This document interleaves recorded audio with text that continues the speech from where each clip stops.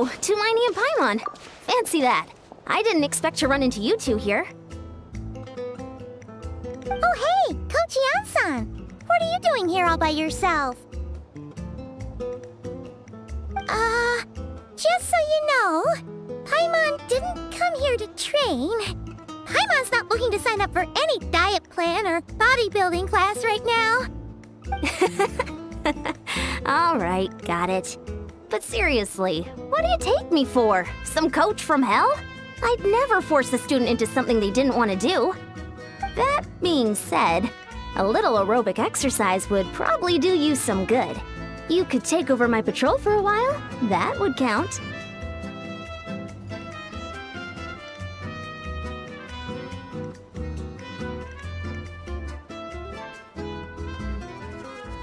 Yeah, all jokes aside, you're right. I'm looking for some help. The Collective of Plenty is holding a bodybuilding competition soon, and so many people have been busy squeezing in their last-minute workouts that we've run out of staff for patrols. Oh, so you've stepped in to cover their work. But don't you have a last-minute workout to do too? I'm good. For one thing, I believe peak conditioning can only be achieved through consistent training over a long time span. Cramming in a workout at the last minute does next to nothing for you. But more pertinently, well, as you can probably imagine, I'm not able to compete in any of the most popular weight classes, and there's no real competition in my own weight class. Yeah, that makes sense.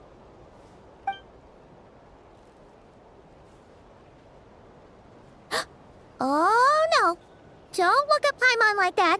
We are not the same weight class, and no way is Paimon competing against you! Traveler, let's just help with the patrol, alright? Otherwise, Yan-san's gonna make Paimon enter a bodybuilding competition! Perfect. I managed to get you on board with just one look.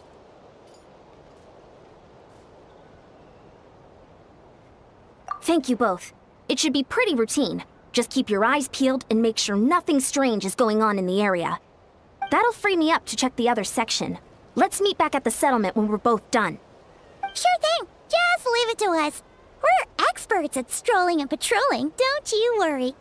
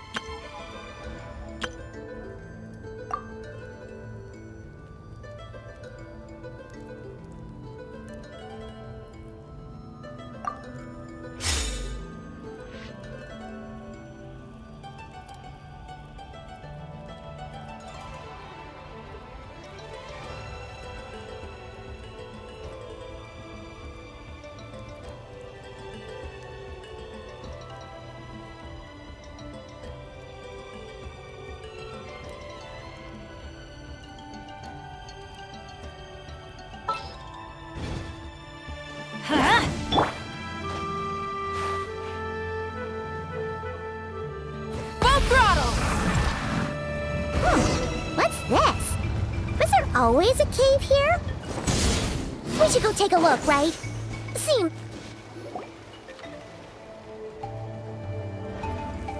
Hey, there's a hilichurl here. Is it sleeping? Doesn't look very hostile. Why is it hiding away here? You woke it up! Huh? It ran away! Oh, guess our reputation in that land is more fearsome than we thought. Even Hillachurls don't want to mess with us now.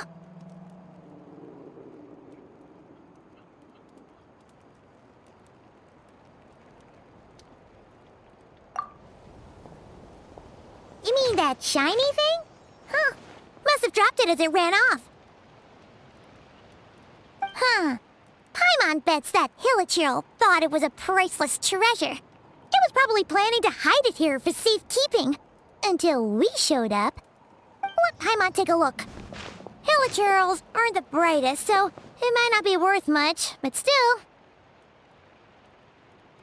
What is it? You look so serious all of a sudden. Isn't this just a regular old key?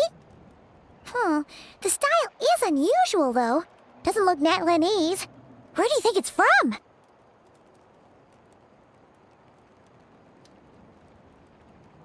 What do you mean? What hibernation chamber? What spaceship?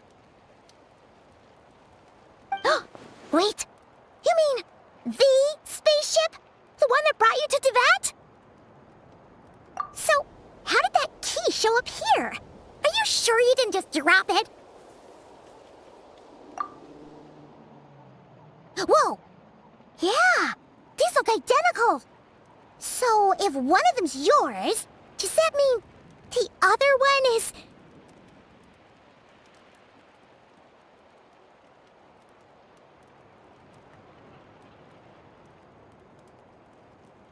Knew it! Huh! The keys to a spaceship! Huh! Somehow that really rams home the fact that you really are an actual alien! Oh, wait, no. Descender. But anyway, now we know where it came from. The question is, how did it get here? The simplest explanation is that your brother lost his key somewhere not far from here, then that Hillachurl found it and ducked into the nearest cave to hide it. If that's true, it means your brother was here recently. Yeah. Man, this is so crazy. We only agreed to help with the Ensemble patrol on a whim. And now, we've made this bombshell discovery and found a huge lead on your brother. Should we keep following this trail while it's hot? Or do you think we should check back in with the Ensemble? Ah, there you are. Looks like you went the extra mile today. Thanks for being so diligent. Oh, hey, Eon-san, what's up? Didn't think we'd see you again till we headed back to the settlement. We were actually just about to go meet up with you. We've made a huge discovery today. I came here to let you know that you don't need to keep patrolling anymore. The bodybuilding competition has just been canceled, so the usual squad will be resuming their normal duties. They'll be here to take over shortly. Wait, canceled? Why? What happened? The Abyss Order attacked. Huh?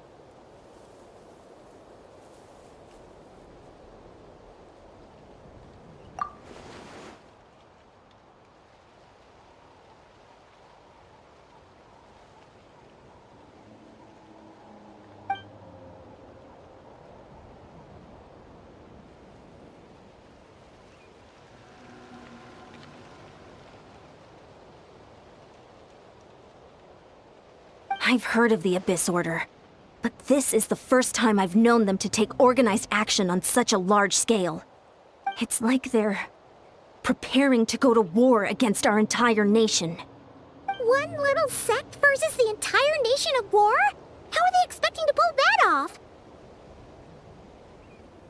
Based on everything we've seen from them so far, they usually prefer to act in the shadows. So, what's different about it this time? What could they be after? No clue. All we know is that they've attacked our tribe, but that doesn't tell us much. Our defenses are holding strong so far, so I'm gonna head to the Stadium of the Sacred Flame and see what Mawika knows. If there's any information out there, she's the one people report to. Oh, want to come with me? I'm sure everyone will feel better knowing that the hero of Natlan is on the case. Great, then let's head over together.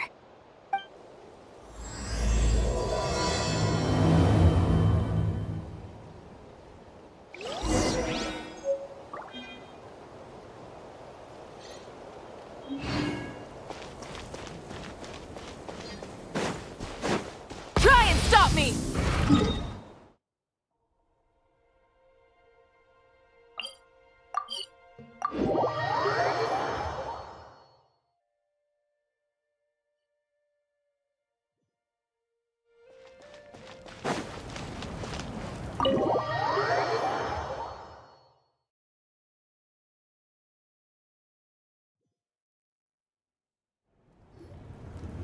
Eureka! Oh? Ah, great timing, Eon-san. I was just about to send someone for you. And it's good to see the travelers with you.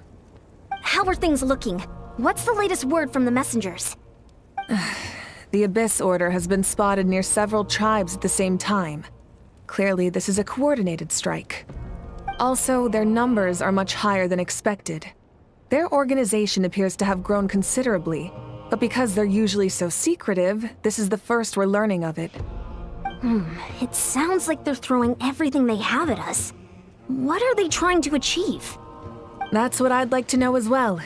Historically, Natlan has not been a hotbed of Abyss Order activity, and we have no particular quarrel with them. Could it be revenge, perhaps?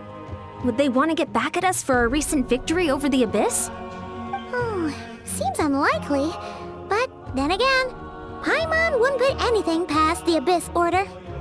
It's too early to say anything definite. For the time being, we should continue monitoring the situation. How are the battles going? Not too many casualties, hopefully? Well, even if they're committing all their forces to the fight, they're in for a tough time. Our brave warriors have just emerged victorious from an all-out fight against the Abyss itself. Yep.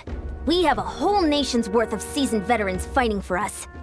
Compared to the true Abyss, the Abyss Order poses a far smaller threat. They cannot endlessly replenish their forces for starters.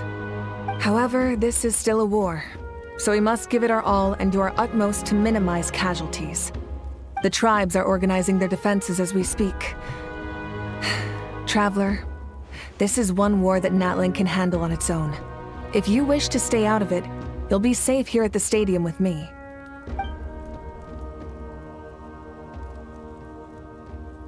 Oh? In what way?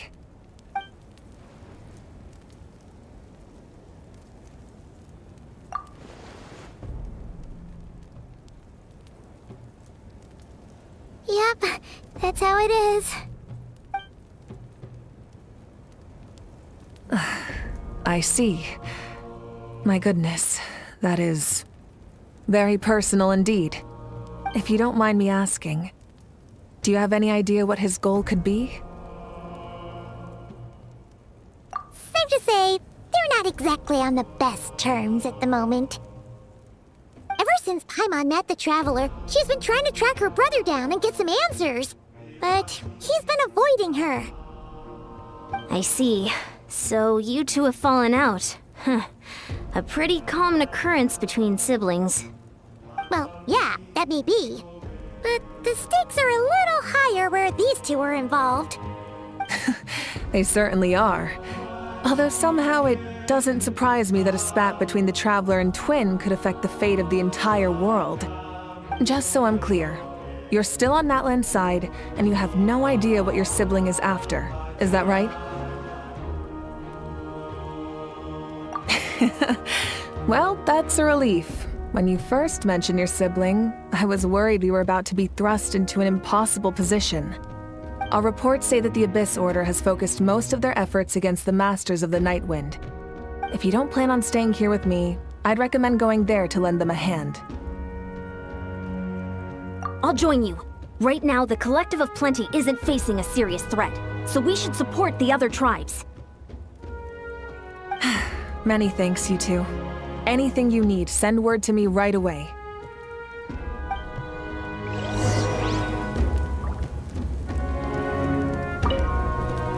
And don't worry, you're still Natlan's hero.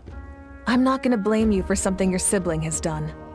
Still, if we manage to find your brother, you wouldn't mind if I gave him a good punch to teach him a lesson, would you?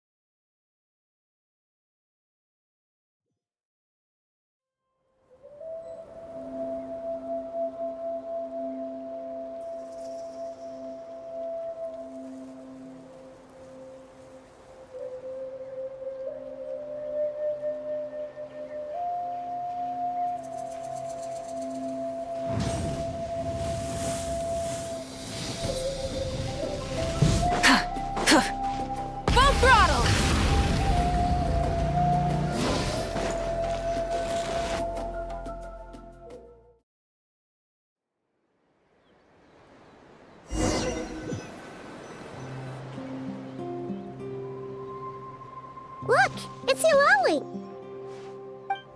Huh. I wasn't expecting to see you here. Are you here to reinforce us?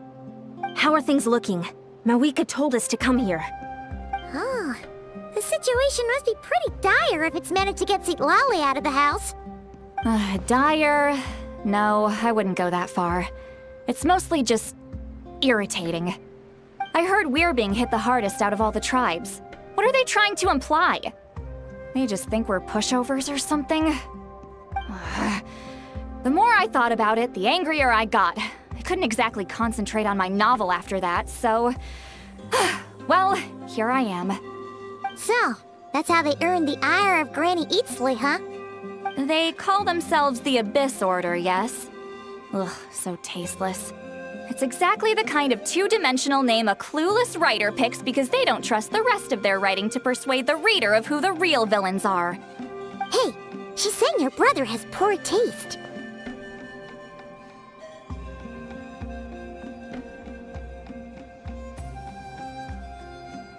Wait, what?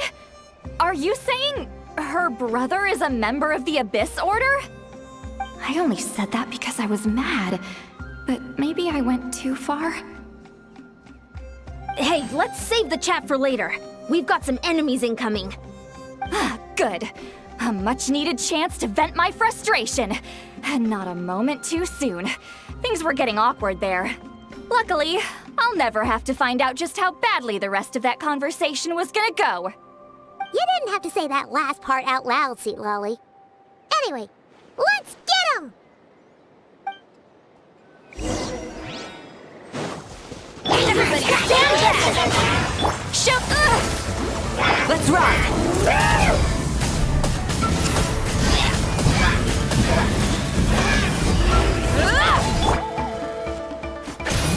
Let's light it up! Light it up! Pyroclastic surge! Phew, much better. That's more like it. Oh, impressive work, Granny Eatsley.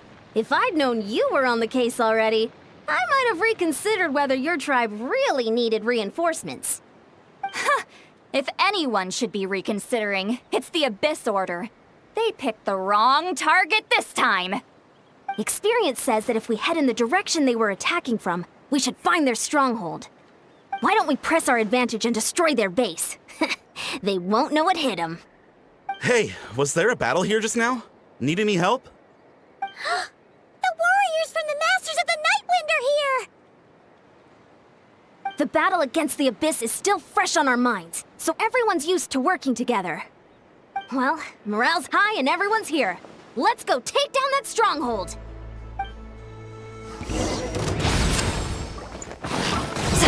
I'm going in! All right. Hear the echoes of the valley! Forward! Rush them!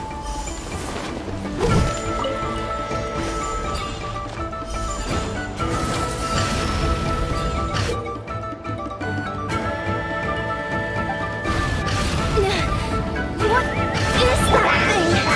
It's like it's draining the strength right from my body. Find a way to destroy it! Eat Papa! The Abyss Order's resistance is faltering!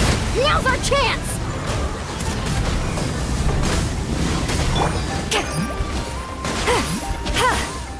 Fulfill our pact! Hear the echoes of the valley! Rise, Warriors! Attack! After them!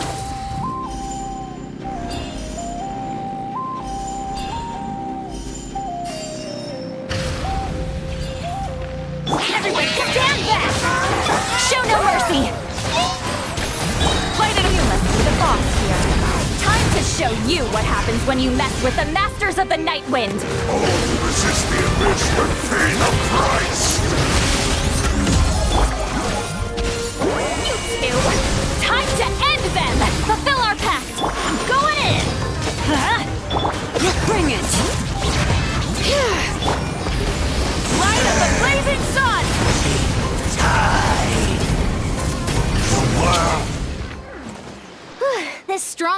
neutralized. Good work, everyone. The Abyss Order's all bark and no bite. To be honest, this was anticlimactic. I was hoping for a personal apology at the very least.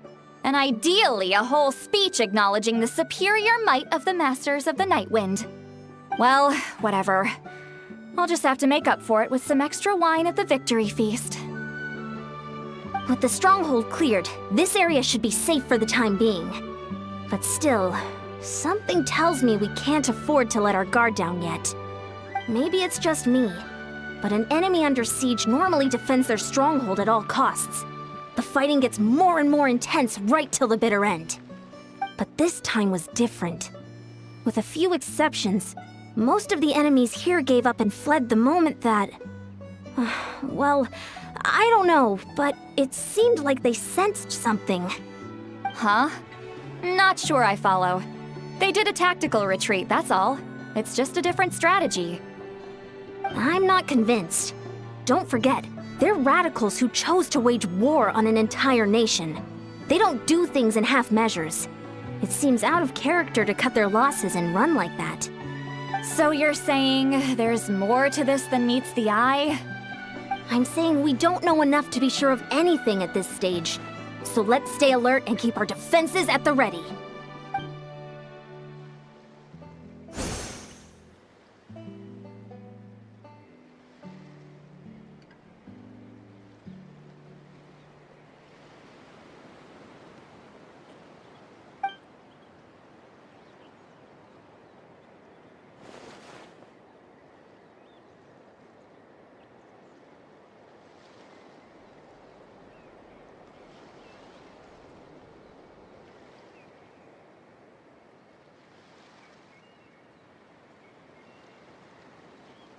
Paimon had a hunch you might say that. But you're right. If we can somehow use that key to track down your sibling, maybe we can end this war before things get serious. And maybe you can finally get some answers. Wait, you're leaving? But I was still debating whether to invite you to the first victory feast. Go ahead, you two. See, Lolly and I will take care of things here.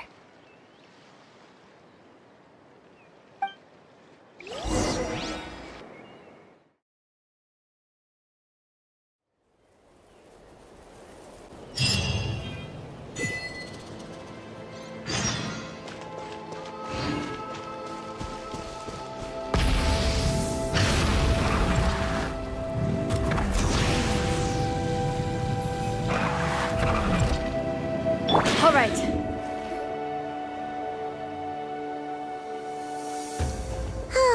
And we're back where we started. That Hilichurl probably found the key nearby, right? Let's look around for clues. There's no time to waste. The Ansan and Lolly are waiting for us.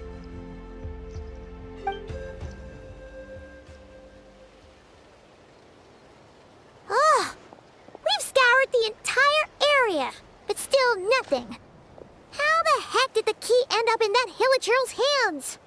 Are we supposed to believe that it just fell out of your brother's pocket as he passed by?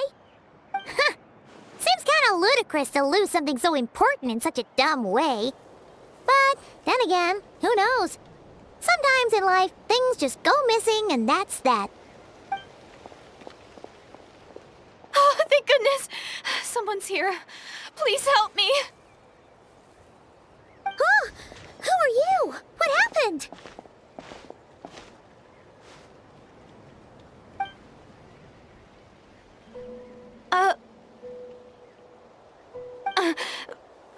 No, now isn't the time. Please, you've got to help me. I'm being chased by monsters and I can't keep running. Can you do something? Yeah, where are they? Paimon doesn't see any monsters behind you. Huh? I'm sorry, I don't quite understand. They're almost here. This really isn't the time to be joking around. We're not. We're completely serious. We don't see any monsters. But how? Ugh, there's no time. They're coming. We gotta run.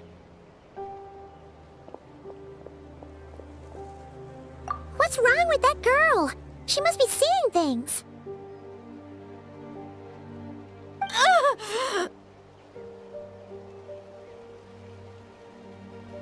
Oh no! It looks like something really hit her.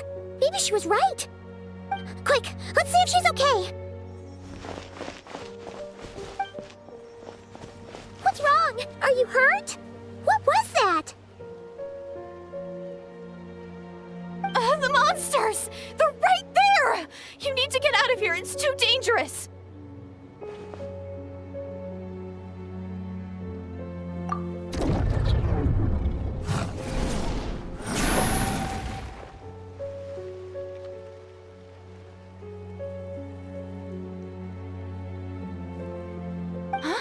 Oh, now you finally see them.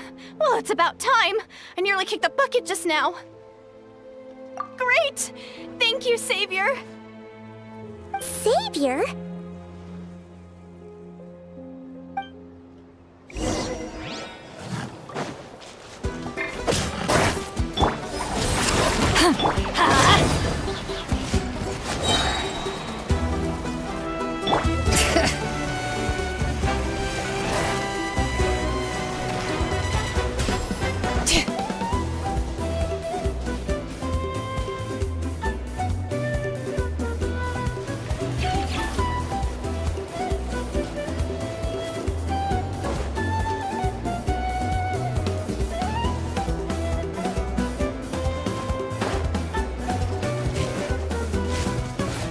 Let the mountain's veins boil!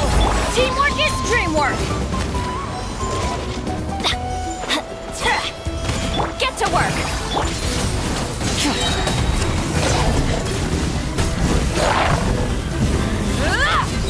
All right.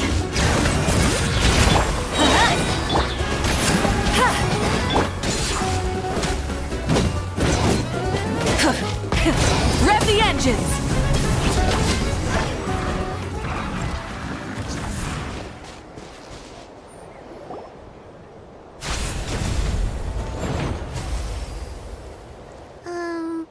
You done? Paimon still can't see anything, so she can't tell. It just looked like you were slicing in thin air. Kinda funny, actually.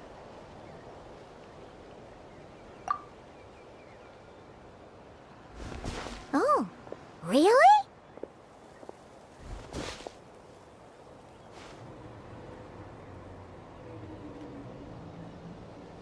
Sure.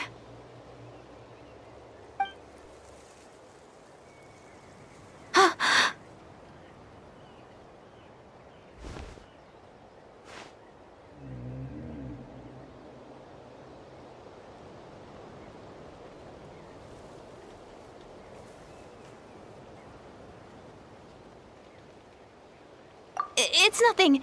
It's okay. I can see they're all gone now. No need for you to check. I didn't think much of it when the monsters were breathing down our necks, but now that I've calmed down, holding hands with you like this, I'm just a little shy, that's all.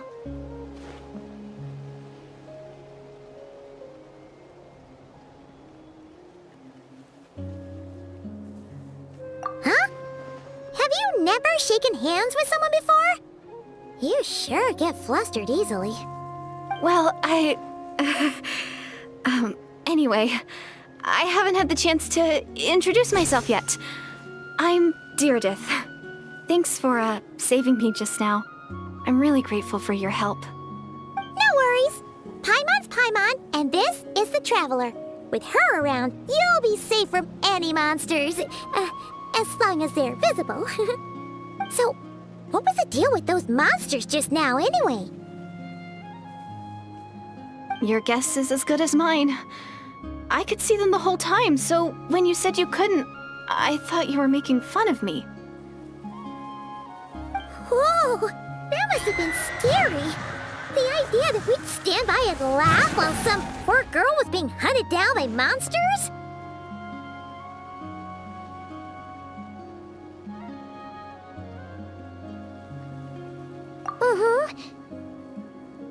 Don't worry, we aren't like that.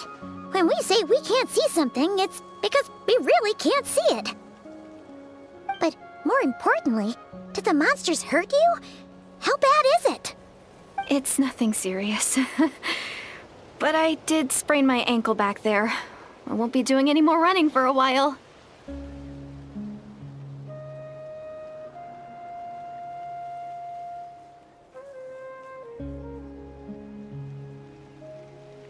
Good idea. We'll take you.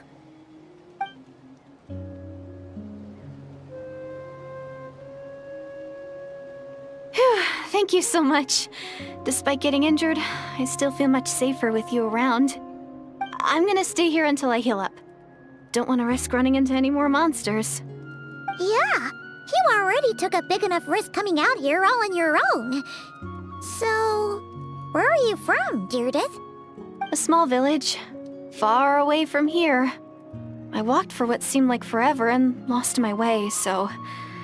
yeah, I have no idea where I am anymore. Maybe all these trials and tribulations are part of the journey. No one said finding the Savior is gonna be easy. Huh. That's the second time you called the Traveler a savior. What's all that about? Oh, sorry. It just slipped out. I was caught off guard. The resemblance is so uncanny. Anyway, let me start from the beginning. There was once a sage who passed through my village. People got the sense that she was truly omniscient. The sage said that doomsday was coming. But as that day approached, a savior would reveal themselves to us. The day of disaster is almost upon us, so my grandmother begged me to leave the village and find the savior before it's too late. Doomsday? I've heard people talk about the savior since I was a kid. Growing up, it really made an impression on me. The description is practically etched into my mind. So when I saw your golden hair for the first time, it was like this image that's existed in my mind's eye all these years suddenly came to life. Everything matched.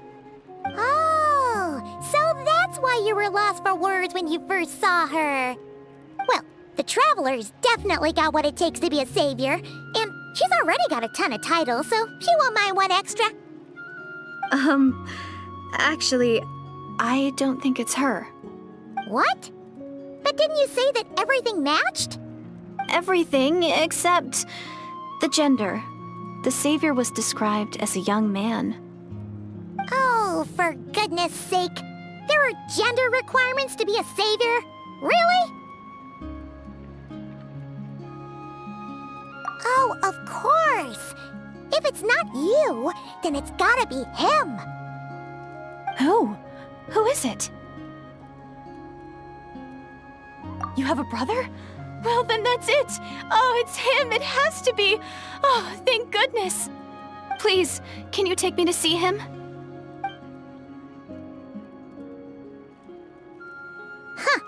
Maybe, if you're lucky. It just depends if we can find him. Huh? But isn't he your brother? Sorry. Looks like Paimon steered this conversation back to the fallout between you two. It wasn't on purpose, but that's the reality, so it's hard to avoid. Okay, fair enough. But since you're looking for him anyway, why don't we team up? We might stand a better chance if we work together. Yes, everyone says that the disaster is inevitable. But the Savior will rescue us all from our pain and suffering. I've always dreamed of meeting the Savior. Do you really buy this whole doomsday thing? Seems kind of far-fetched.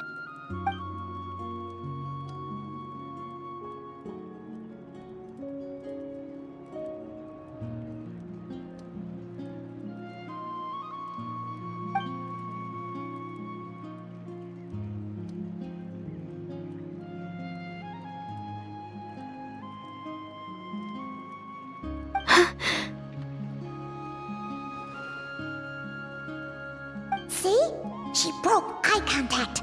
Sure sign of a guilty conscience. Time to press her for answers. What's wrong, Deirdith? Something's clearly bothering you. You want to tell us what's going through your mind? Oh, I just... how should I put it? The Traveler looks just like the savior of my dreams. And it's not every day that the savior of your dreams swoops in and saves the day in your moment of crisis. So I'm just a little overwhelmed, that's all. 3 seconds of unbroken eye contact is the limit. I don't think my mind and body can handle any more than that. What do you mean, limit? What happens after 3 seconds?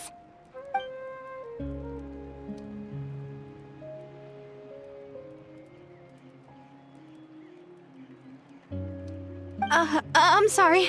Please forget that I said anything. Let's just leave it there for now. Like I said, I'm going to hide here until I feel well enough to move again. If you manage to find the savior in the meantime, please come and let me know. Thank you. Are you sure you'll be okay here on your own? Do you have enough to eat? I'll be fine. I might not be much of a fighter, but I know how to stay hidden. And if I get hungry, I'm sure I'll find something around here. Don't worry about that. All right then. Well, take care. Being on your own isn't easy. What a mysterious girl. We should definitely keep an eye on her. But hey, at least she seems to like you. And it sounds like she's gonna help look for your brother when she's healed. Anyway, this is probably all the progress we're gonna make for now. Let's head back to the Masters of the Night Wind and see if they need our help.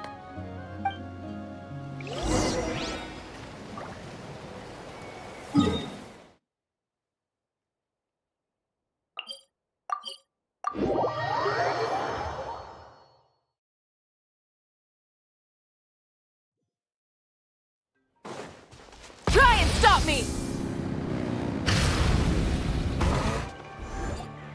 Oh, you're back! How did it go? Find anything? Nothing substantial, unfortunately. But we had the weirdest experience. So I take it that the war's still on? That's okay. I just wasn't sure, because things seemed to be at a standstill while you were gone. The Abyss Order hasn't attacked us, and since we don't know what they're planning, we haven't made a move either. In a word, it's a stalemate. The guards have been keeping watch around the clock, but for everyone else, you wouldn't even know we're at war. Huh. Really makes you wonder what the Abyss Order's thinking. I was wondering, Traveler, if you have the time, could you go and pay a visit to the guards? They've been working a pretty demanding schedule. I was gonna go see them myself, but I'm sure they'd appreciate a visit from the greatest hero of our time. Oh, but you're a great hero too, Yan-san. Great. Thanks, you two.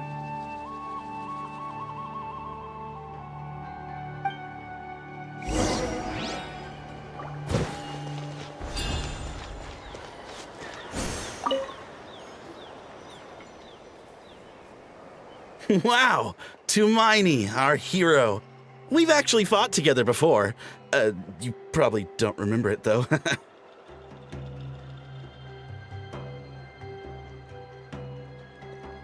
You do? Then it's truly an honor to serve alongside you once more. Thank you for standing guard this whole time. It's all good. Honestly, it's not been that much work. Haven't heard a peep from the enemy.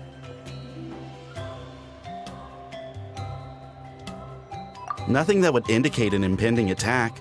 I've spotted a bunch of Abyss Order operatives, but they weren't acting hostile, just hanging around. There were even moments when they seemed to be meditating. At least, that's what it looked like to me. Maybe it's part of their religion or something. Out of an abundance of caution, I asked some shamans from the tribe to take a look and see if there was anything nefarious at work. But they didn't sense anything untoward, so we just put it down to religious ceremony and left them to it. Interesting. Oh well, the more time they spend meditating, the less time they spend trying to beat us to a pulp. Well, the shamans didn't raise any concerns, so how bad could it be? As far as I'm concerned, so long as they don't pose an active threat, they can do all the cult worship activities they want. Besides, as soon as everything's in place and we're ready for an all-out offensive, there'll be no match for us. Sounds like morale is pretty high. Guess there's strength and confidence in numbers. Let's keep going, Traveler.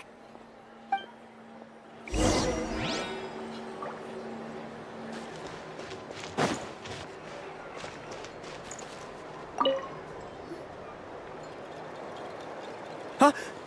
Is that Tumaini? What brings you here? Is this, like, a meet and greet? I wasn't... I'm so nervous. Hey, come on! You'd march to war without so much as blinking. What's so scary about a chat with a Traveler, huh? It's not the same thing at all. There are plenty of chances to go to war. But a one-on-one chat with our great hero? That could be a once-in-a-lifetime opportunity. How can I not be nervous? What if I say something wrong? Or if my posture's bad? Or if I accidentally make a weird expression with my face? One bad impression can stick for life. No one's here to judge you on your posture or your facial expressions. Relax! All right, then. I'm sorry, great hero, but I have a small favor to ask. Let Paimon guess. An autograph, right? That's easy. May I challenge you to a fight? What? How can you be so audacious and so sheepish at the same time? Huh. Paimon's starting to think your nervousness is all just an act. No, of course not. I just figured that if I don't ask now, I'll regret it for the rest of my life. But I am still on patrol, so please, Great Paimon, if you wouldn't mind taking over for me for just a few minutes? Ugh, again with the sheepish audacity. Just pick one or the other, will you?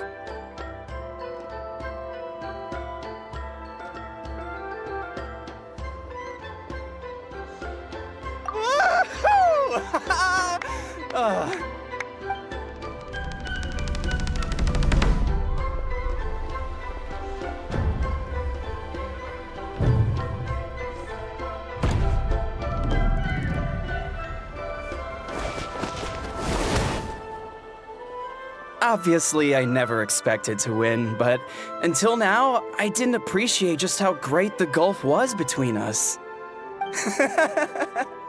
I'll be bragging about the day I got to spar with Tumaini for the rest of my life. Today's really my lucky day. Oh, Paimon can't keep up with you. Your tone has changed all over again. Now you've had a spar with the Traveler. What gives?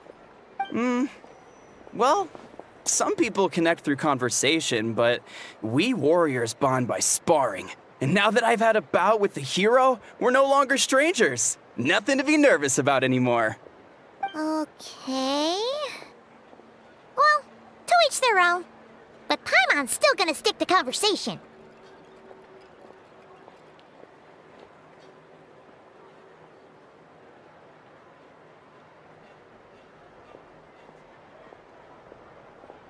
Not at all. We haven't spotted any new enemy movements. As Paimon expected, nothing here either. Let's do another lap and get back to Yan-san.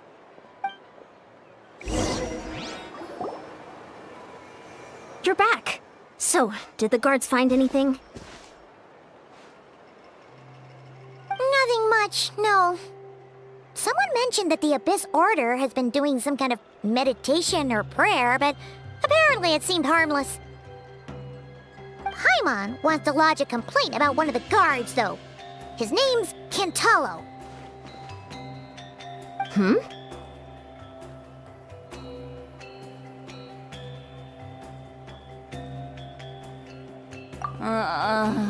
Traveler? You're back already? And no one thought to wake me up, huh? In fairness, you look pretty hungover. Can't imagine anyone wanting to wake you up in that state.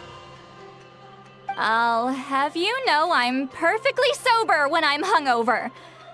Okay. I'll admit that sounds strange at face value, but regardless, what I meant to say is, I heard something about the Abyss Order engaging in meditation. Yeah, that's right. Does that mean anything to you, St. Lolly? I sensed something strange in my dream. It was vague, but it seemed as if some noise had found its way into Natlan's ley lines. Oh, what does that mean? Hard to say. I don't think it had any tangible effect on the Night Kingdom or on our ley lines, but still.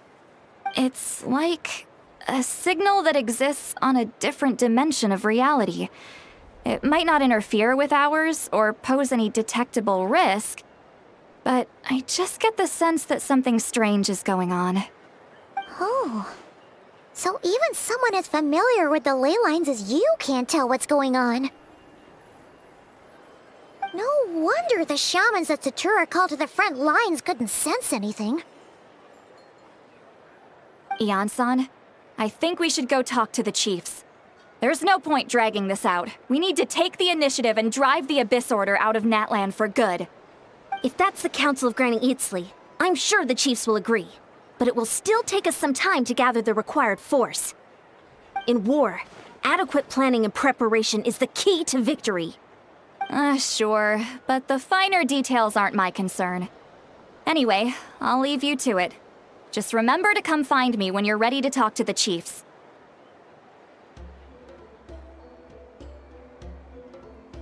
Oh?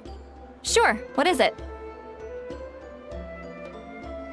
Huh, you mean only select individuals can see them? Now that's a strange one. I guess they could be manifestations of a disturbed psyche? Or extreme negativity embodied in physical form? It could also be a simple case of dead monsters whose souls got stuck here somehow. Well, I say simple. Things quickly get confusing when you start looking into monster souls.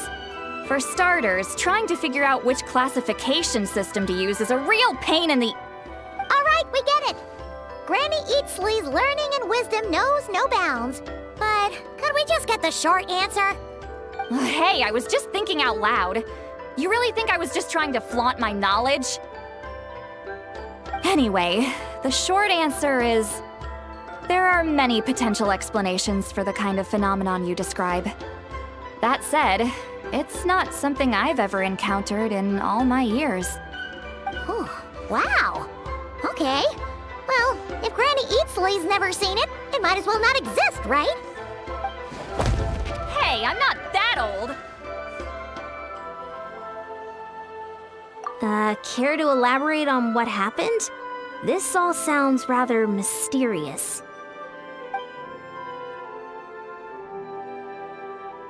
Really? You had to hold her hand to see the monsters? Sounds a little contrived. Huh? That's the part that bothers you? Maybe the point is more that it requires direct physical contact, whether that be hand-holding or otherwise. But that's neither here nor there. What bothers me is, it sounds like she's convinced that your sibling, the leader of the Abyss Order, is a savior.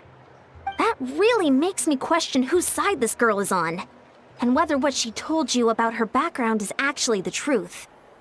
Sorry if that comes across as paranoid. It's just hard not to be suspicious of everything when we're in the middle of a war. Actually, Paimon feels like you make a fair point. Whoever this girl is, she sounds like bad news. Okay, well, you're clearly just jumping to conclusions.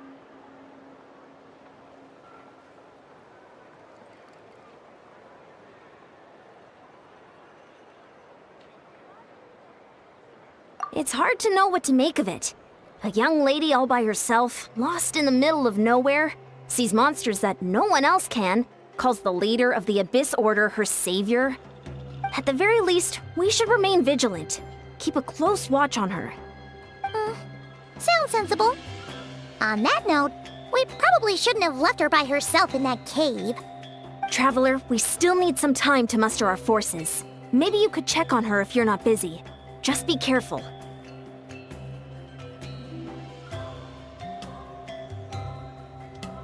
It's settled then. Let's go check on her.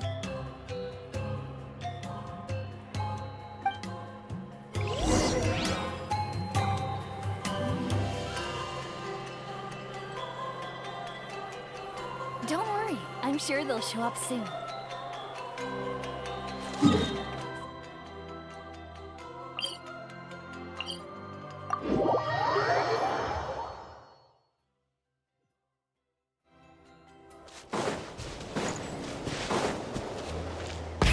Rev the engines!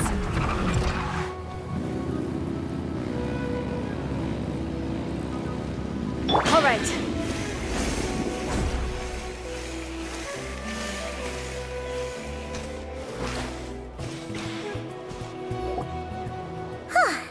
Here we are. Deirdre will still be here, right? Oh, it's so quiet though. Uh-oh. What if Yansan was right? Maybe she never intended to stay here at all.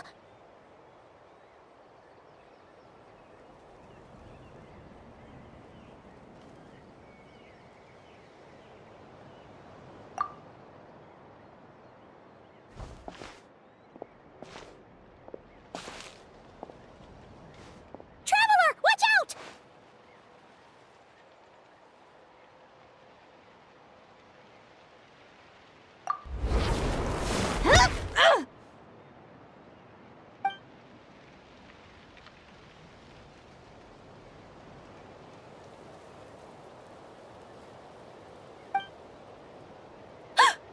Oh, sorry.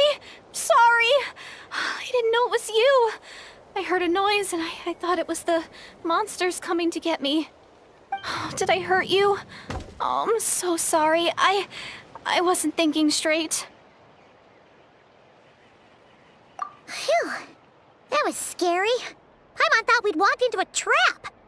Maybe we shouldn't have sneaked in without announcing it. Then you would have known we weren't monsters. To be honest, I've been really on edge since you left. I just have this constant feeling that any second, the monsters are gonna come back and get me. And it's not like I can run from them. There's also no way to cook here. It's good you got back when you did. Another hour and a half and you probably would have found me starved to death. Oh, that's weirdly precise. Though, it does explain why your attack on the Traveler was so weak. Wait, if you really thought you were gonna starve or get killed by monsters, why'd you promise that you'd be okay here on your own? I just didn't want to lose face in front of my hero. She already saved my life once. That's more than enough. I just don't want to come across as a constant burden. Huh. For someone on the brink of starvation, you're pretty preoccupied with your image. What's the real reason? What? That is the real reason. I'm kind of bearing my soul here, you know?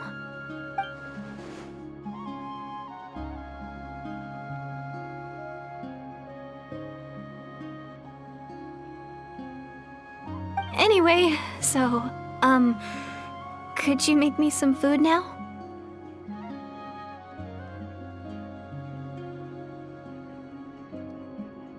Oh, Paimon's getting hungry now, too. Go on, then. You can join us for dinner.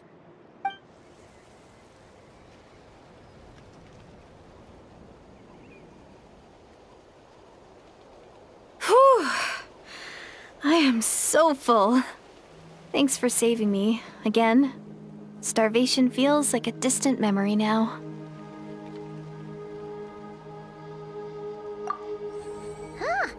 You can really pack it away, Deirdre.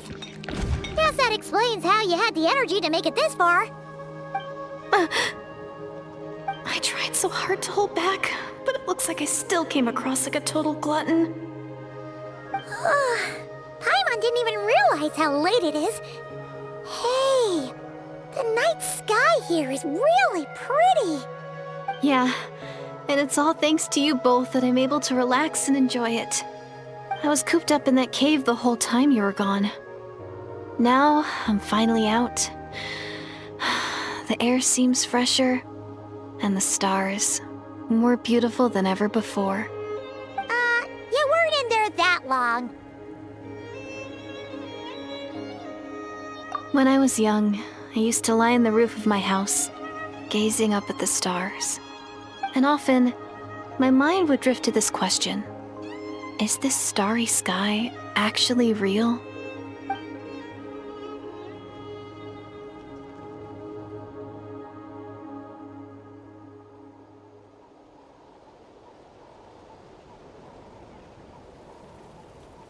But my grandma would tell me the answer to that question doesn't really matter. Think of all the people in our village who spend their entire lives here, she'd say. To them, that little village is their whole world. And so, if it's our destiny to live beneath this sky all our lives, then whatever may or may not lie beyond, this is our world. And that sky is real to us.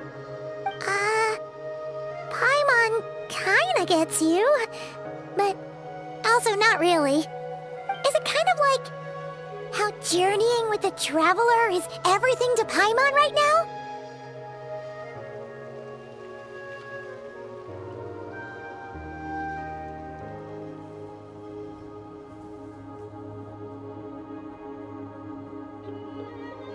I really treasured my world for a really long time.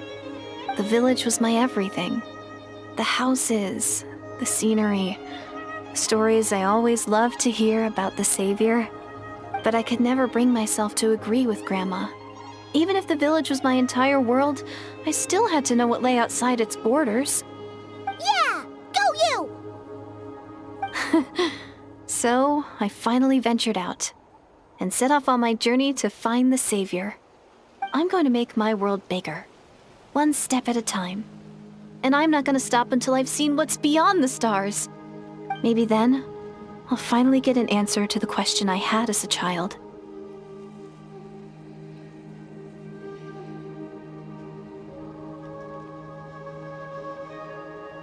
Who knows?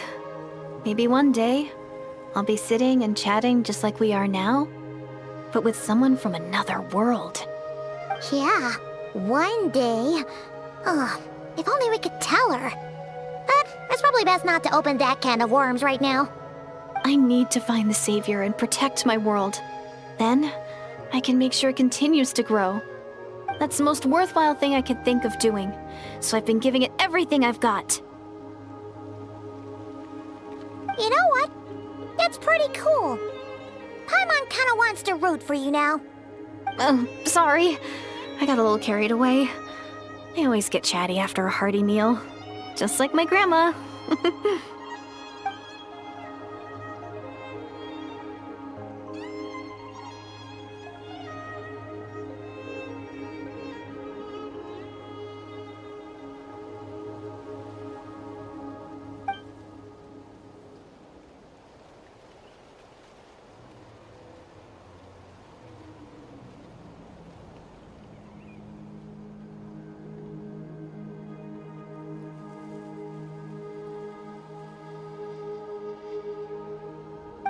Hold on. Shh.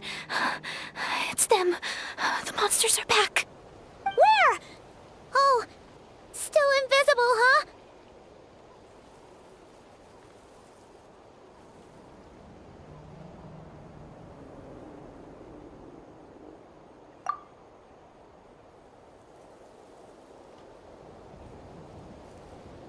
Can you see them now?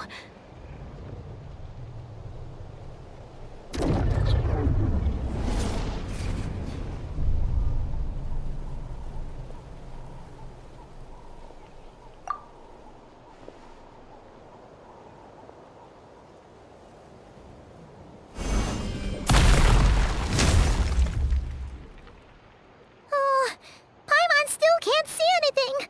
But please, be careful.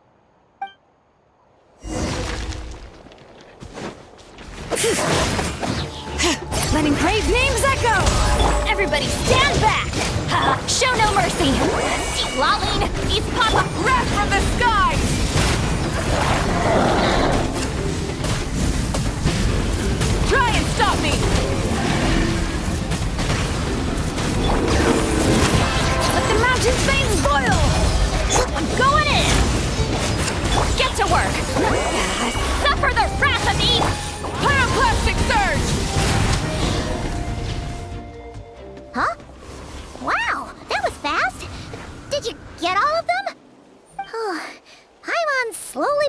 be getting used to the sight of you fighting thin air.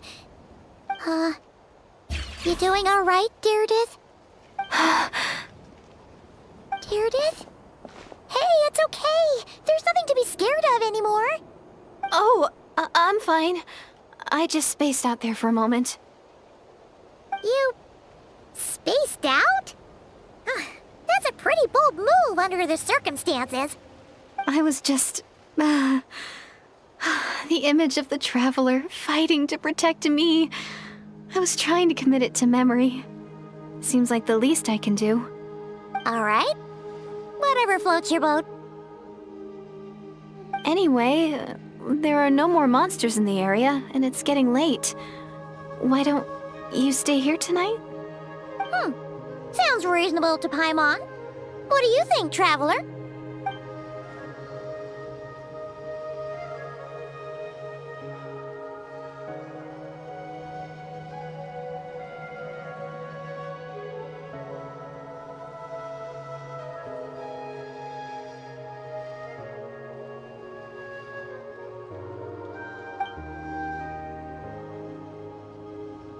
All right. Deirdith will be... Huh? Deirdith? Why are you going in alone?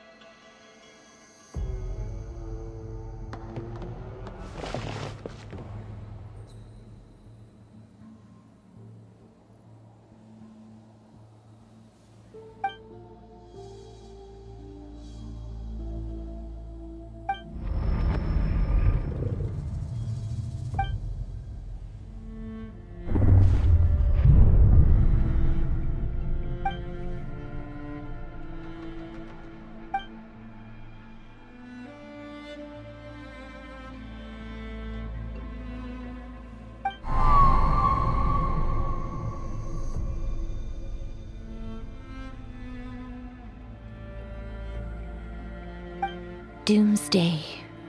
A fitting name indeed.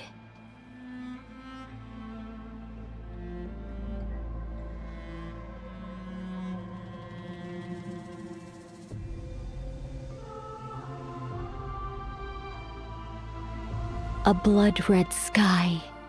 Wild beasts that slaughter all in sight. Endless pain. A terrible curse that cannot be reversed.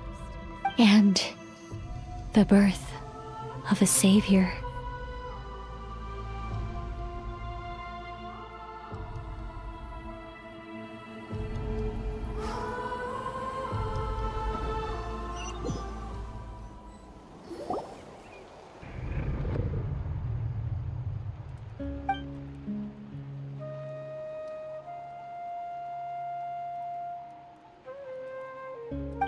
You're awake. I'm sorry. I didn't mean to,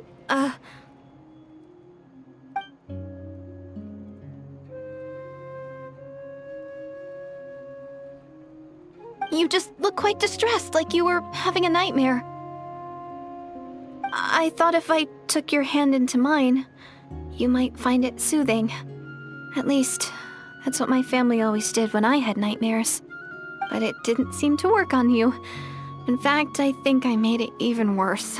I'm so sorry. Oh, is that right? You better not be trying to pull a fast one on the Traveler. What? Don't be so... I have more self-control than that. Self-control? What does that have to do with it?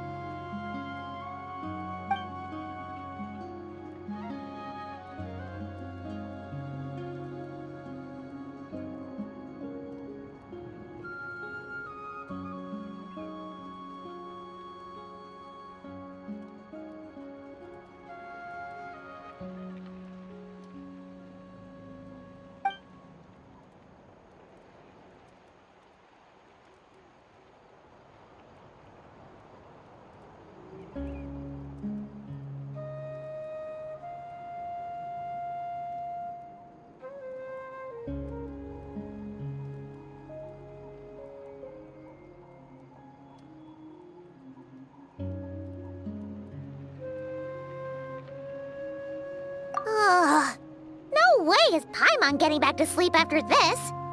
You go ahead. But for the rest of the night, Paimon is staying up to keep an eye on this young lady. Oh, do I really seem that shady to you?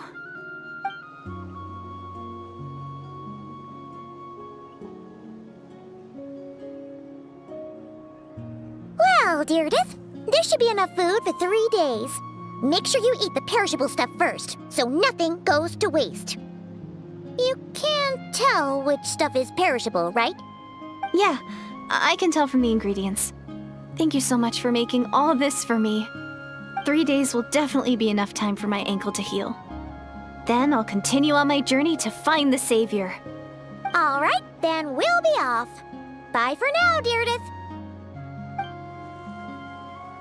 See you? Wait!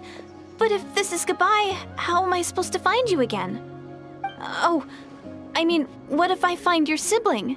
How am I supposed to let you know? Ah, that's a good point. We share the same goal, but we're constantly on the road, so we've got no fixed address. How about this? When the time comes, you can just write a letter to Mawika. She'll be able to find us for sure. Mawika? Who's Mawika?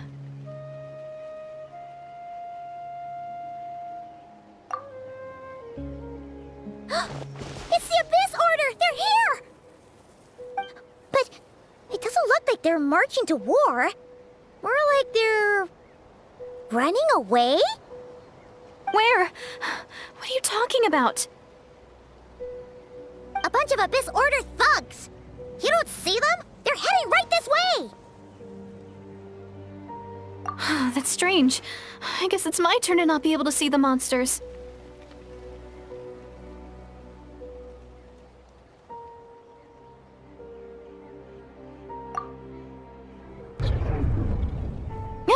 You're right! I see them now. You weren't joking after all. So this is what it's like. What a weird situation. What is making these monsters invisible? Is it Deirdith? Or the monsters themselves? Or is it us?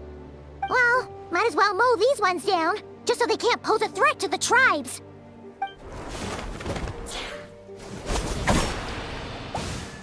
Woohoo! All done! Their morale seems super low. Guess they really were on the run, huh? So there's no more of them, right? I still can't wrap my mind around this.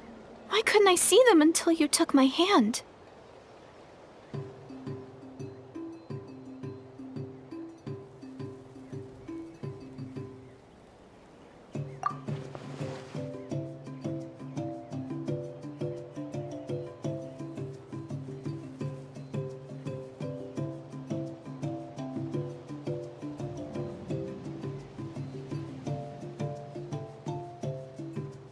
So, any ideas on why those monsters might have been running away? Maybe something went down on the front line. Oh, Paimon's getting a little worried about Eon-san and the others. Let's head back to the Masters of the Night Wind right away. We gotta go. Bye for now, Deirdith. See ya, and please take care.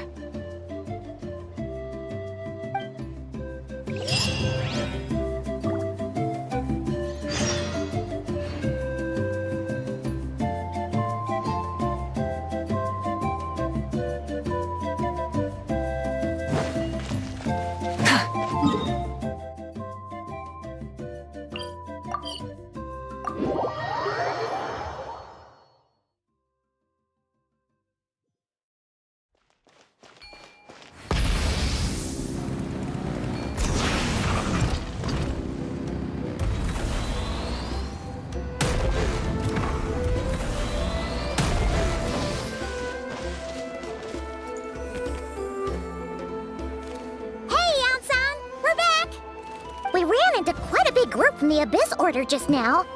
Has something happened at the front?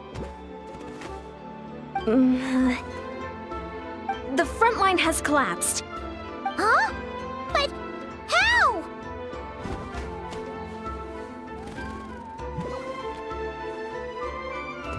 No, relax. Their front line has collapsed, not ours. Oh, feels like you could have phrased that more clearly at the start. But this is good good news, right? Why'd you still look so serious?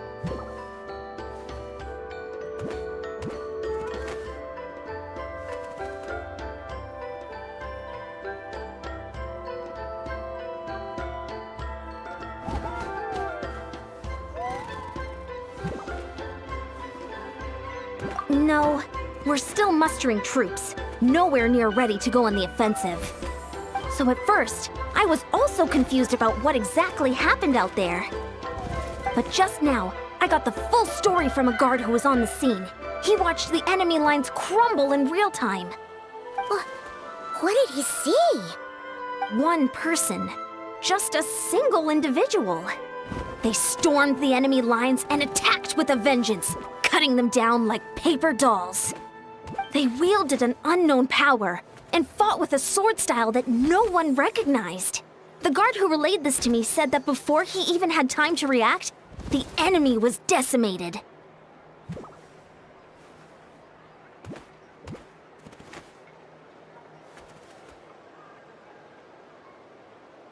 I'm only recounting what I heard, and I'm sure the guard in question must be exaggerating to some extent.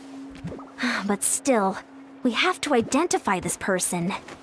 And assuming they're a neutral party, we'll need to figure out how to engage with them. Clearly they're a force to be reckoned with, so we don't want to come across as too weak or too hostile. It's quite a diplomatic conundrum. You don't need to sweat it, Eon-san. From your description, we're already pretty confident that we know this person. Honestly, with the Abyss Order acting out so publicly, it's about time he showed up.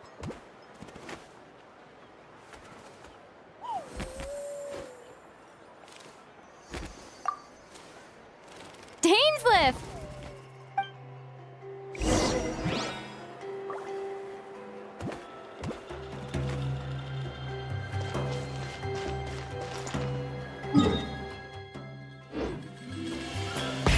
Rev the engines!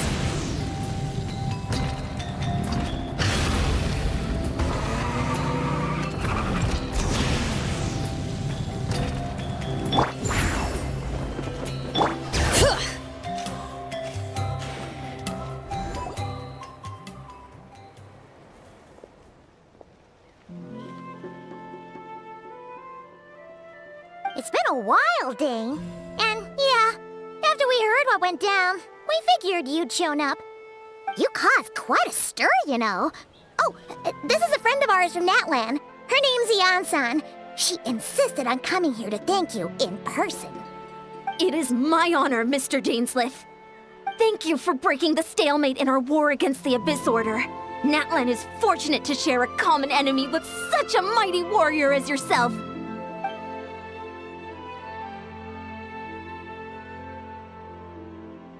Please don't mind him, Eon-san. He always talks like that, but he's a pretty nice guy deep down. It's quite all right. Uezo Janssen respects those of great power.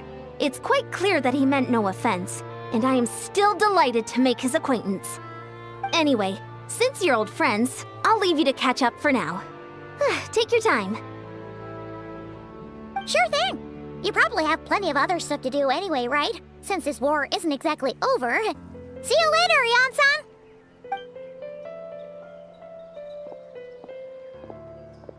Hey, Dane. Would it have killed you to be a little more polite? She's our friend.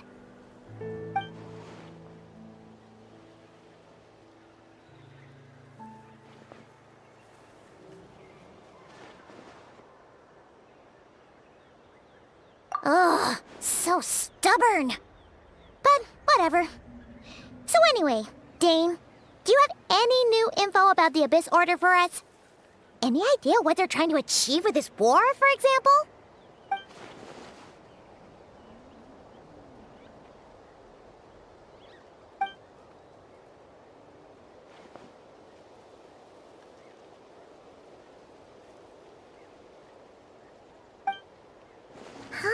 We thought so too. But it sounds like you're no closer to learning what that goal is than we are.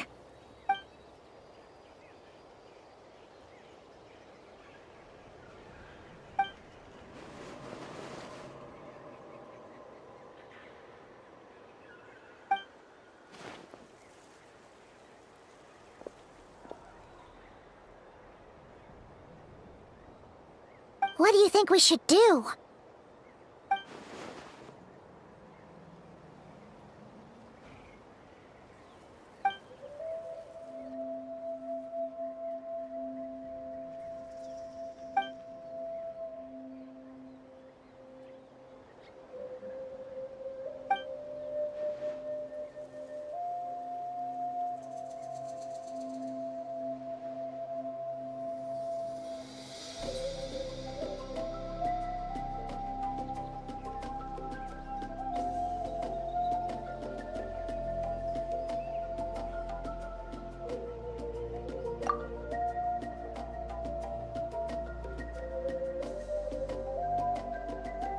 Paimon gets it.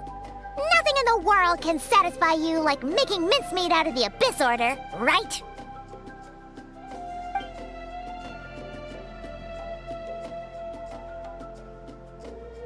Wow! Okay. A rare, candid response from Dane.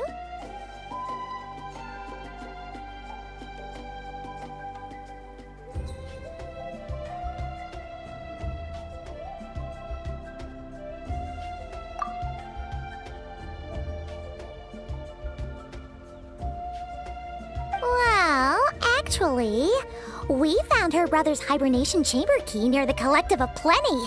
He must have lost it.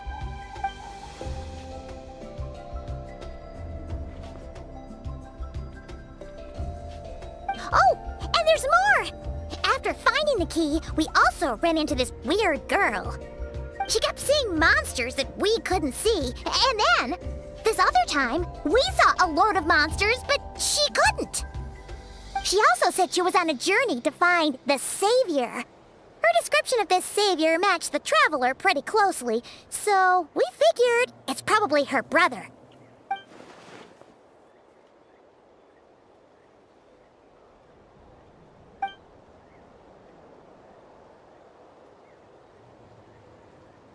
Yeah, that's right.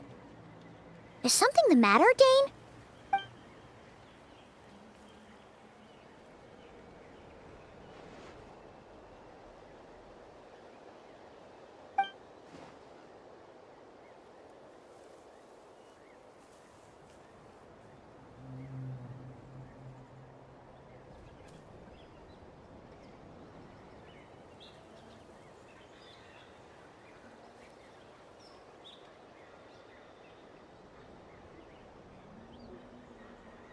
Wait, wasn't her brother called the Prince, though? Where did this Savior thing come from?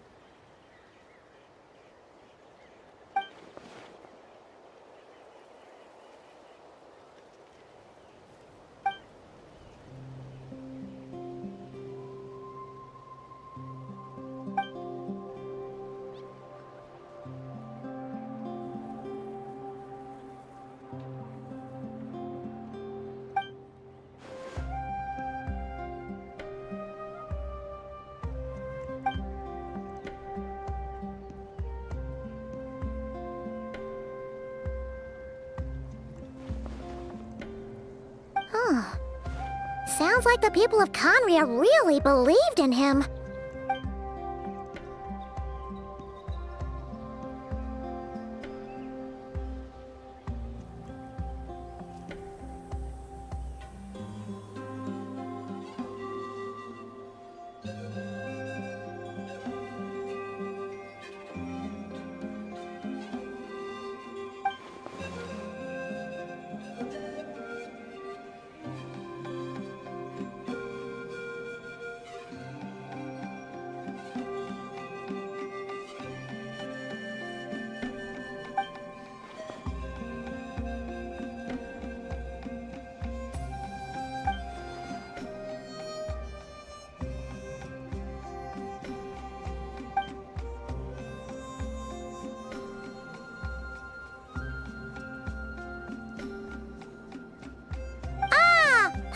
Gets it now.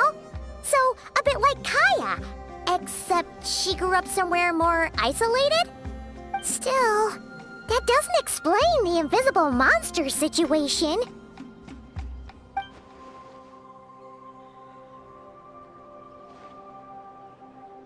Sure.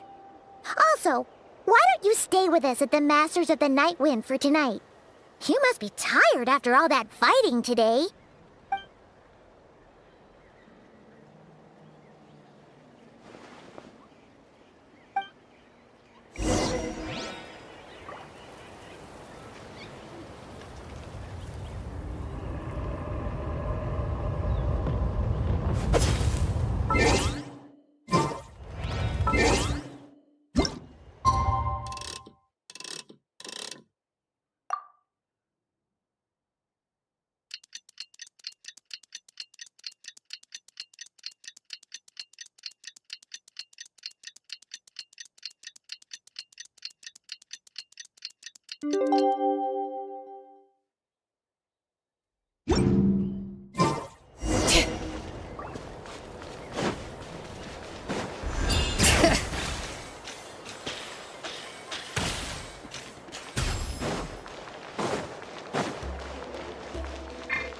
Try and stop me!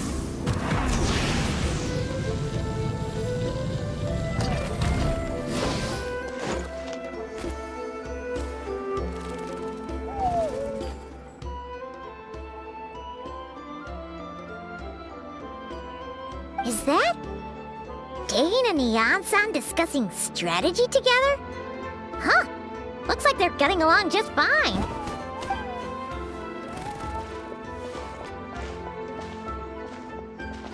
Morning! What are you guys talking about? Ah, you're here. I have some good news to share with you. We just got word from the Scions of the Canopy. Their intelligence has reported that they've discovered the Abyss Order's headquarters in Natlan. After their front lines dissolved, the bulk of their forces fell back to that area. It's also where their central command is located. The location? The Cinder City. Cinder City, huh? That tracks. Seems like their kind of place. Hey, this is great! This could be our chance to crush the Abyss Order once and for all! And with any luck, maybe we'll find your brother there too! Yep, our army is almost ready, and we've sent a message to Malwika to let her know the plan. We can't really launch an operation this big without the okay from the Archon.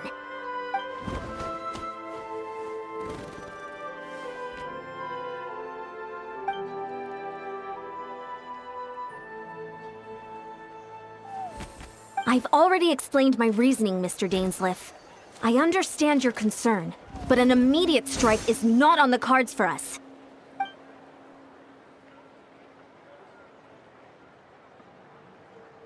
You're gonna go on your own? Come on, be sensible. Just wait a tiny bit longer and you'll have a whole army going with you. It's all right. I support your decision, Mr. Dainsleif. Huh? Shouldn't you be talking sense into him? I admire his courage, and I believe he is strong enough to take on the Abyss Order on his own. And even if things don't go to plan, he just needs to bide his time until we arrive with reinforcements. Mr. Dainsleif, I wish you the very best of luck.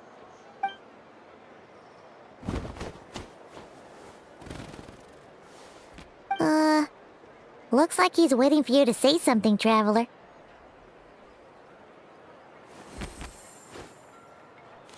Oh, for a second there, Paimon actually thought he was gonna brave it alone. And then he called his own bluff.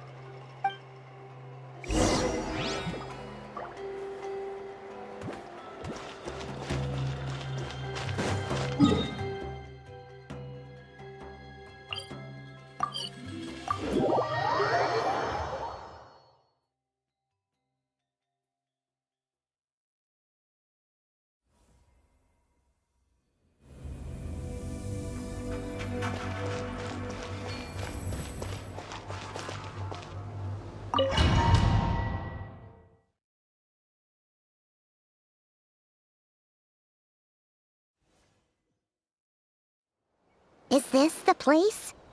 The Abyss Order's hideout in Natlan?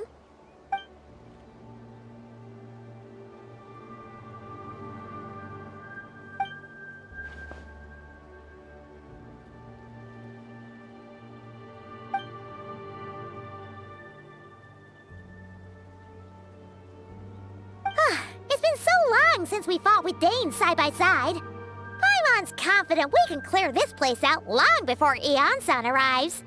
And if you get to meet your brother again, even better. Let's go!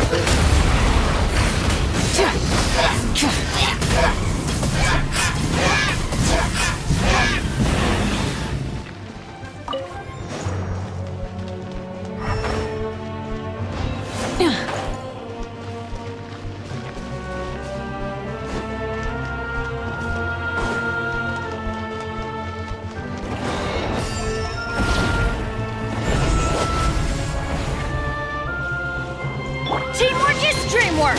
Huh? Letting brave names echo! You two! Time to end them! Try and stop me! From the ashes, to think world anew. All right. I'm going in!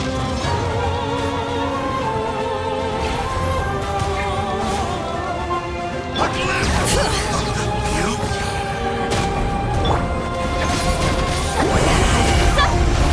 This is a very different battle from the one we fought with Eon-san. No one's backing down. They're fighting back with everything they have.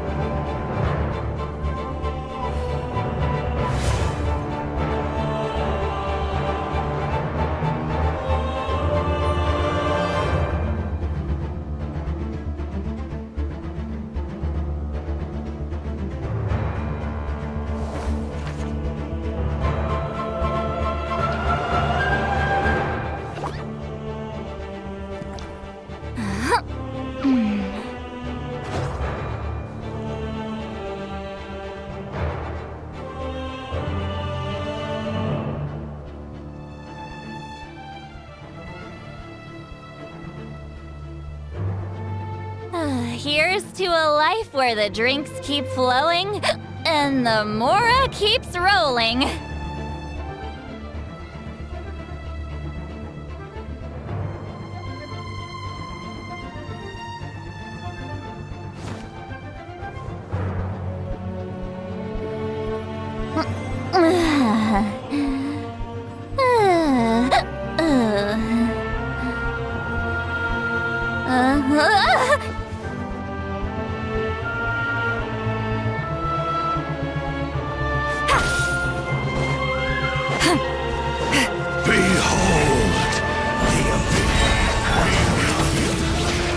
Hear the echoes of the valley!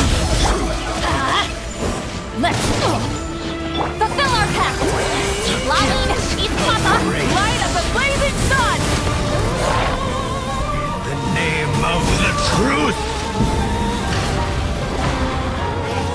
and hope find you.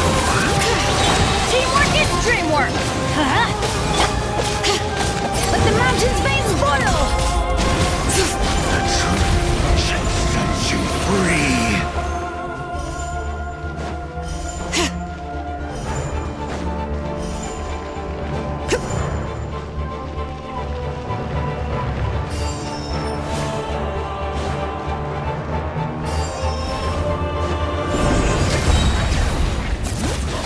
Letting brave names echo! Let's light it up! Show no mercy! Not you two! Time to wrath from the sky!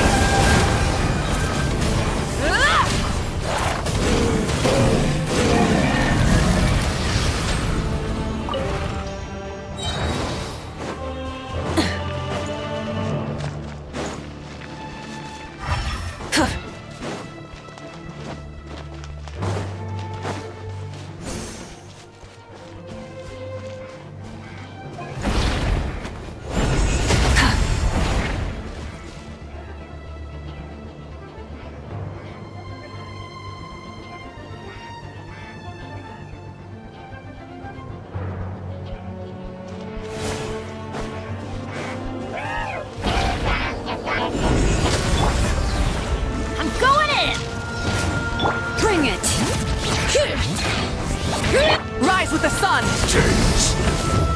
The relentless specter that haunts the soul. The abyss is all present. To fools futile, to resistance vain.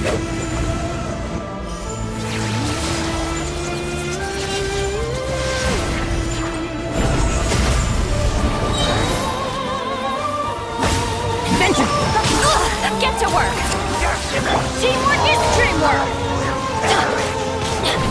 Burn it down! Light up the blazing sun! I see dominion!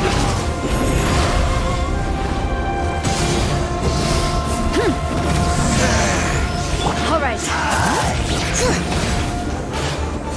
Decimate! Fulfill our pact! Will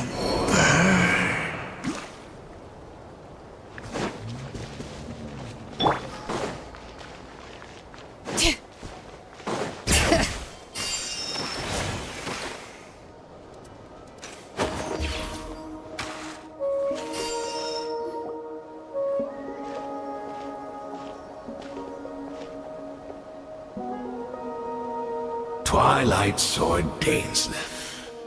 Is this really what you want?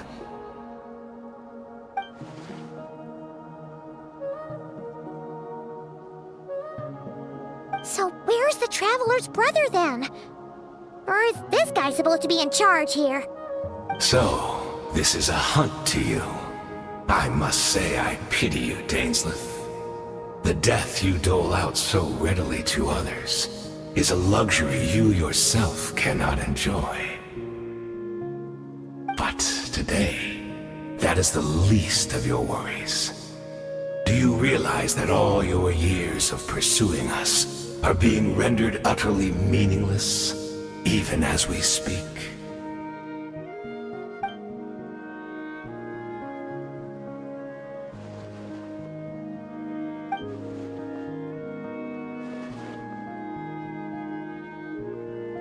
Then allow me to be frank. As far as we are concerned, our prince has already won by other means. And I do not merely mean this battle. No, His Highness has achieved something far greater.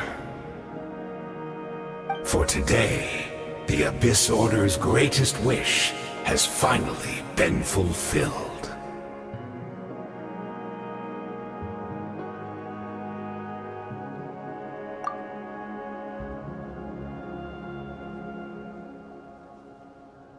Our Highness quietly infiltrated the Night Kingdom to exploit that realm's past experience with ley line reconstruction.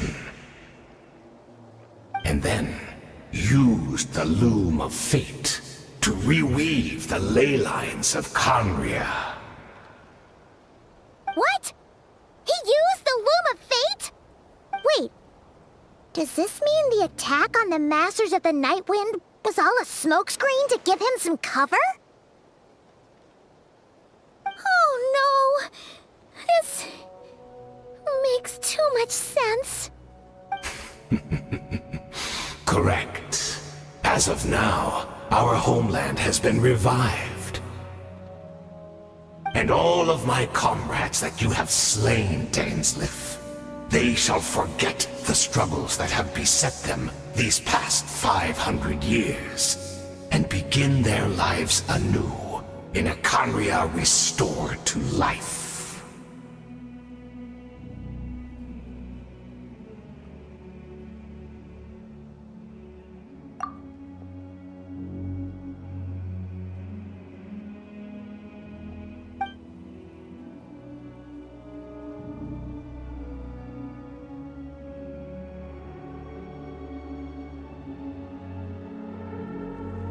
Right! You still need a few steps after that, such as finding a place to host the ley lines you just re-wove. Plus, if it was really so easy, Moika and the captain would have had a way easier time during the war.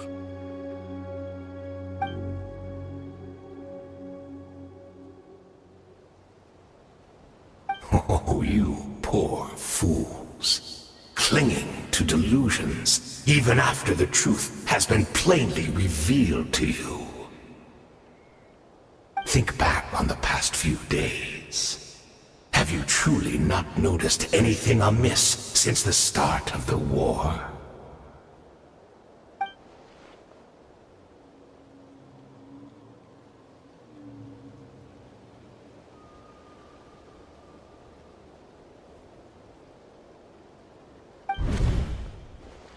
I sensed something strange in my dream.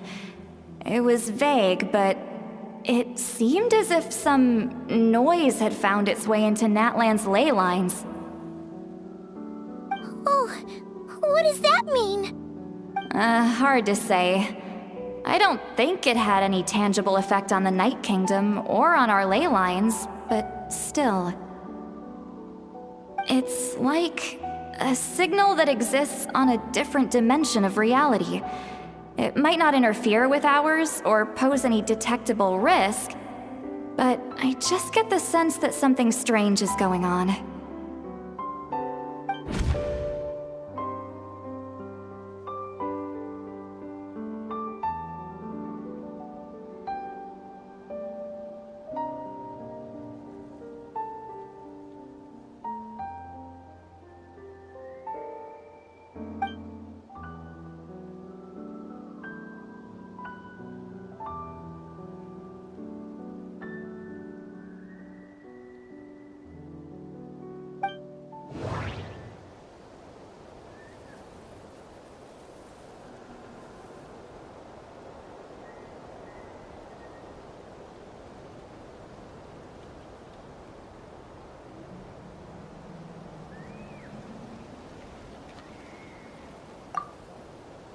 The Abyss Order retreated when we attacked their stronghold with Yansan and Tsitlali.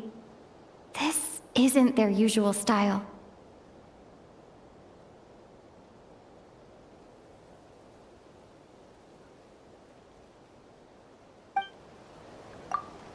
According to a guard stationed near the Masters of the Nightwind, many members of the Abyss Order were seen idling around during the lull in the conflict, even settling down to meditate.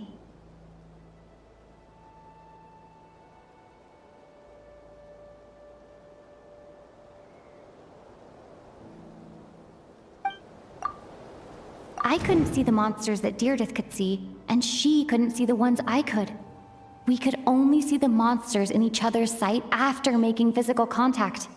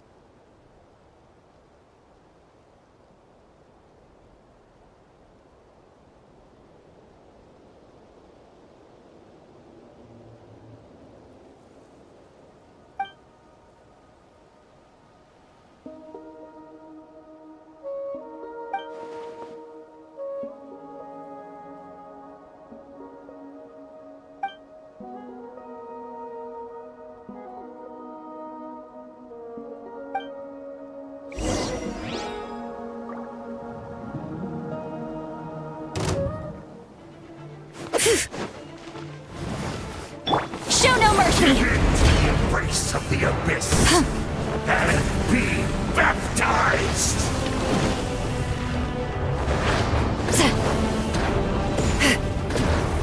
All right. Let the mountain's veins boil!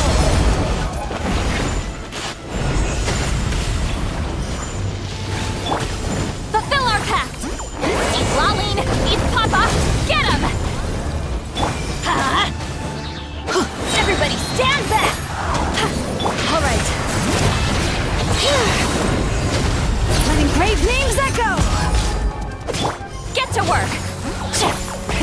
Rev the engines! Rev from the skies!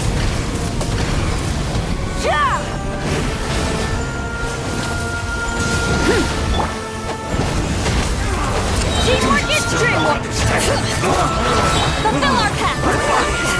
Suffer the wrath of each!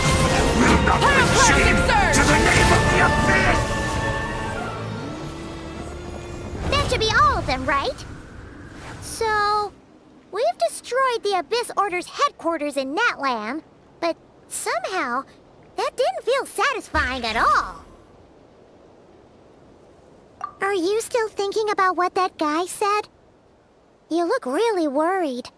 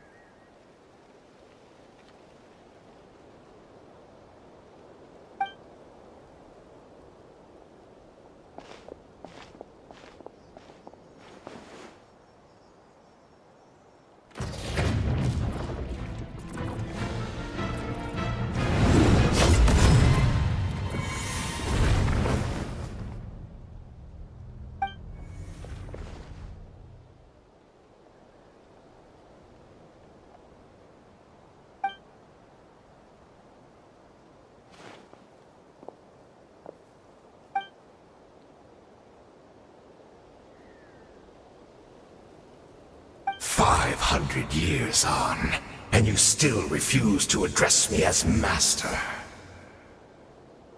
Don't forget, Dainsleif.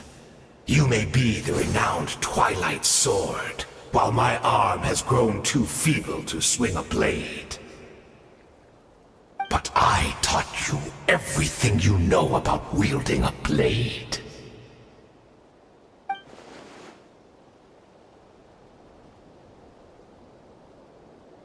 Be that as it may, under the circumstances, I see no further reason for us to fight. The curse of immortality means neither of us has a way to completely destroy the other.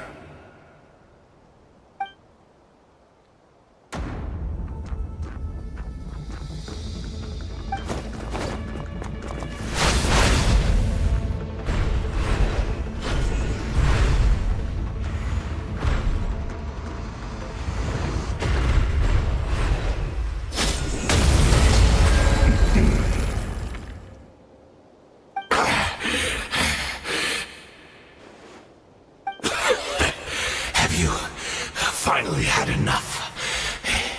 You weren't joking then, huh? Never, in all my worst nightmares, have I experienced anything close to the pain of 100 deaths. Surely, there's no point taking out all your hatred on me alone.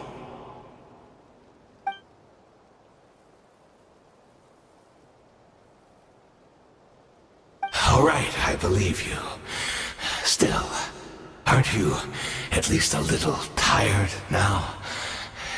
Why don't we sit down, perhaps? Chat a little, hmm?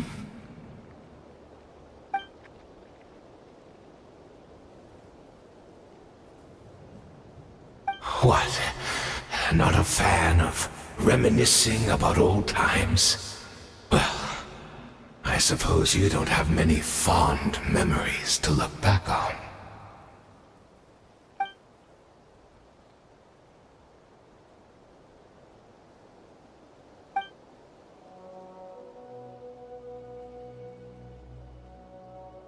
Indeed.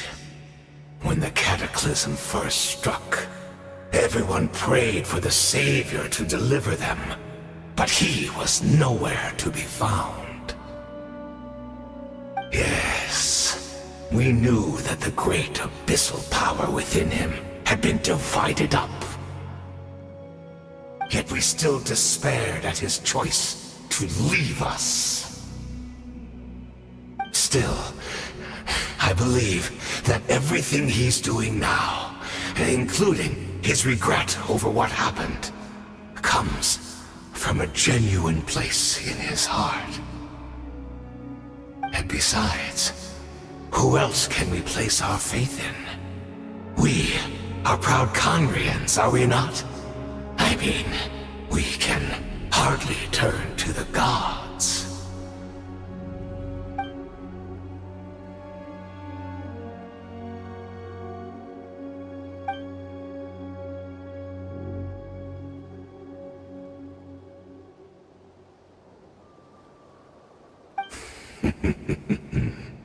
Is that so?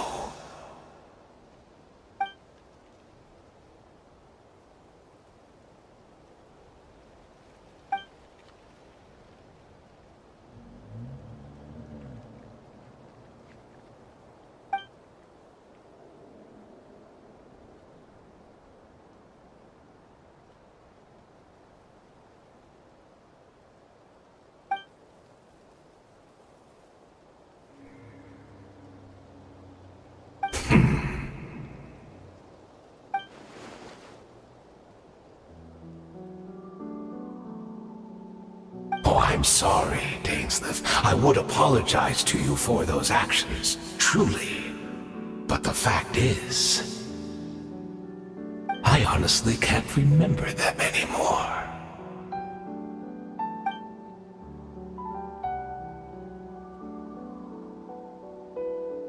Look at me. Look at what has become of me. Only by the Abyss's grace have I managed to maintain this physical form. But as for the rest, memories, spirit, emotions, personality, they have long become eroded, fragmented beyond recognition. Even if mine was a past steeped in sin, or in shame I once longed to hide, I would wish to remember it. Without my history, I fear I will become another person entirely. I would like to apologize for any misdeeds that are mine. So please, tell me everything. Tell me about the Conria we once called home.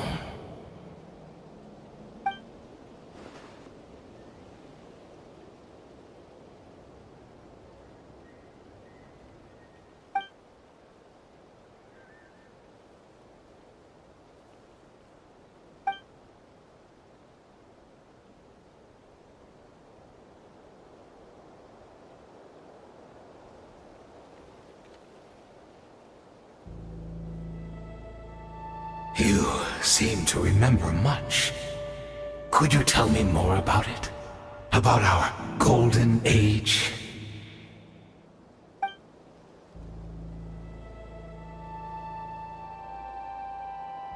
Is that so? What a pity. But this will be quite sufficient, as long as the loom of fate heard what I could not.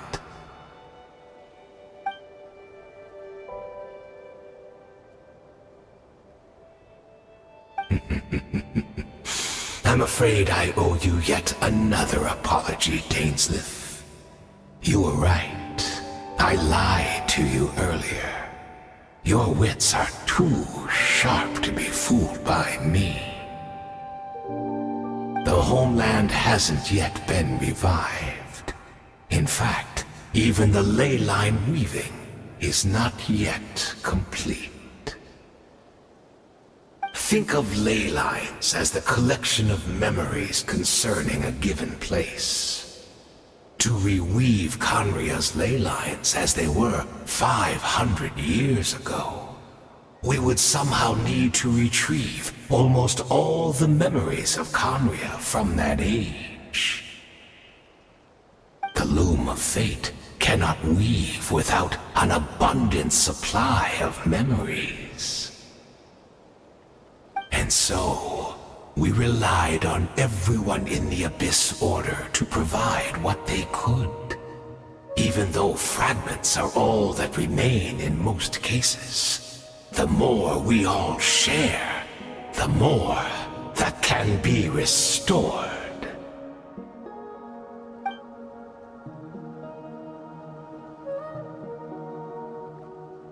Indeed, we, a people in exile, stranded 500 years in the future, will weave our homeland anew and bring the nation of our dreams back into the real world.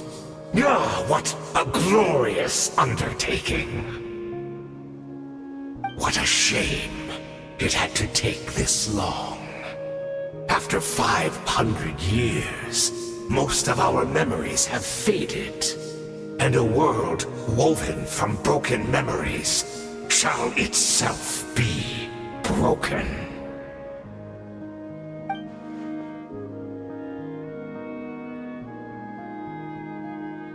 Precisely, for you possess a ring left to you by your elder brother, which continuously resets your body's condition.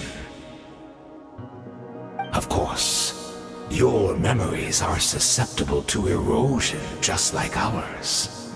But of all Conrians who remain, you are sure to remember the most.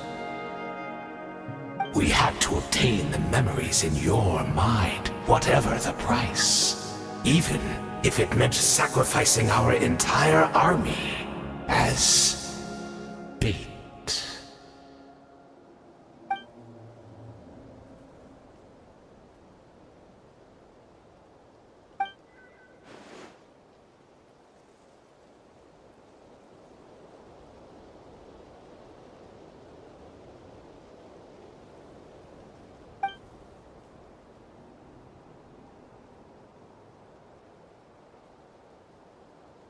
Perhaps, but that is the gamble our Highness has chosen to make. And thanks to you, the loom of fate has now finished weaving the ley lines. New Conria is complete!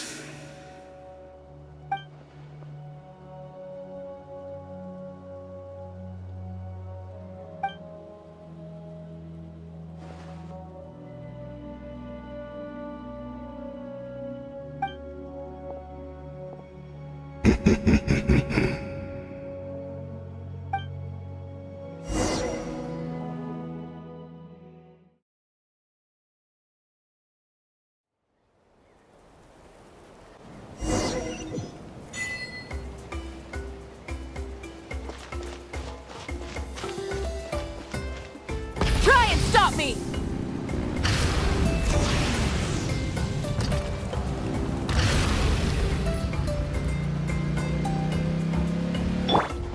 It's Judith! Great! She's still here!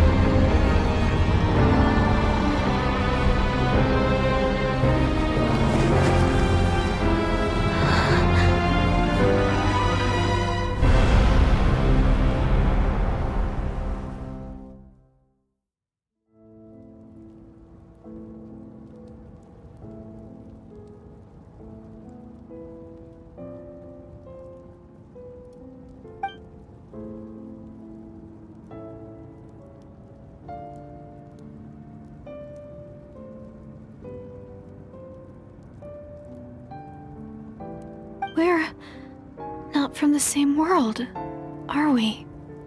No. I come from your future. Wait, but that's great! That means the world isn't going to end. In that case, tell me, What happens to Conria? What happens to my homeland?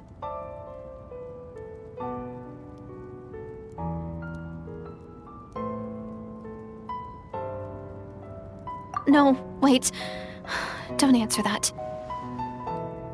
We can only fight for our future. If the future is unknown, I still believe the Savior can turn things around. I'll carry on looking for him, even if you're not there to protect me. Although, in a way, I've already found my Savior. It's you. You protected me, and I believe you can protect us all.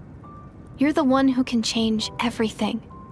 It's just too bad that we're not from the same time or place.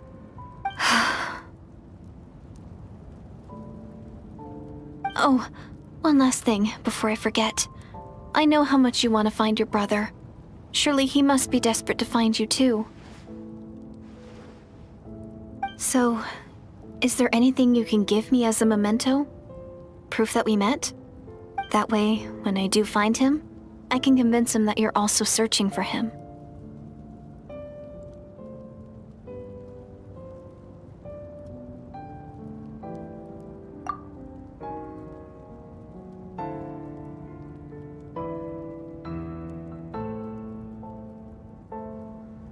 Huh?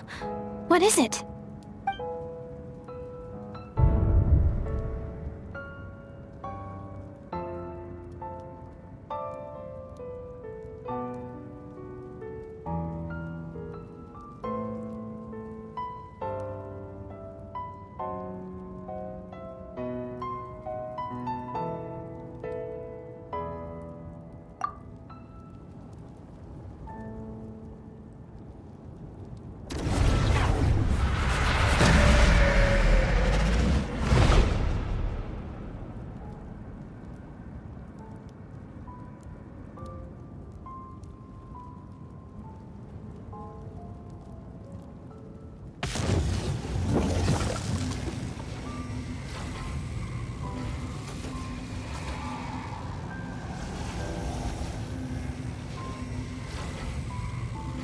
So that's what happened.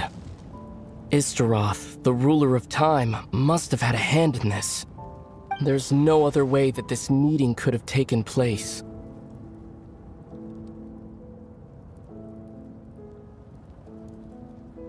I knew only the ending. I've always been curious about the events that led to it.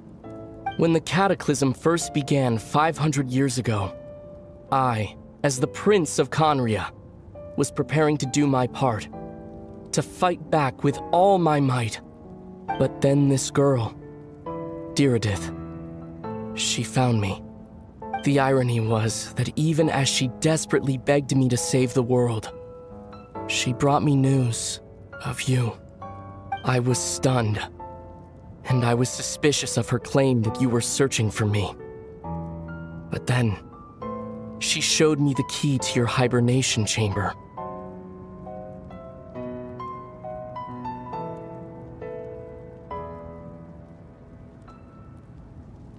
We'd been separated ever since I awakened in Teyvat. I searched the whole planet and found no trace of you anywhere. And then she brought me that news at the worst possible moment. I was faced with an extremely difficult decision. I desperately wanted to see you again. But Conria was in equally desperate need of my help. I knew that no matter what I chose, I'd regret my decision for the rest of my days. So I steeled myself against the guilt and made my decision. I went to see you. But when I found you, you were still in hibernation. Even the key to the chamber was still secure on your person. I couldn't make sense of what I was seeing. But there was no time to think. I just grabbed you and ran. And that's where we are right now. An intersection in our memories. This question has haunted me for the past 500 years. I never imagined the answer would come to me like this. So, my actions 500 years in the future set everything in motion. Are you mocking me, Istaroth?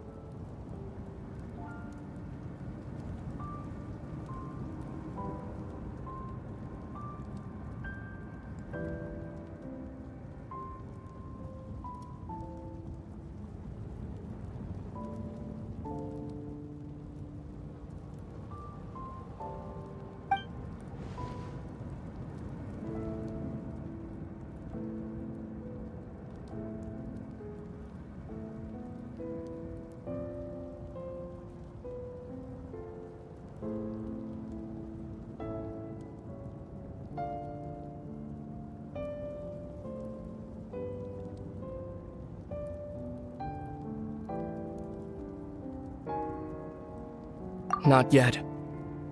But I've taken a very important step. Now the ley lines of Conria are complete. I'd always thought that Tevat's ley lines were locked by the heavenly principles. No more can be added, and existing ones cannot be replaced. But then, I learned that Natlan's Night Kingdom appeared to be an exception to the rule. It has intrigued me ever since. So, I directed the Abyss Order to feign an attack on Natlan, buying me some time to enter the Night Kingdom and negotiate with the Lord of the Night. Unfortunately, for other reasons, even the Night Kingdom cannot host any new ley lines. The most I could get was some room to carry out the weaving process.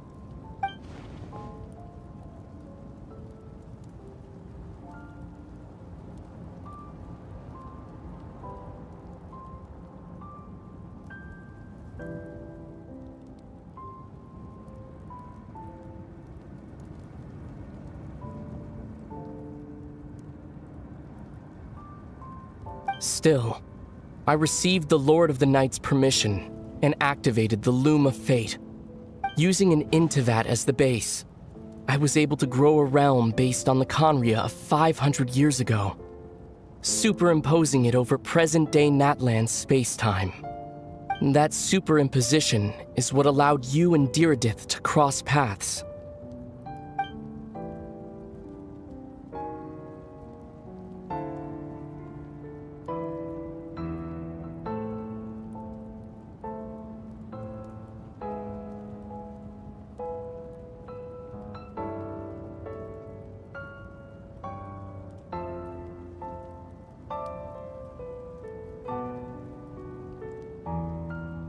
After that, the new Conria was enriched with memories of the old, drawn from the Abyss Order's members in their meditation sessions.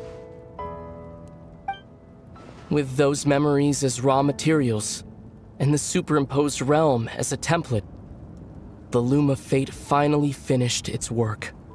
What I now hold in my hand is the Atlas of the New World. This is the product of the Loom of Fate, holding within it the entire network of new Conria's ley lines. With this, the nation once known as Conria can rise again. One day, I will find a suitable host location for it.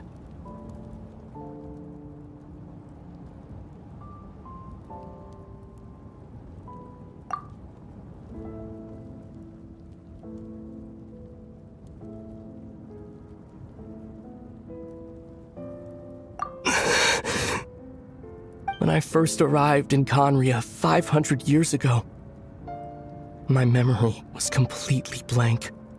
It was only after I had served as their prince for many years that I slowly began to remember everything, including you.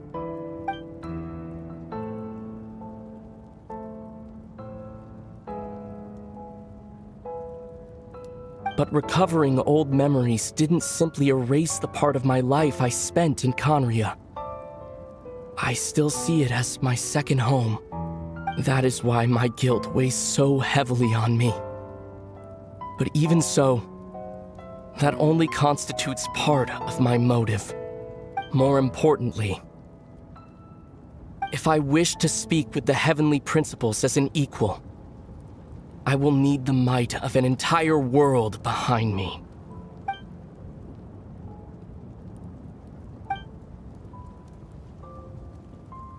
Huh? I know you always want to change fate. We both do.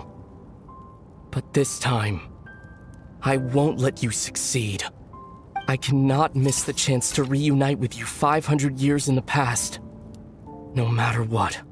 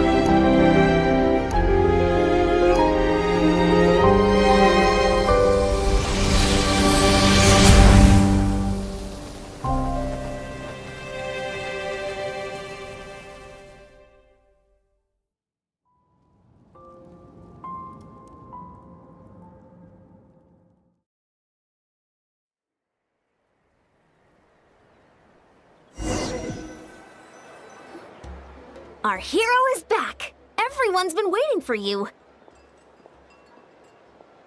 The Abyss Order made a full retreat before our forces even arrived on the scene. All thanks to your efforts, no doubt. Oh, and Mr. Dainsliff's, of course. What's wrong? You look upset. Paimon doesn't know the details either. The Traveler just disappeared after taking Deirdre's hand. It was like they got sucked into another world. Paimon was looking all over for her, and then she suddenly reappeared, right back in the same spot. But looking a lot more glum.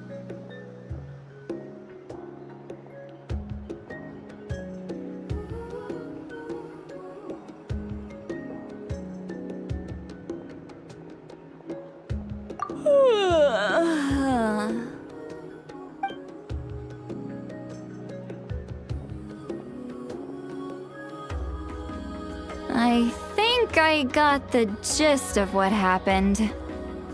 Something to do with your brother? I spoke with the Lord of the Night in a dream just now, and learned quite a lot. Huh? You met your brother? And you didn't think to tell Paimon right away? Well, never mind. Paimon can see that you're pretty down right now. But let's go over everything later, alright? What your brother accomplished? It all but defies comprehension. I was stunned when I heard about it too. But what surprised me the most was that the Lord of the Night actually chose to allow it.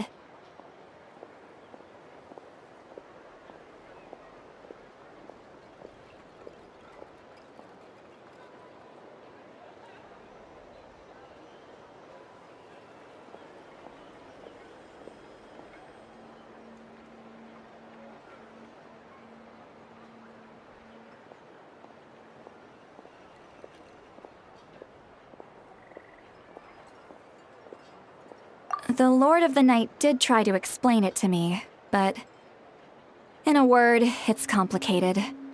During the war with the Abyss, Malwika had an argument with the captain. Mawika believed that we should fight to protect our culture and memories, while the captain believed the preservation of the ley lines should come before all else. So, the Lord of the Night was very intrigued when presented with the Loom of Fate, and informed of its ability to weave ley lines. She saw your brother's actions as a potential third option, namely to preserve an entire nation in the form of an atlas.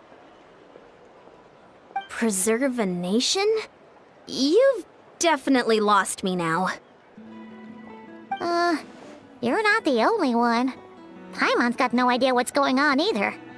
With that in mind, the Lord of the Night gave the go-ahead once she was satisfied that the Loom of Fate wouldn't have any real effect on Natlan.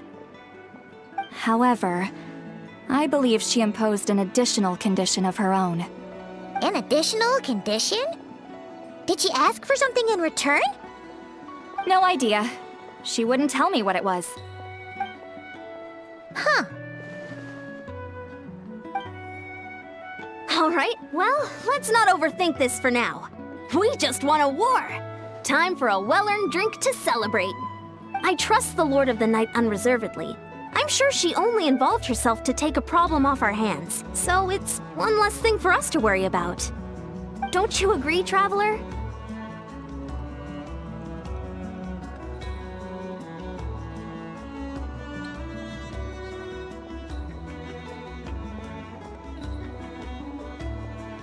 Come on, let's head back to the Collective of Plenty. Oh, Veressa should be there too. We'll treat you to a real feast.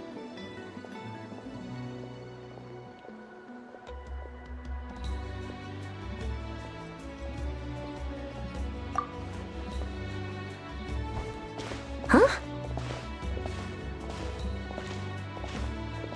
Eon-san, leave her be.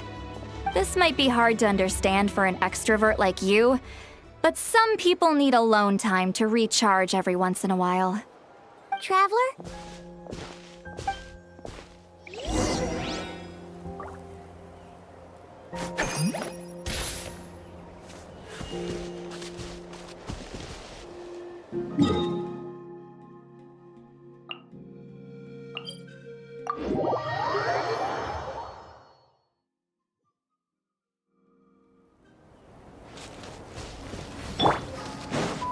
Let's ride! Rev the engines!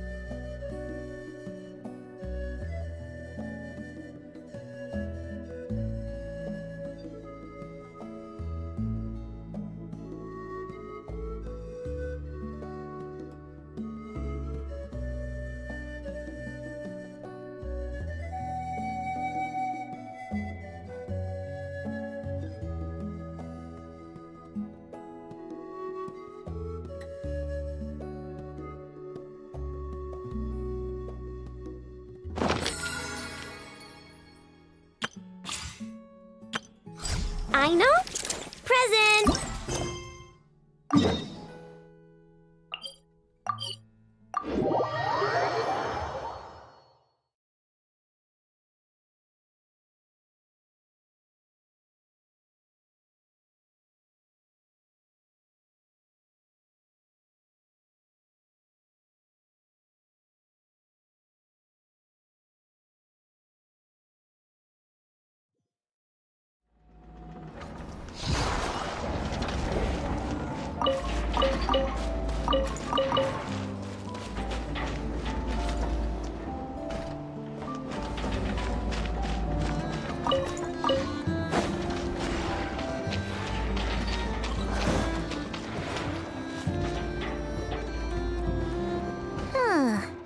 It just occurred to Paimon. If we were looking to put out a missing spaceship commission, or to learn more about Notcry, wouldn't it make sense to drop by the Adventurers Guild? The guild is located in Nasha Town. Simply follow this road, and you'll reach it.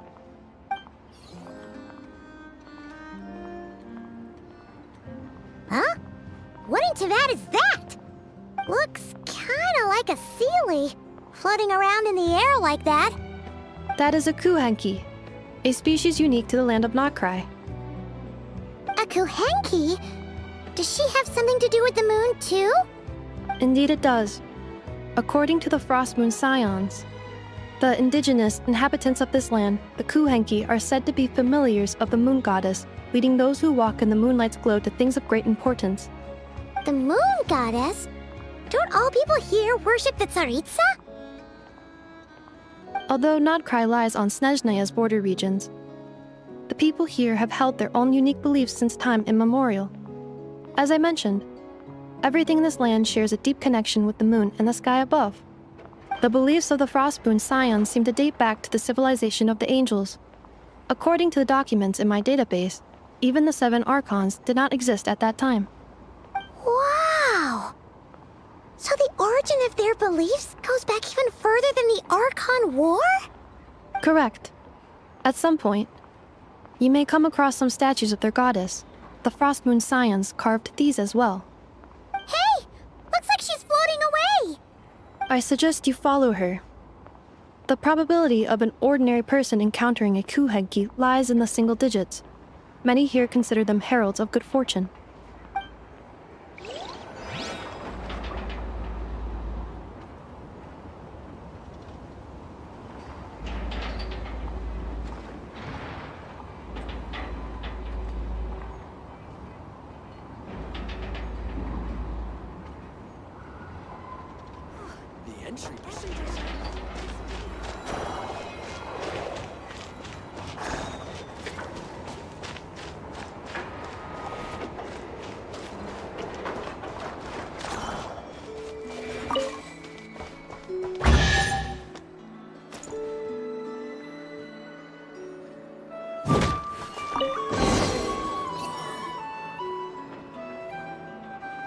Is this a travel guide? Huh. It actually led us to something useful.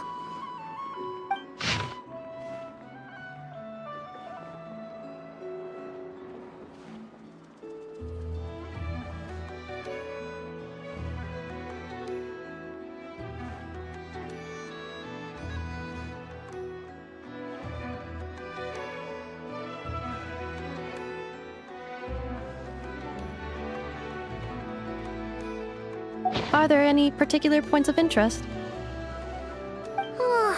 It all looks pretty interesting to Paimon.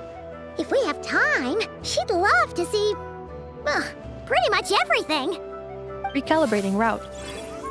If we keep following the current path, we will arrive at an area of scenic beauty.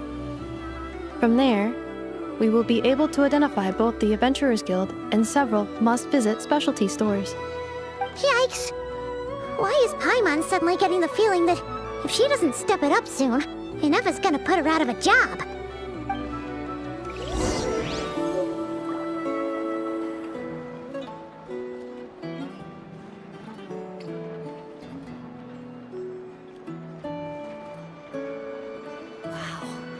This place sure is different from Snezhnaya. There's no such thing as lost treasure. Only treasure that's waiting to be discovered.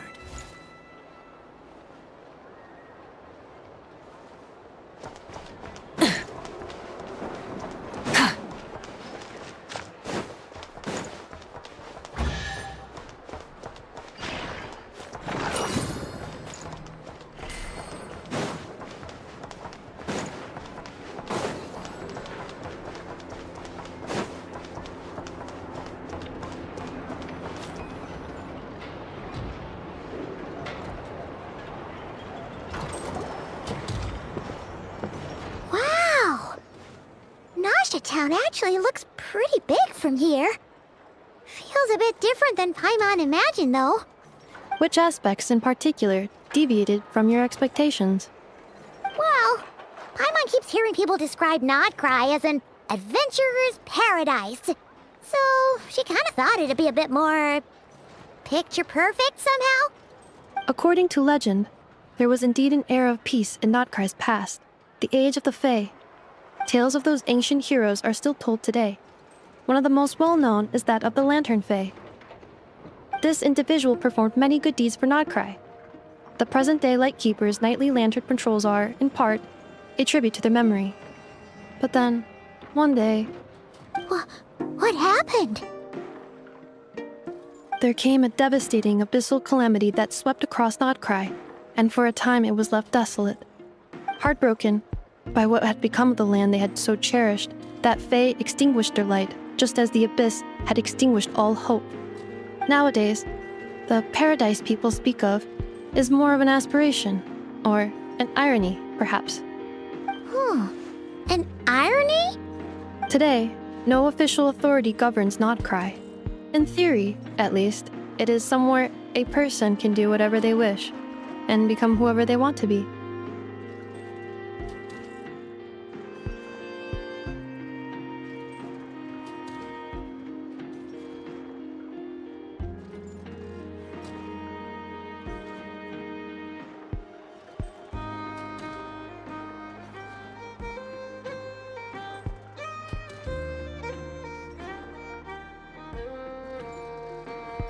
The Adventurers Guild is just over there, in Nasha Town's Central Plaza, and the flagship tavern is over that way.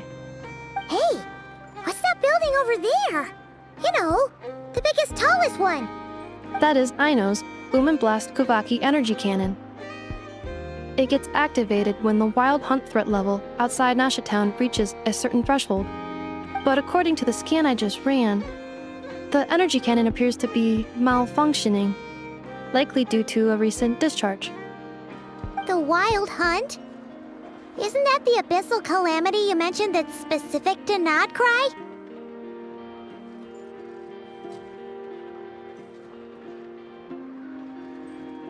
It is a phenomenon that has been occurring for several centuries now.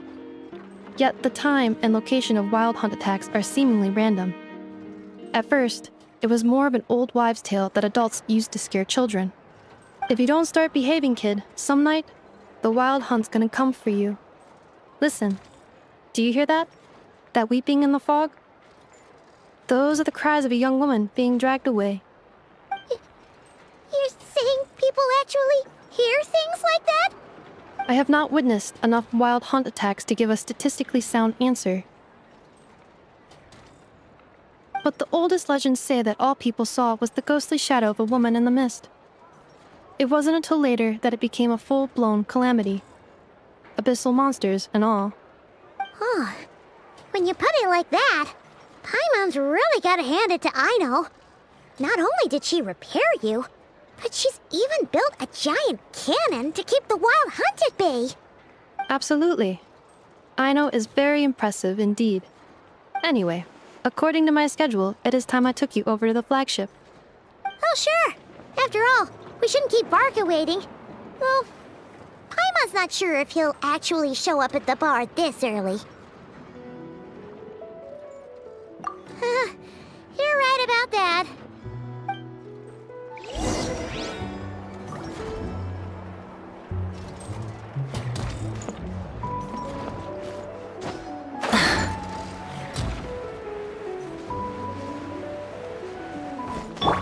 Rise like smoke!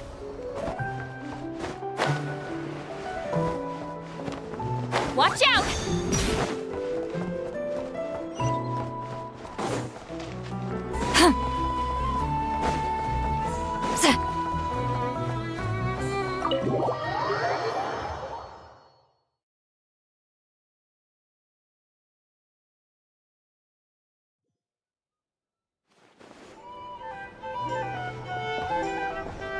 Here we are, the flagship.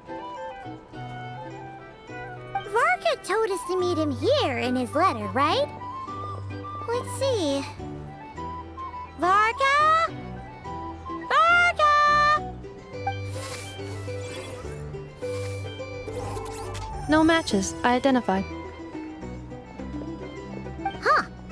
So he isn't here after all. Oh, guess we never did actually say we'd be arriving today. Hey, why don't we go ask the owner?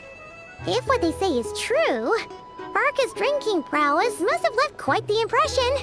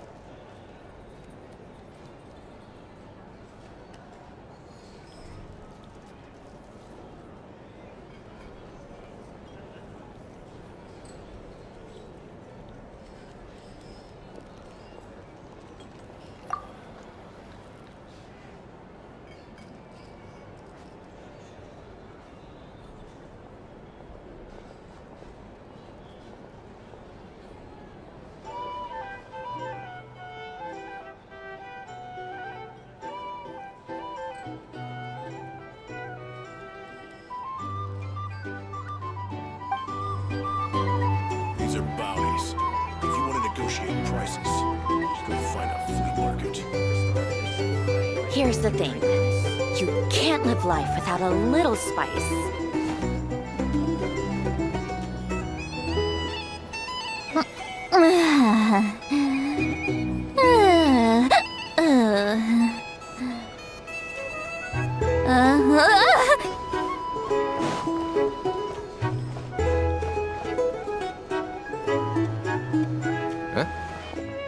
Well, well. If it isn't the ineffable Inefa. Hello there, Demyon. You know each other? Of course! Inefa's a regular here at the flagship. So, robots are into booze too? Not at all. The energy conversion efficiency of alcoholic drinks is very low, and most of them are full of impurities. Still, I can affirm that your berries and fried meat deserve a solid 9.12 out of 10. It has Aino's approval too. Funny that you should mention that. While you were away in Natlan, Varka would come in here every day to pick up a serving of berries and fried meat for Aino. Aww. He must have been worried sick that she wasn't eating properly on account of being so hung up about Inefa being gone. Actually it's 'cause Varka found out that Aino went wild after Inefa left, gorging herself on snacks she normally couldn't get her hands on. So it was more worry that she wasn't getting a balanced diet. I think I might have just put my foot in it. Anyway, since you're back from Natlan, these two must be the ones Varka mentioned. The Traveler and Paimon, yes? Yep, that's us. So, from the sounds of it, you must be a close friend of Varka's too. Varka? Goes without saying. After all, he's the only one around here who's ever managed to stay standing after 10 rounds of the roulette special. Paimon can't believe he's made such a name for himself. Though, guess it's hardly surprising how.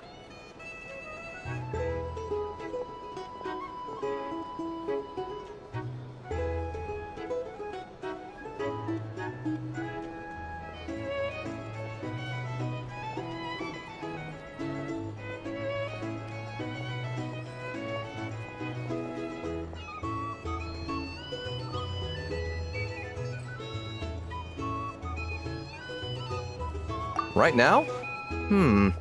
Must be somewhere near Anvantinyarvi. That's quite far from here. Huh? Where's that? It's a lake in the northern part of Nodcry. Word reached him of trouble brewing around those parts, so he took his knights to check it out.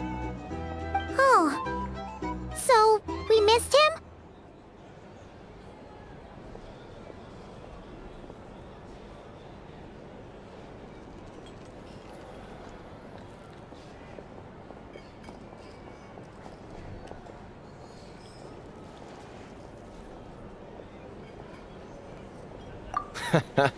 Varka knew you'd say that. So he specifically told me to make sure you stayed here and enjoyed yourselves. He sends his assurances that everything's under control. Well, if he's that confident, guess our only option is to accept. Anyway, it's not like there's any special cause for concern. He is the Grand Master, after all. Exactly. Plus, not only has he booked you into our finest room, he's paid for it in advance, too. Whoa! It's so generous of him! We might not have met yet, but Paimon's got a feeling that we'll get along with Varka like a house on fire.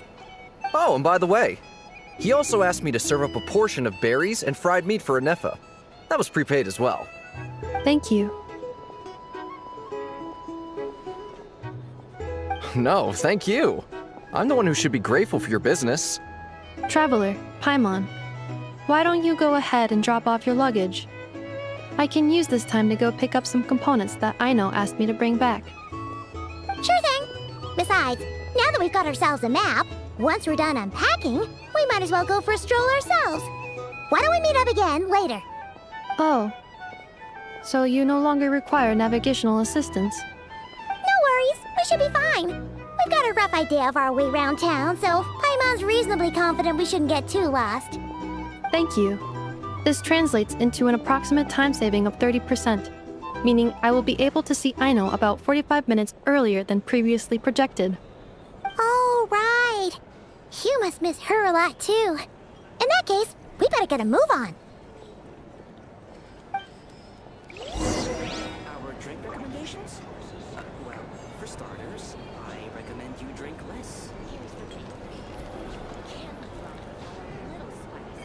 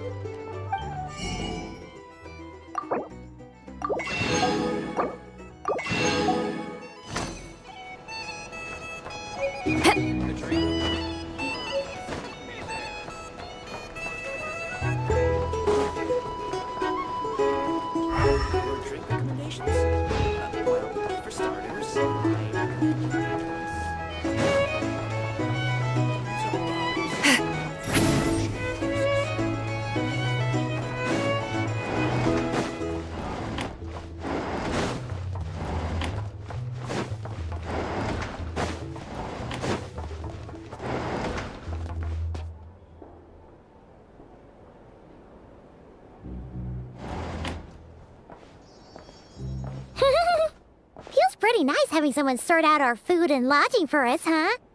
But is this really the flagship's best room? It's pretty big, make no mistake, but it looks a little worn out, right?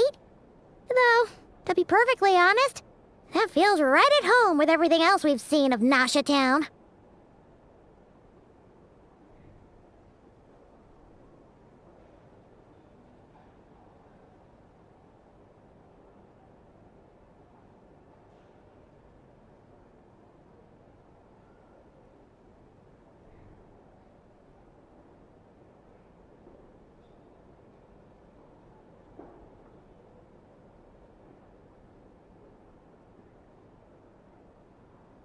You mean it's got something to do with Nodcry's history?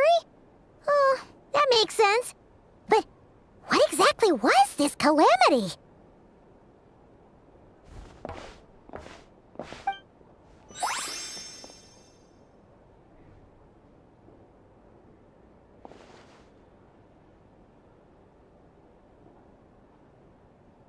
Oh, should we try the berries and fried meat too? Paimon's getting hungrier and hungrier every time someone mentions it. Oh, sorry about that. Paimon wasn't watching where she was going. Please, there's no need to apologize. If anything, I'm the one who should be sorry. Clearly, I shouldn't have gotten lost in my thoughts in the middle of a hallway. Wait a sec. Are you staying in the room next to ours? Ah, quite the perceptive one, I see. First things first, allow me to introduce myself. My name is Kirill Chudamirovich Flintz, but please, just call me Flintz. Whoa, that's an impressively long name for sure. Ah, is that so? Names like mine ought to have been fairly common in Snezhnaya, at least in the past. Would I be correct then to assume that the two of you are travelers in this land? Yep, you sure would be. Paimon is Paimon, and this is the Traveler. We've been to a bunch of nations already, but we only just arrived in Notcry today.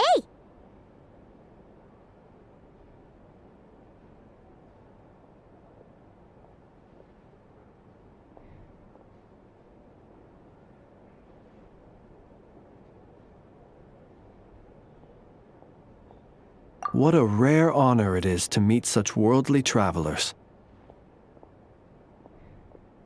Are you here for travel too?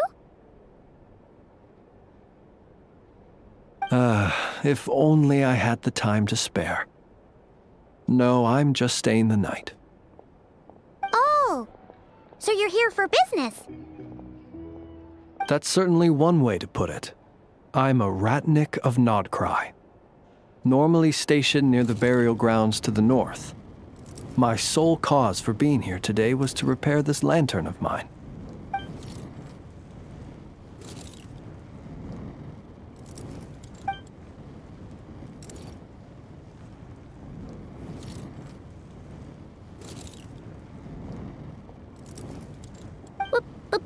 Burial grounds? Your surprise is entirely understandable. Most people cannot even begin to fathom the idea of a life surrounded by tombstones and decay. But if you've heard of the calamitous abomination that is the Wild Hunt, you'll know that in their wake they bring a host of souls tainted by abyssal filth. That then is why we are stationed by the burial grounds, to hold the line where it is most vulnerable. Oh, so it's all about fighting against the abyss. Oh, sounds like a tough job. I thank you for your concern. But in truth, I've long since grown used to it. In fact, I like to think it rather suits me. If anything, I'd say I prefer the peace and quiet of a graveyard to the hustle and bustle of urban life. Paimon sort of gets it now. But even so, she is still pretty sure she could never get used to living in a graveyard herself. For one thing, she'd be too scared to fall asleep at night. Oh, I assure you, there's no need to worry on that account. The kind of ghosts you find in cemeteries aren't too big on talking. But even when they do, they're usually far more discreet than the living.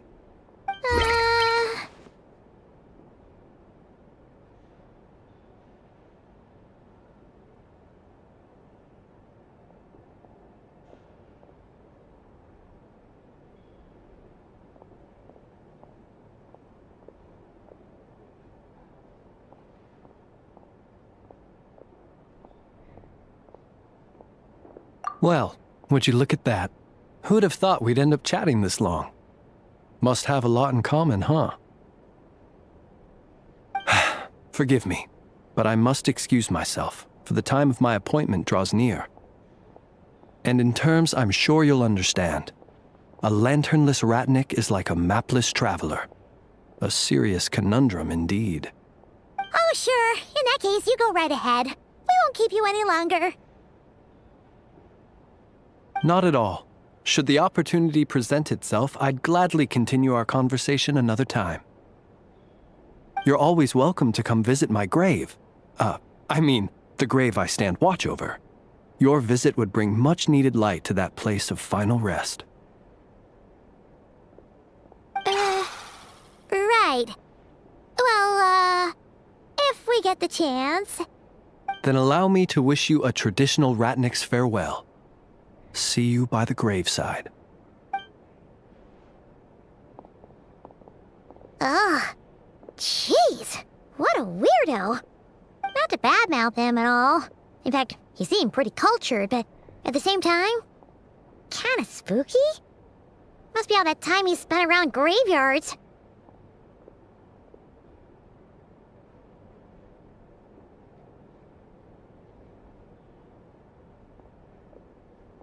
His lantern? No, not really. You mean, 'cause it was broken?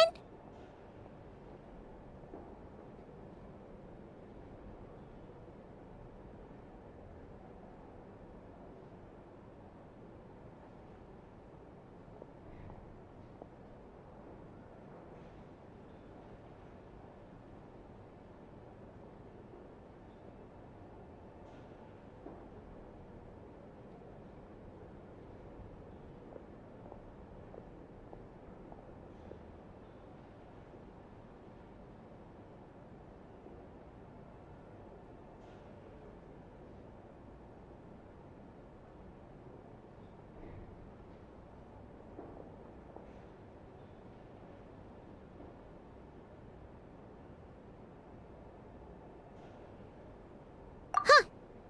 Guess you've always had a nose for stuff like this. If you're worried, you can always ask him the next time we cross paths.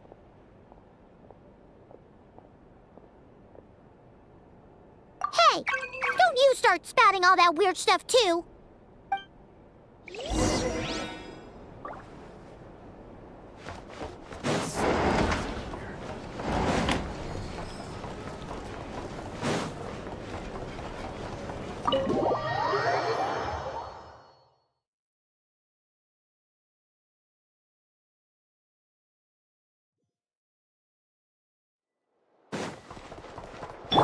Bring it!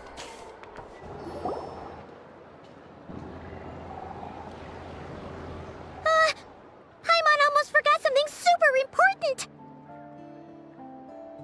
Were we gonna go try out the berries and fried meat? But now, heading all the way back to the flagship feels like such a waste. Please, accept today's boon. Come night or day, may the blessings of the moon goddess shine down upon you. Huh? What's going on over there?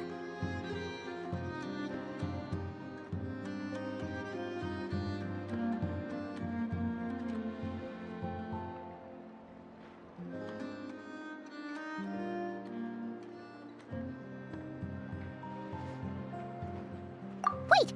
Free food? Wow! The people here are so nice! Quick, let's grab some too. Paimon's super curious what their food tastes like. Moonlight illuminates the path before you, travelers from afar. Huh? How'd you know we were travelers? Just now were a song the birds in the sky, singing of your wanderings. You are no ordinary guests, it seems. The birds and the...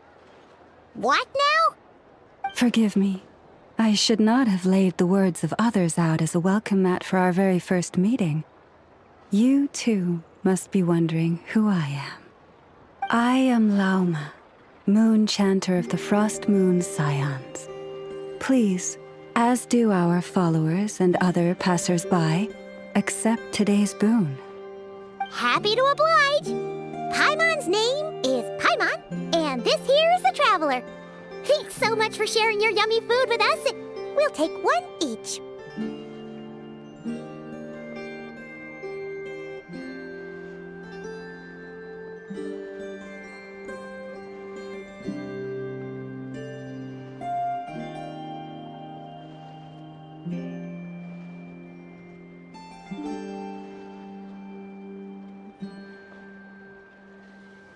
Think nothing of it.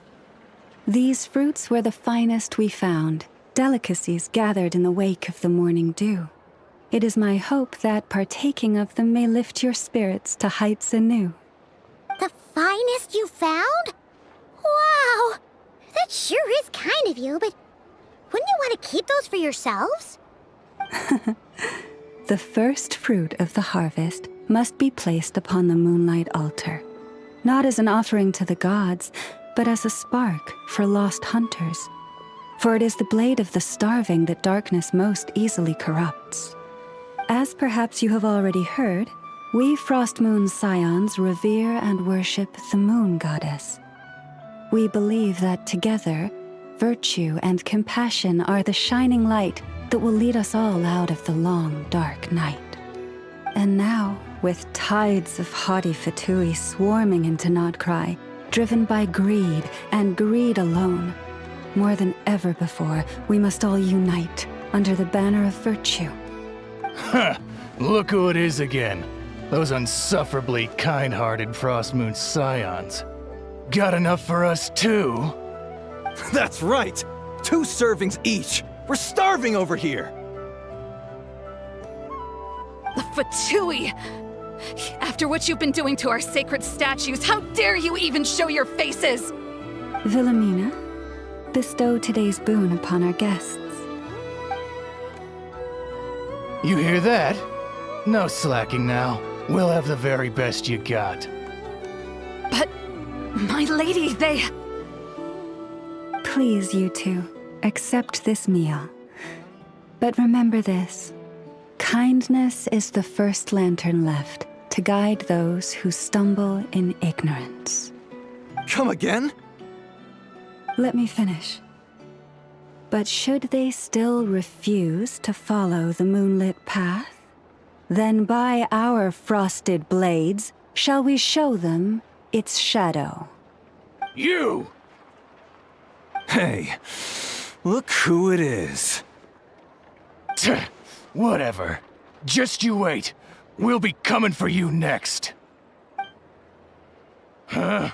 Where's the meat? Who wants to eat this garbage? Those stooges really are the worst.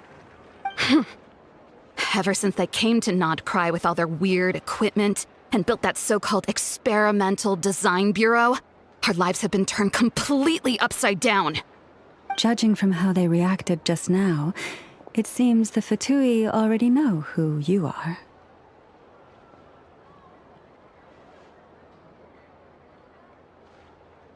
Well, we have gotten in their way in pretty much every nation we visited, so we're probably at the top of their blacklist by now. I see.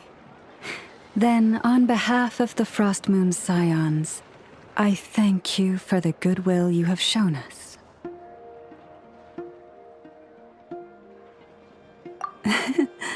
Because if they had gotten ahead of themselves just now, I'm sure you would have stepped in to help.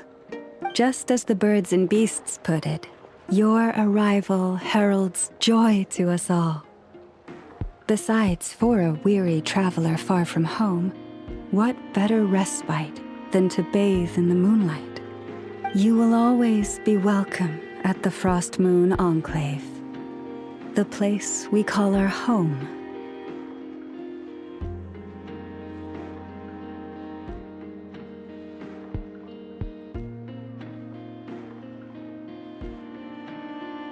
May we meet again in the moon's gentle glow. These are delicious! So refreshingly fresh! Those two for Tui wouldn't know a good thing if it came up and bit them on the shoulder. Looks like Ineva isn't done with her shopping yet, and the Adventurers Guild is still empty. Where should we head next?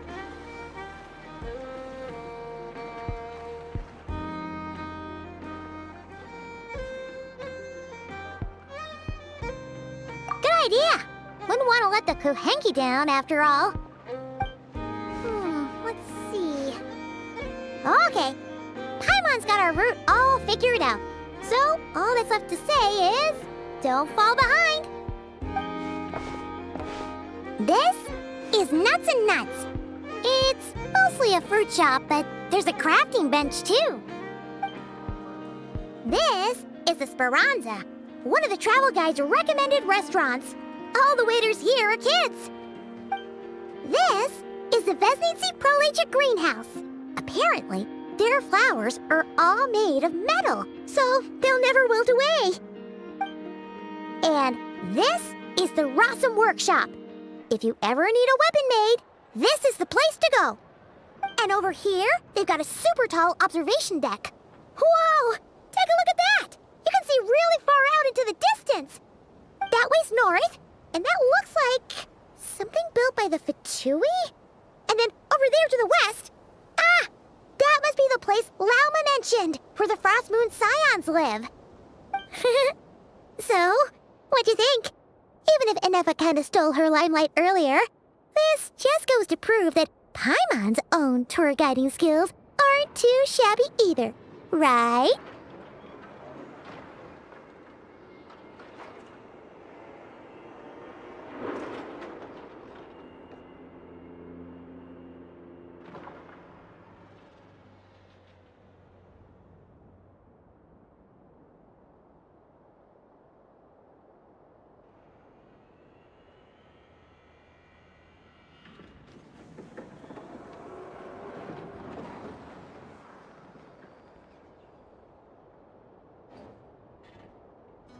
Hey, come on! Would it kill you to compliment Paimon? Huh? Look!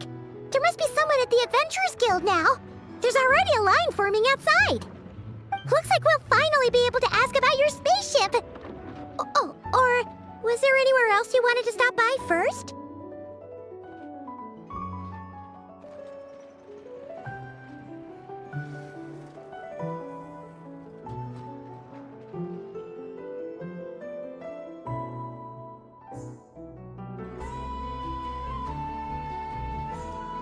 Where?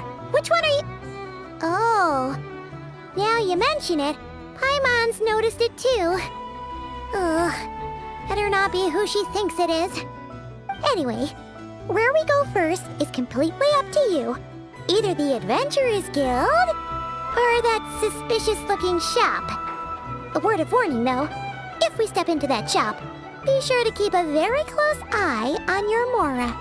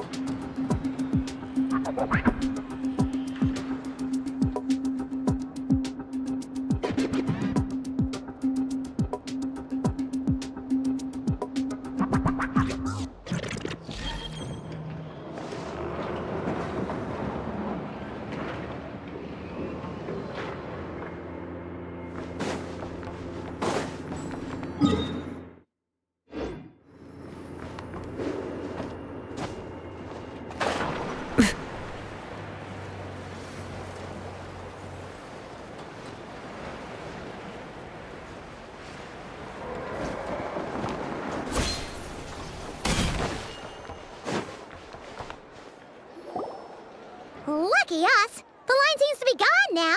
Come on, let's go say hi to Catherine. Hey, Catherine, we meet again.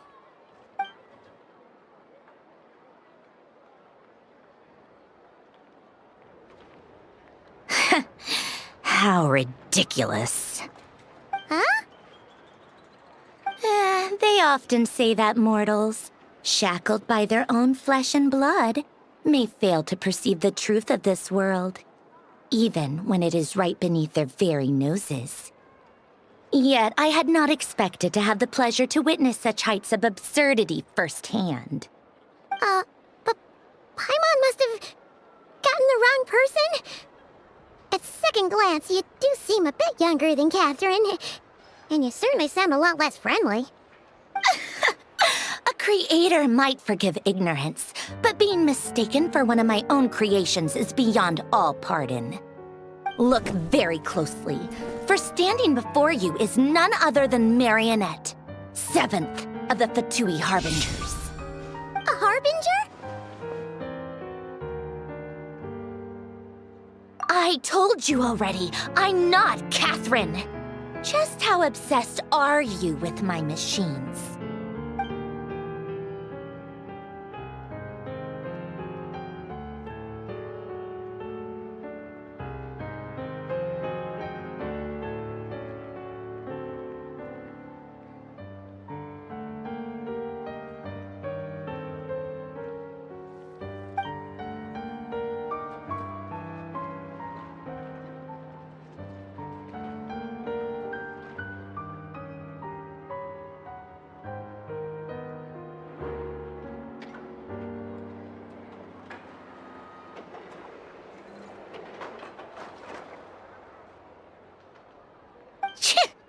Today's encounter is merely a courtesy call.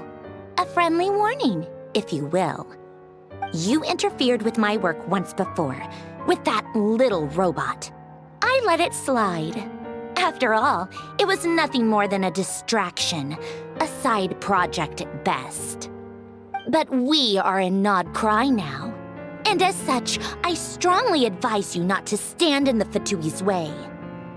Otherwise, the next time we meet, I might just have to drop all this meaningless etiquette. Oh, please. You've got some nerve coming out with barely veiled threats like that. You're the one stirring things up here. Oh, perhaps you have misunderstood. Just because Nod Cry lacks a ruler at present, that does not mean it should not be ruled. We Fatui are simply establishing a new order. Yeah, right. More like shady experiments, judging by your massive, creepy research facility. I've said what I came to say. What you do next, only you can decide. So why don't you start by using your already limited processing capacity to calculate your even more limited options? And, being the refined young lady that I am, I shall indulge you just this once. Ad Astra Abyssosque. Welcome to Nod Cry, Dominion of the Fatui.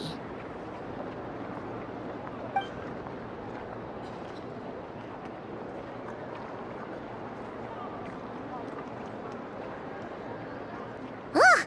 Paimon's so mad right now! How can anyone so obviously evil be so annoyingly self-righteous? But if a Fatui Harbinger is here to greet us in person, that can only mean one thing.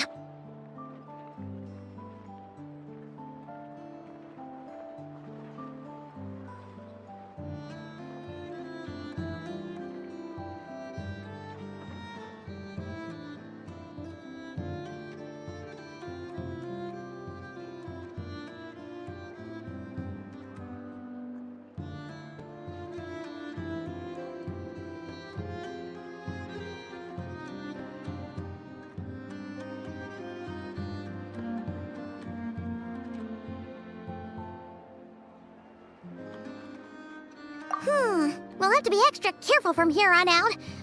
Paimon hates feeling like she's being watched. Hey! The real Catherine's back! Ad Astra Abyssosque.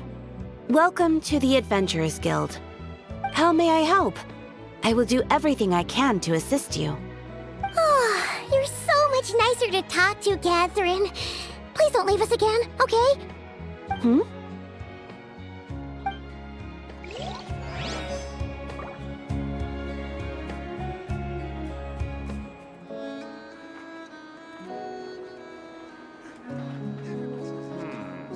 I better get me some alpacas. Once they called everything This land holds nothing but promise for adventurers from all walks of life. Wouldn't you agree? My potted plant on the porch has died again. I was watering it every day. Ugh, don't tell me I overdid it this time.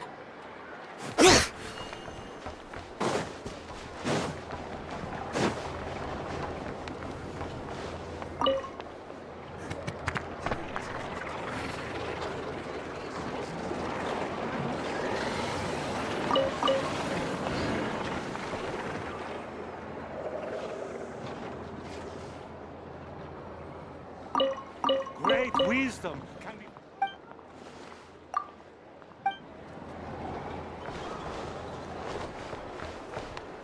This research looks...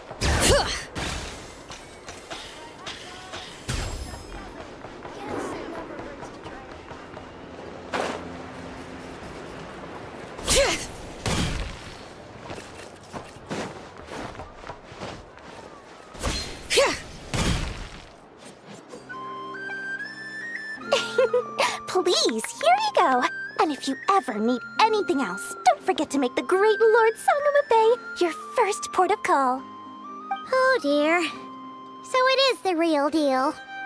Of course it's the real deal. Everything you'll find here is 110% real, meaning every one of my deals is as real as a deal can... Wait a minute. Well, if it isn't my two most valued clients!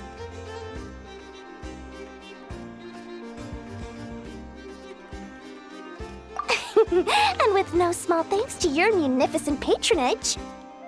Come. How could you just sneak into Not Cry like this without telling your dear Lord Sangama Bay? If I'd known earlier, I would have made an absolute pulled out all the stops to ensure that your boat ride over was as comfortable as humanly possible. Thank the Archons we didn't tell you. Oh, come now! You know as well as anyone how impeccably and conscientiously above board I am when it comes to doing business. Well, regardless of whether that's true or not, the main issue here is that we had no idea you had a branch in Not Cry. A clever merchant always has a backup plan, or two, or three up their sleeves. As the saying goes, a rabbit with many burrows fears not the hunter's arrows. A merchant with stores galore hears no debtors at the door. Since you're both here in Not Cry, would you care for some of my finest local souvenirs? Whatever you're looking for, I have it. Or if it's Sumeru you're missing, I've got that covered too. We literally just arrived. Do we look like we're on the hunt for tourist trinkets to take back for our friends? My, your high-minded tastes never cease to impress. In that case, I know just the thing. You must be on the hunt for something like this? What's that? Your hat? Information, of course. Information about Not Cry, locked securely in the otherwise impenetrable vaults of the Lord Sangama Bay's brilliant mind.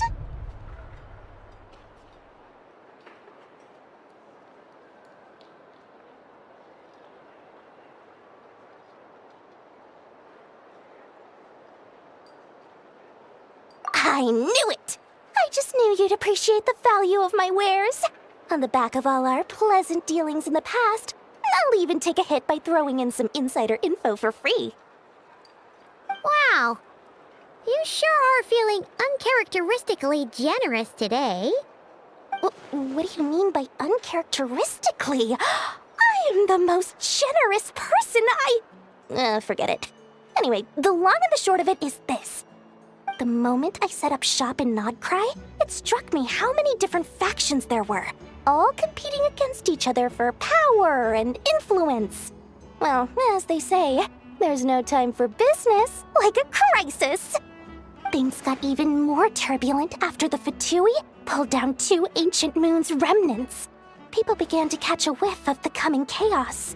And the more troubled the waters, the greater the potential profit. Not at all sorry to interrupt, but we're not here for Mora. Oh, really? But surely it was the tales of an adventurer's paradise that brought you here. The chance to take your very own slice of all the latest and greatest business opportunities? In that case, what would you like to know about?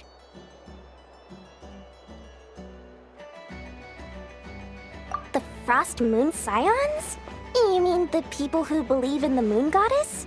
They're not a bad bunch. It's just, well, they have such simple tastes. No luxuries, no indulgences, no nothing.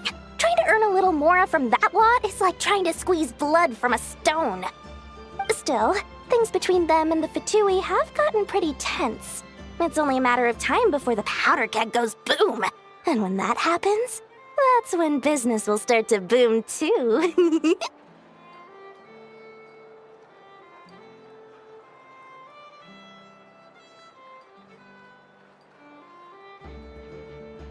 Oh, they're an organization set up to keep the locals safe. Apparently, they have a long and glorious history, and they're made up entirely of volunteers. But seriously, a volunteer organization in Nodcry? This place is hardly a magnet for noble hearts. No pay, all work? That's not a business model, and it's certainly not for me.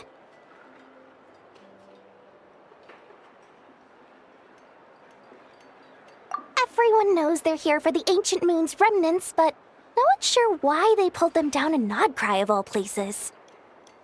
Anyway, they've been acting mysterious enough, but if you ask me, that Kuvaki Experimental Design Bureau of theirs up north hides secrets wilder still.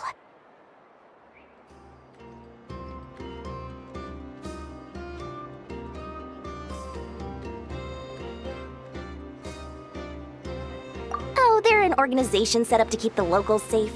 Apparently, they have a long and glorious history, and they're made up entirely of volunteers. But seriously, a volunteer organization in Nodcry? This place is hardly a magnet for noble hearts. No pay, all work? That's not a business model, and it's certainly not for me. That bunch of booze-loving monsters? Ugh, don't even get me started. As fellow Outlanders, I thought they'd be easy pickings, but somehow, every single one of our business negotiations wound up at the flagship. I've done plenty of deals with heavy drinkers before, but those guys? I never once made it to the contract signing before blacking out. I'm getting flashbacks of the hangovers just thinking about it.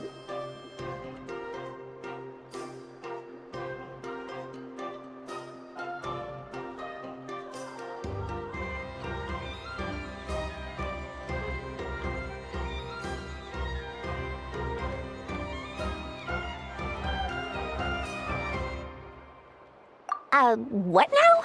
A spaceship? Nope, never heard of anything like that.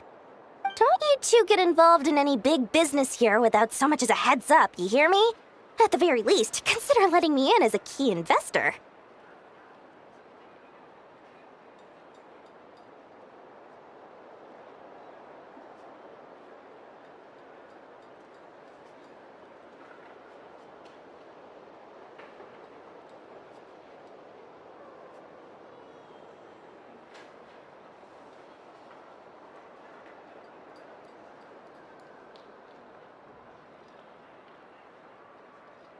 Oh, I almost forgot to mention. Sooner or later, you'll no doubt end up doing business with some other merchants in Nodcry. And someone's bound to mention a place called the Curatorium of Secrets. Listen to my advice. Do not, under any circumstances, go there, no matter how much trouble you're in. The Curatorium of Secrets? What do they get up to there? Just a place that handles all kinds of disputes. But the owner will charge you an absolute fortune, and she has a temper to match. Nothing like your friendly neighborhood Lord Sangama Bay. You're not just saying that to stop your competition from undercutting you, right? When did that little pipsqueak get so sharp? And after I gave them all that info for free just to win them over. What do you mean? Of course not. I'm only thinking about your wallets. I mean, on behalf of your wallets. You're really not convincing anyone, you know. All right. Business is a cutthroat business. I won't argue with that. But I'm not lying about that boss lady. Not only did she make it into my top 3 people not to mess with in Nodcry, she's also in my top 3 people most eager to trade in favors. Seriously? It feels like you're just bad-mouthing your rival now. Fine. If you don't believe me, go see for yourselves. We might both be from Sumeru, but compared to hers, my conscience is so large, why, it could fill 3 whole palaces of Alcazar's array. But when you realize what I'm saying is true, don't say that good old Lord Sangama Bay didn't warn you.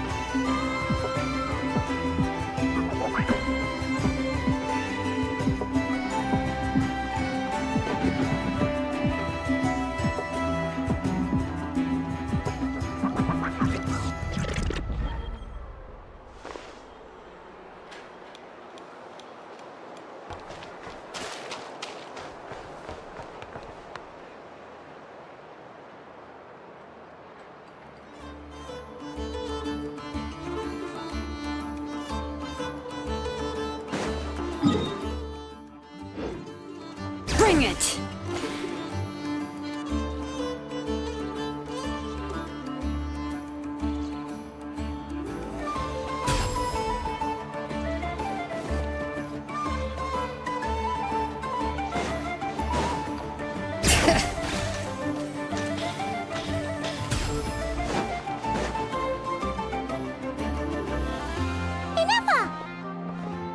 Hello.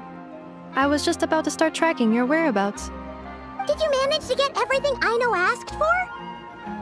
I did. What about you?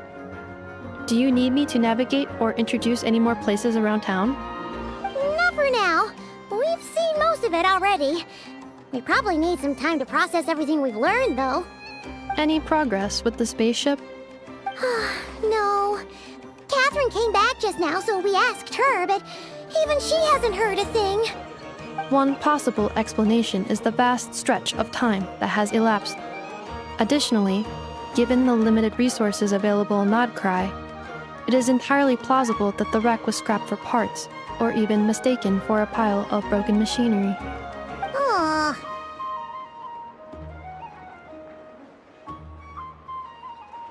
Understood. In that case, why don't we go ask Aino together? After all, she was the one who salvaged me, ancient dragon technology and all. If there really are any unusual parts floating around Nodcry, there's a high chance they've passed through her hands at some point or another. Good point. And since you keep mentioning her, we're curious to meet this whiz-kid mechanic too. Understood. Then I'll handle navigation as before. ETA at the Clink Clank Krumkake craft shop. 34 minutes ahead of schedule.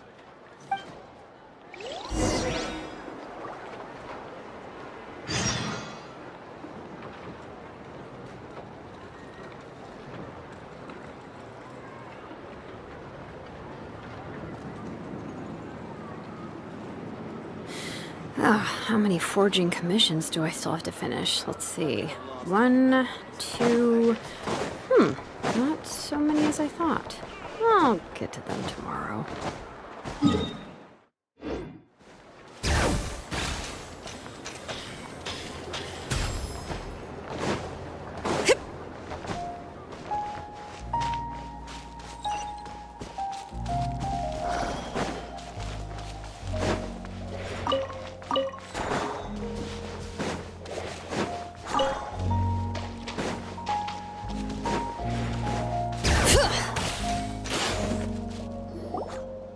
Oh no!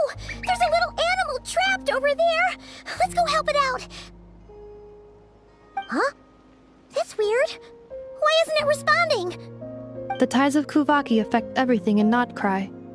So much so that many creatures have evolved a kind of dependency upon it, growing stronger or weaker as it waxes and wanes. This little animal must have been caught here unprepared. So you're saying we need to use Kuvaki? Paimon will leave it to you guys then. Don't be scared! We'll get you out of there soon!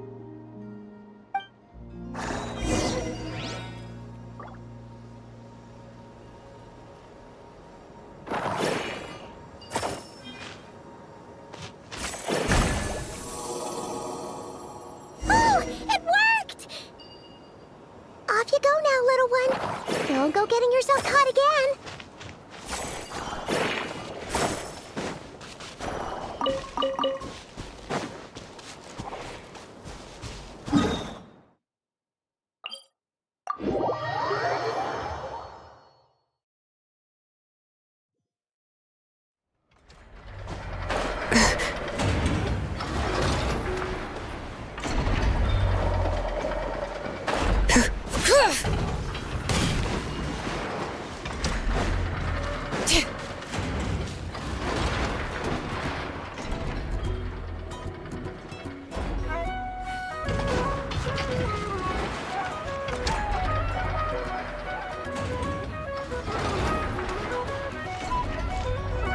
Here we are.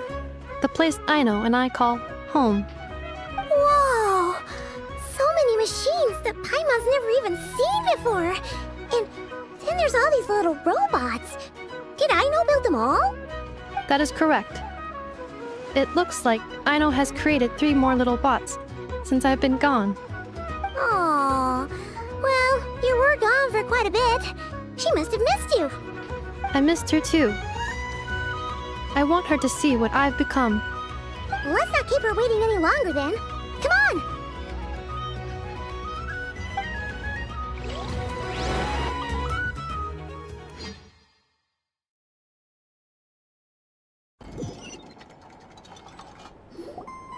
Aino, I'm back.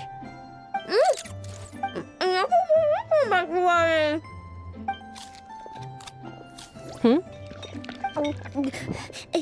Ineffa? You're back significantly earlier than I expected. Like a whole 30 minutes at least. Everything went very smoothly, which saved me quite a bit of time, so I...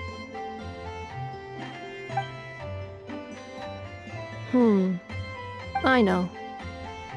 Could you turn around for a moment? I know. I've been on my best behavior the whole time you've been gone. She's got chocolate all over her mouth. I know. While I was away, did you strictly abide by my tailor-made snack intake schedule? Oh, of course I did. 1 whole cake, 1 crumb cake, and 1 pack of chocolates a day, right? It was either a cake or a crumb cake or a pack of chocolates per day. Oh, shoot.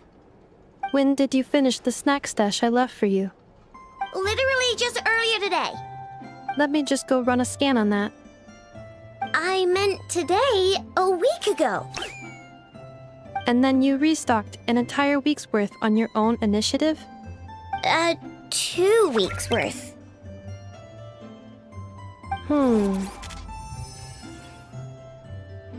Why does Paimon feel like the roles in this household are pretty much the opposite of what she imagined?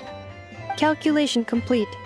Aino's recommended snack calorie intake for the next 4 weeks. 0. No fair! You're a meanie, Ineffa. This is what happens when you break an agreement. Oh, come on! Don't do this to me! I only ate a teeny bit extra every day. Just a teensy, eensy, weensy bit extra. That is objectively not a teensy bit extra. Seriously? If you'd only arrived half an hour later, I would have had everything cleaned up and you wouldn't have noticed a thing. But now that I think about it, you even said you'd come back a bit earlier than you did, so I wouldn't have to worry. But then, You were away so long, and I was so worried about you. And that's the only reason I even... Oh. I know. I am very sorry to have kept you waiting. I'm back now. Welcome home. Oh. So, will I be able to keep eating snacks as usual now? Negative. Okay. Well, given that I am later than I initially projected, I'll let it slide. But just this once. Thanks, Inefa! You're the best! I know. Allow me to introduce. It's the honorary knight in Paimon! I know. Uncle Varka talks about you guys all the time. Nice to meet you, I know. Inefa's told us all about you, too.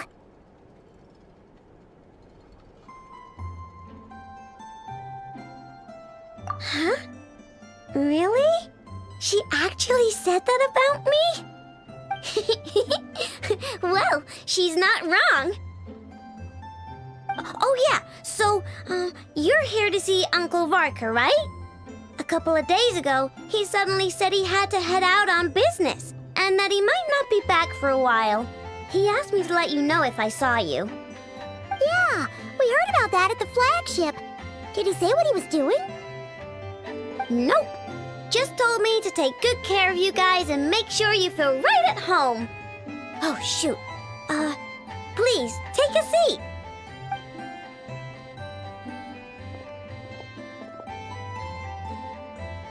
Do either of you need my help with anything? Anything at all? After all, I'm the head of this household. Sure wouldn't know it from that snack tantrum she just threw.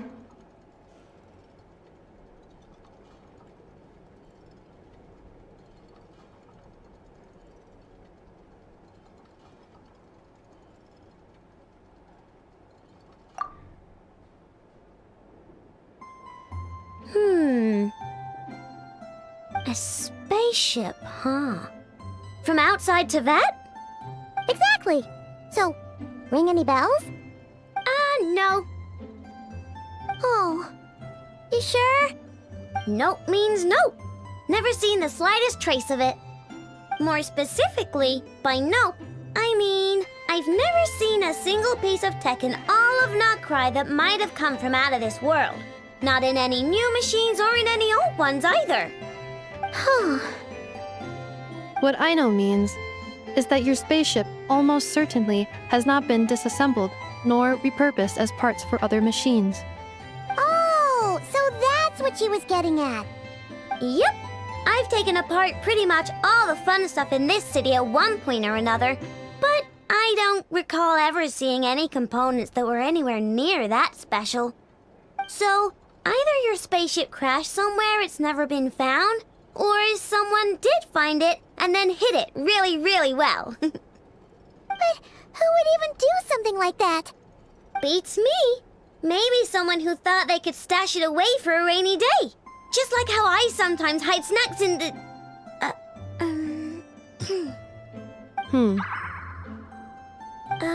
Anyway, long story short, I definitely haven't seen anything like that. Besides, sounds like it would practically be ancient history by now. If anyone still has any leads on what really happened, it'd be the Frost Moon Scions. The Frost Moon Scions? Huh? Haven't heard of them yet? Didn't Inefa tell you about their rituals? There wasn't enough time to delve deeper into their history and traditions. What kind of rituals are we talking about? I've never actually seen them myself, just heard bits and pieces here and there. They say that each of their moon chanters has had access to an ancient relic that lets them see the true past. Not sure exactly how it's meant to work. I can't get my head around anything that can't be explained by either machines or science. And to tell you the truth, I don't like it much either. Looks like we'll have to try our luck with the Frost Moon Scions. Aw, leaving so soon? Sure you don't want to hang out a little longer? It's getting late, I know, and these two still need to head over to Hisi Island. It would not be convenient for them to linger much longer. Aw. Alright then. Don't worry, we'll be sure to drop in on you as often as we can. Really? You promise?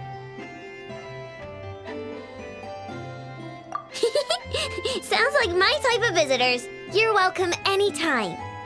I'll be staying to look after Aino today, so I won't be going with you. Hey, don't sweat it. We'll find our way just fine. I'm glad to hear that. Also, I must admit, I have very much missed the charging bed that Aino made for me. Oh, are you here to play with me? My name's Aino, and I'm an inventor. Me and Anetha live together. I could probably eat all the cakes and cookies in the world because I love them so much. But my favorite kind of all is Lakaberry Crumb Cake. Come visit my Clink Clank Crumb Cake craft shop whenever you want. Anyway, that's me. What about you? Tell me something about you, then we'll be friends.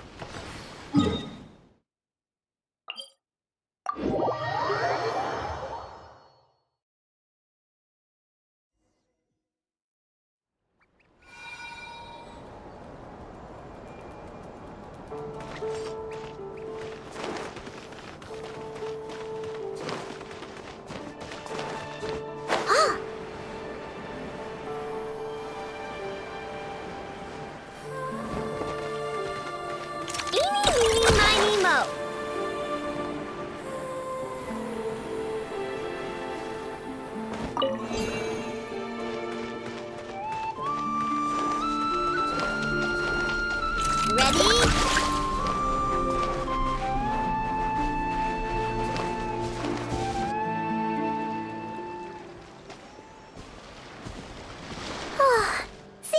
And Aino reunited like that sure was heartwarming.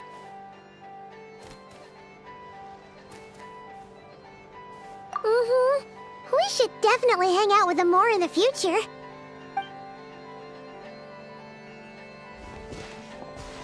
Speaking of homes, we must already be close to where the Frost Moon Scions live. The vibe here feels different, just like the scenery.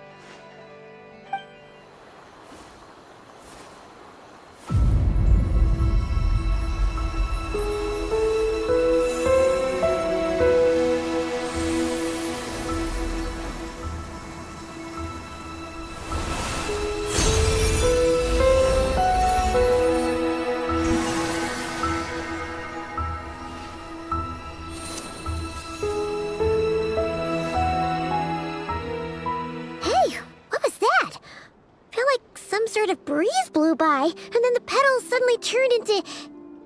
Huh? Is that a Kuhenki? She looks different from the ones we saw before. Hey there! What's your name?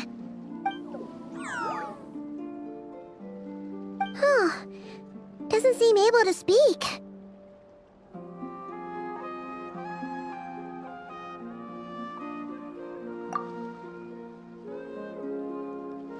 No idea what she wants.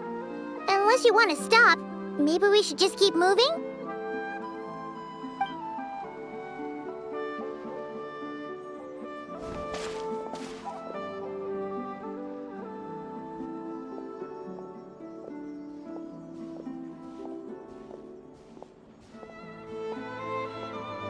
She's following us! Go on. Go on now. We've got stuff to do. Best you find someone else to hang out with.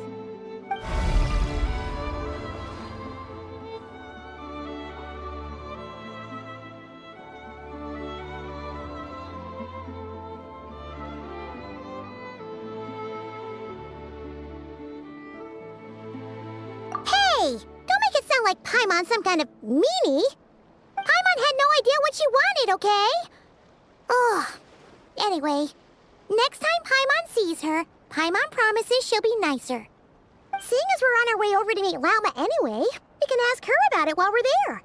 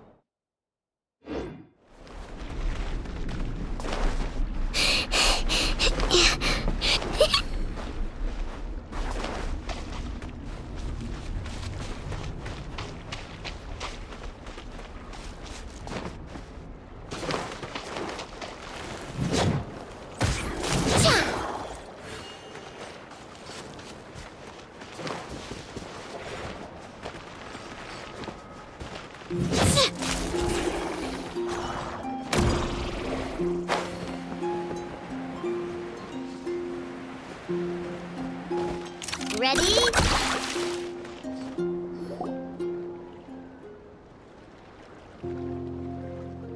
Huh? Hey, look! Isn't that Lauma? The moon chanter? Let me take a look at your wound. You must be more careful.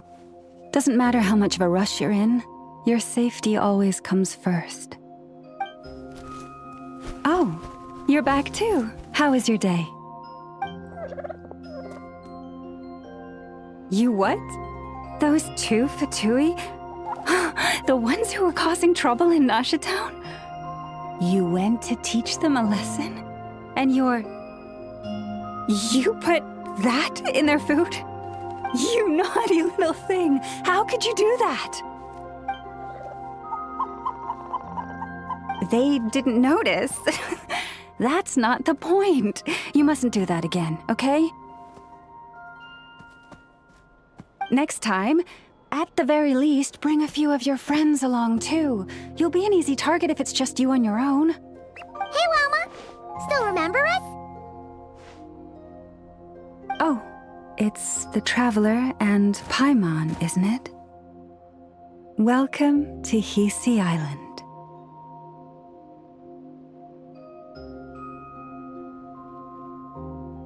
Not at all. Those who come with kindness in their hearts are always welcome with the Frost Moon Scions. Were you just talking to those animals? I was indeed. The Frost Moon Scions bloodline is unique, for throughout our history, there have been many among us who could communicate with all living things. What was that? Oh, is that so? She says she was trapped in a plant earlier, and that you were the ones who rescued her. She wants me to thank you on her behalf. Oh, it was nothing. Barely lifted a finger. If you both are free, why don't you join us at the Frost Moon Enclave for dinner? Consider it a small token of thanks for your kindness. We'd love to! And actually, we had something we wanted to ask you anyway.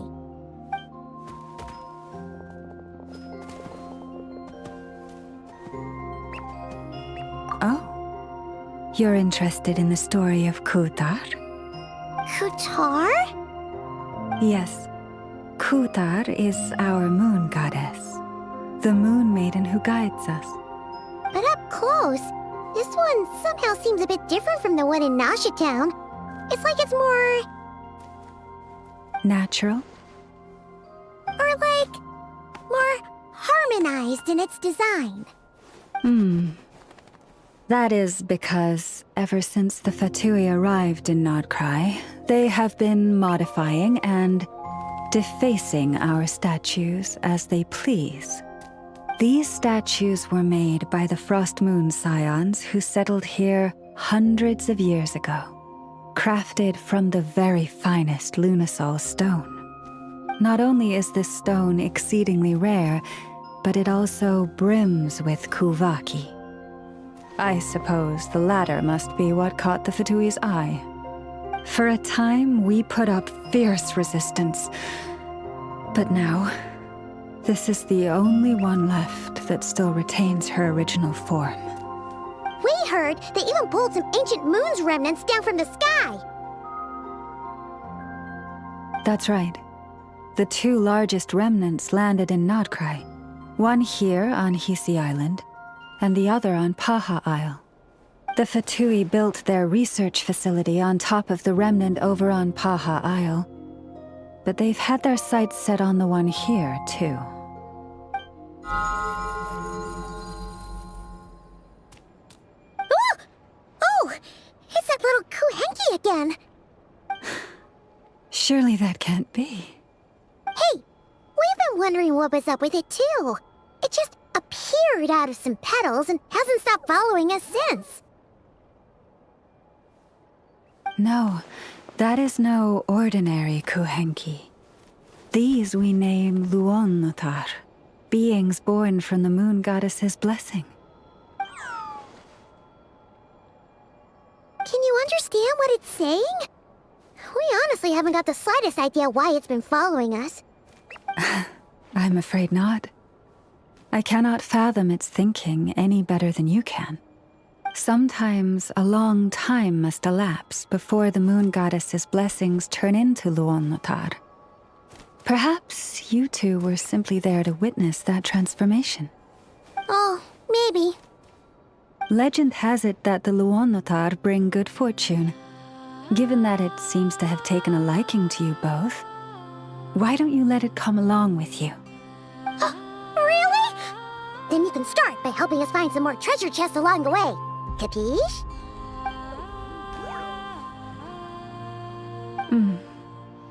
Twilight approaches. If you would hear more of the moon's story, then let us make our way to the Frost Moon Enclave. Beneath the gentle moonlight, I shall share this tale in full.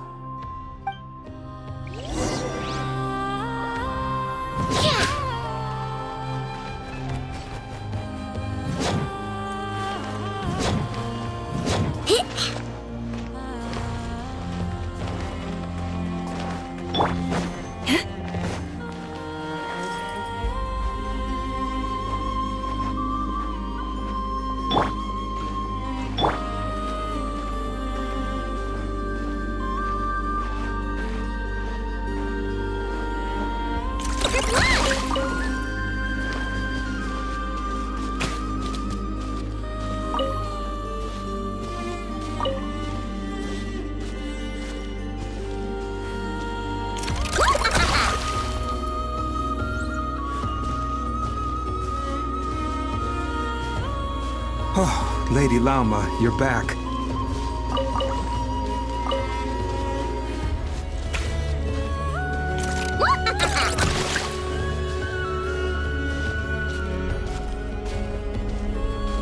Come day or night, may the blessings of the moon goddess shine down upon you.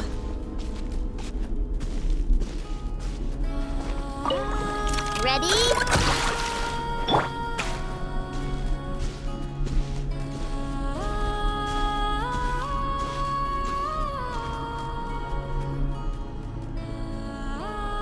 Lauma, you have returned.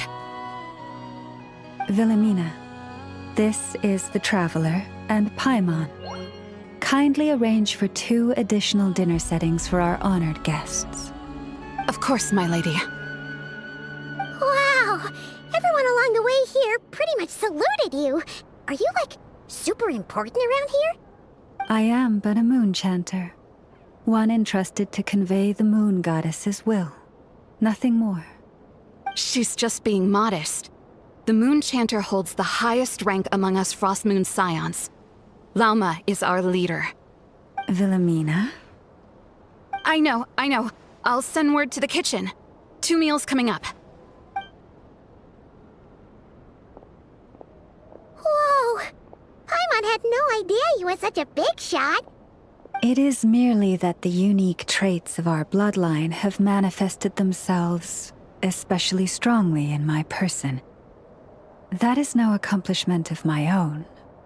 Please, follow me this way.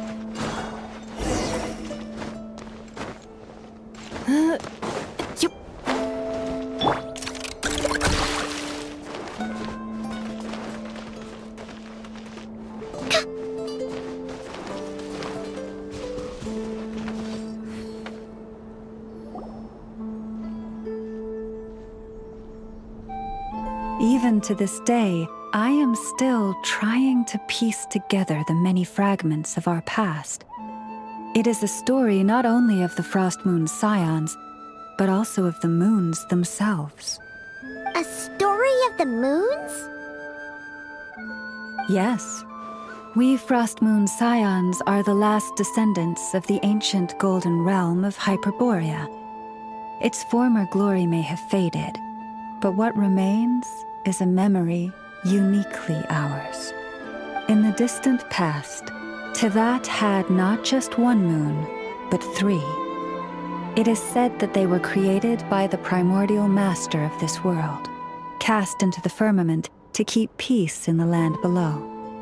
Firstborn was the eternal moon, largest of the 3. Legend has it that it was her immense Kuvaki that gave rise to the ocean tides. Next was the frost moon. Smaller than her big sister, yet brightest in radiance. Her glow became the cold, undying lantern of the night. Finally came the iridescent moon, smallest of the sisters. Most of the time, her light was barely visible to the naked eye. Yet when she shone, her fleeting halos were all the more mysterious for it. Wow! Sounds like it all happened so long ago. So, what happened to them afterwards? Afterwards, well, as you have seen, the 3 moon goddesses perished. This happened in a war triggered by the Descenders, and of the 3 lunar husks, only the frost moon survived unbroken, while the others were shattered to pieces.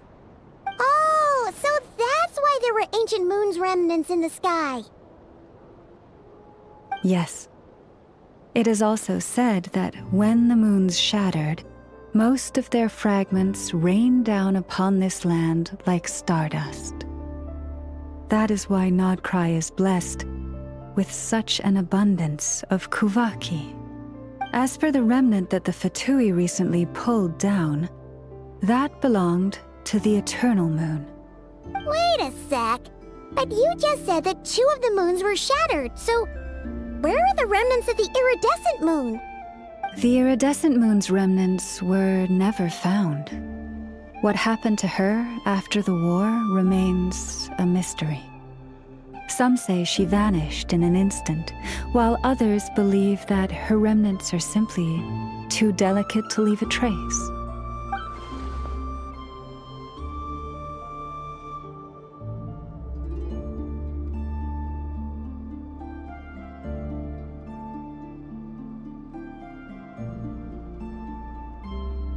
Yet, though the era of the 3 moons has long since faded into legend, successive generations of Frost Moon Scions have always passed down a prophecy that one day the moon goddess would return. And in the end, that prophecy did indeed come to pass, though not quite. Lady Lauma! Lady Lauma, are you there? Cappy, what is the matter? Lady Lauma, it's my daughter, Karina. Her illness. Take me to her, right away.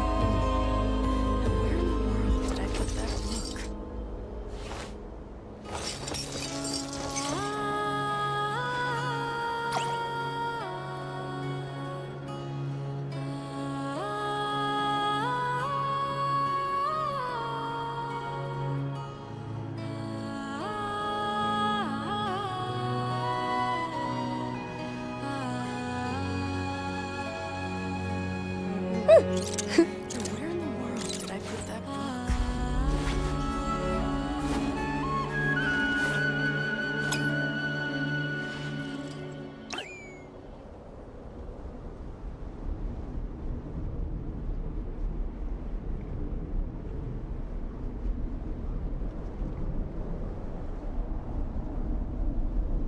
It's been way too long since I last had some candy. My brain's grinding to a halt, like a rusty machine. Oh, that's it! I'm having 5 whole crumb cakes for dinner tonight, and nothing's gonna stop me. Not even Ineffa's super angry mode.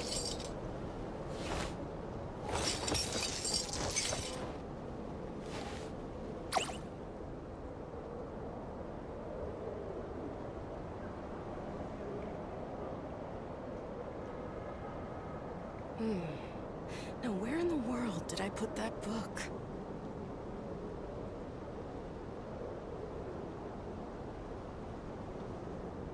Don't worry! I put Ineffa in charge of all my work for today, so we can go play with Knuckle Duckle.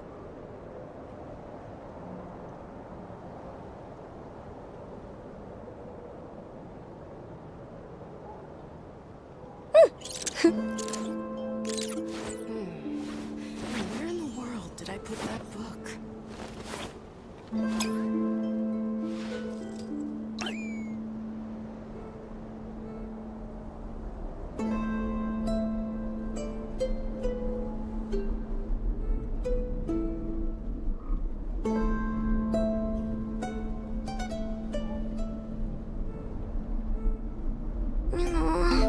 I just got a really bad toothache. Why? Ineffa! Help me!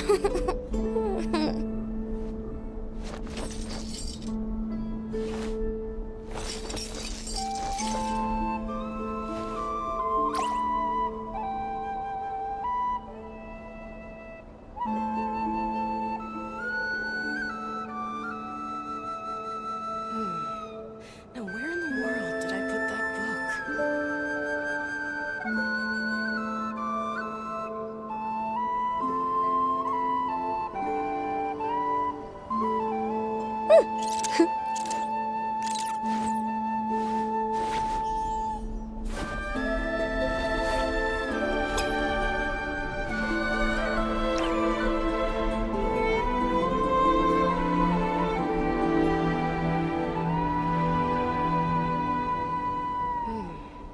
Now where in the world did I put that book?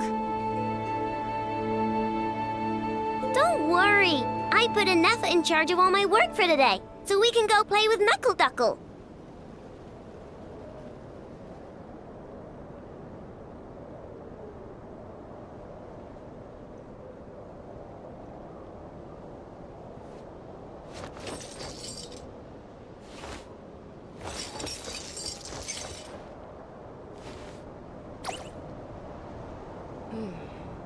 Now where in the world did I put that book?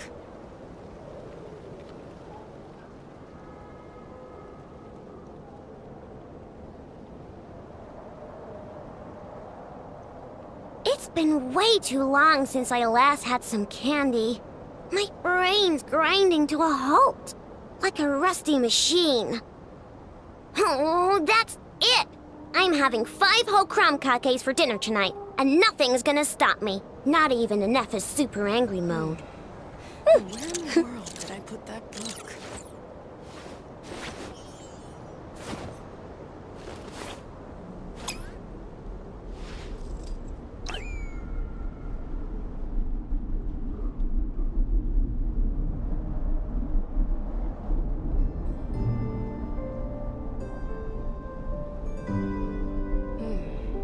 Now where in the world did I put that book?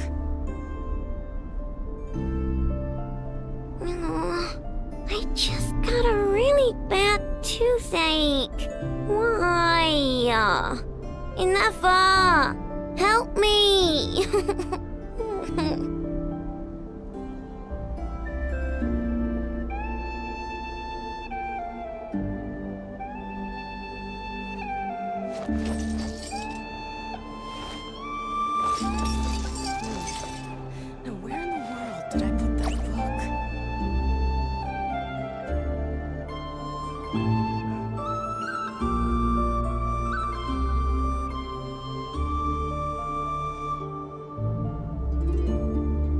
Don't worry. I put Anefa in charge of all my work for today, so we can go play with Knuckle Duckle.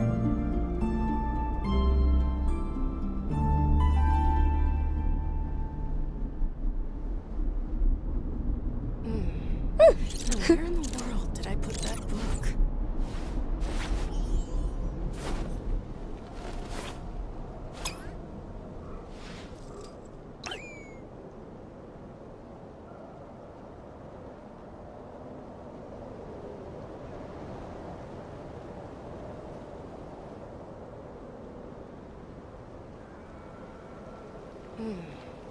Now where in the world did I put that book?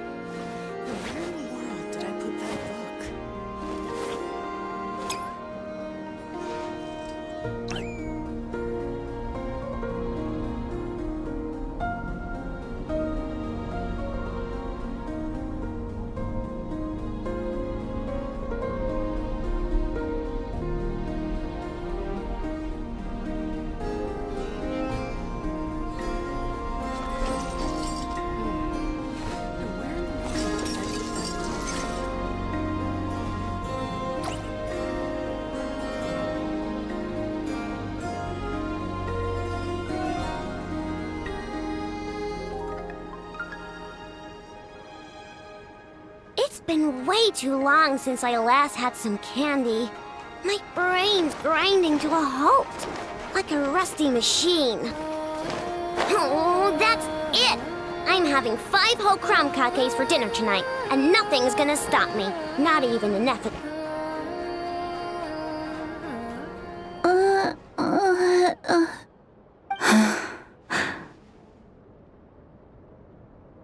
Her sensitivity to Kuvaki is flaring up again.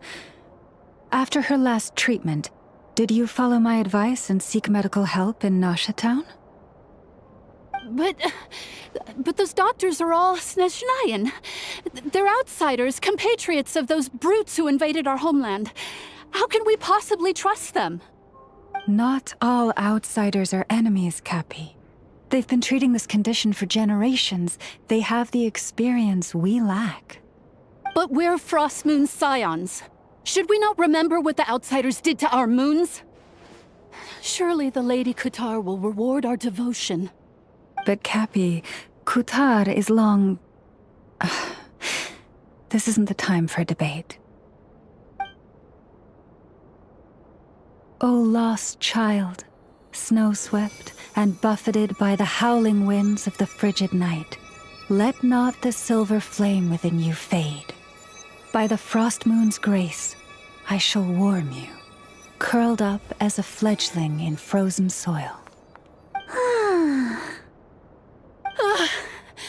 Praise be to the moon goddess, my Karina.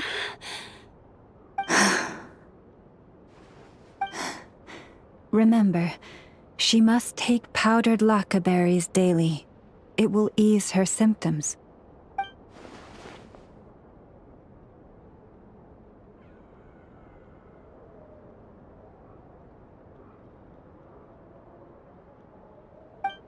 Llama? Philomena, what is it? Dinner is ready. I see. Cappy, let her rest here for the night. I'll have someone bring her a blanket. All right. Thank you so much, Lady Llama.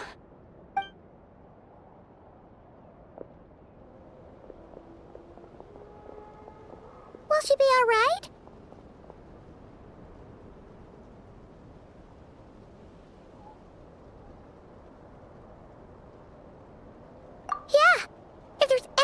all we can do, please don't hesitate to ask. Thank you for your kindness. For now, though, Karina should be fine. She'll be feeling a lot better tomorrow.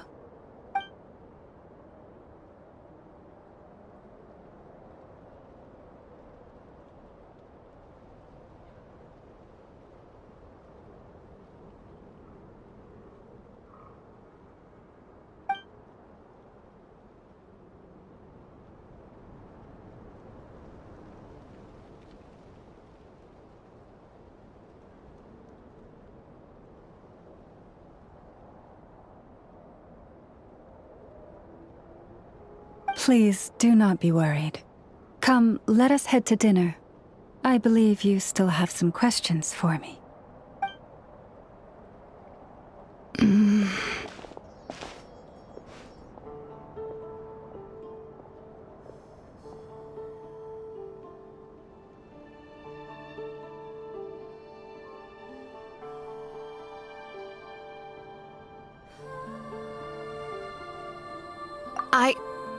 Oh, sorry. Yes, I'll be coming too. I was just thinking about something. Oh? Lauma makes such an unshakable moon chanter. Calm, capable, someone we can count on. Deep down, though, I know she's been quietly carrying the burden for the rest of us. Traveler, Paimon. Believe me when I say that as a fellow Frostmoon Scion, I do worry about Lauma. It's just that sometimes it's hard to say it to her face. Could I ask you to look out for her? I can tell she really trusts you. I fear that would stress her out even more. Sometimes I really admire her strength, but at the same time, I can't help feeling powerless myself.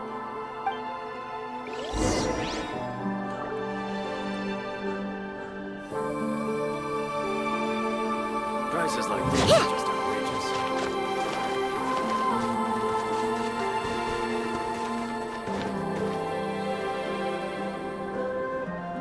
Phew. Paimon's so full. That was even better than the stuff you gave us before. I'm glad to hear it. Thank you for accepting such simple hospitality.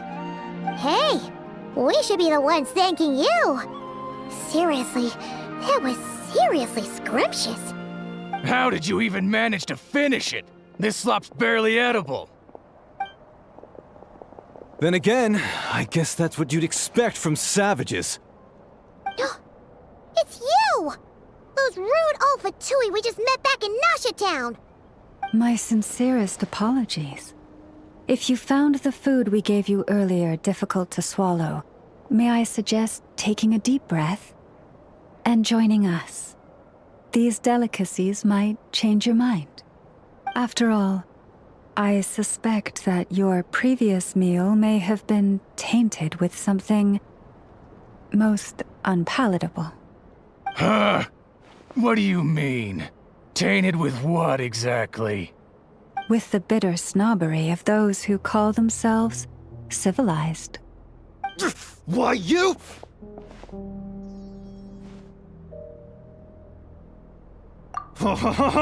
Looking for a fight? Sure, I'd be more than... Hold it! We're not here to brawl. Yet. We're here on official business. Orders from above. We're here to deliver the Frostmoon Scions a warning. Or rather, a final ultimatum. You have 3 days to hand over the relic and reveal the whereabouts of your so-called Qatar. If you fail to do so, the Fatui will immediately begin the cleansing of Hisi Island. Which, by the way, is the sovereign territory of the Tsaritsa of Snezhnaya. What insolence! Your demands are outrageous! For generations, this land has belonged to the... Dear guests, allow me to save you both time and trouble with a speedy reply. The Frostmoon Scions will never hand over anything to the Fatui. And to those who set foot on our land with ill intent, I say this. With your blood, we shall draw an inviolable line in the snow. That applies to you, too. Stubborn savages, the lot of you! Now better hold back this time. Who's there? Receive my blessing. A bitter pill to swallow.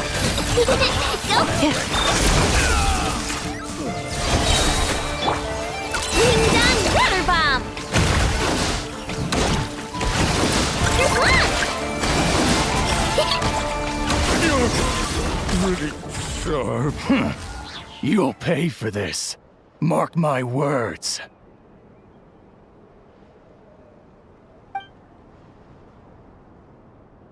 Hey, if you're so tough, get back here and put him up!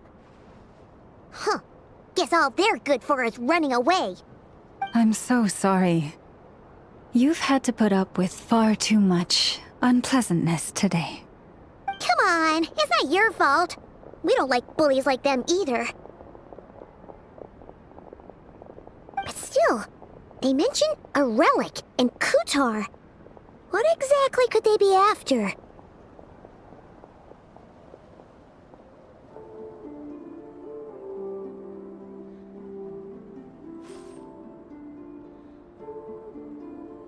Oh yeah, so this might not be the best time to bring this up, but we kinda have a favor to ask of you, Lama.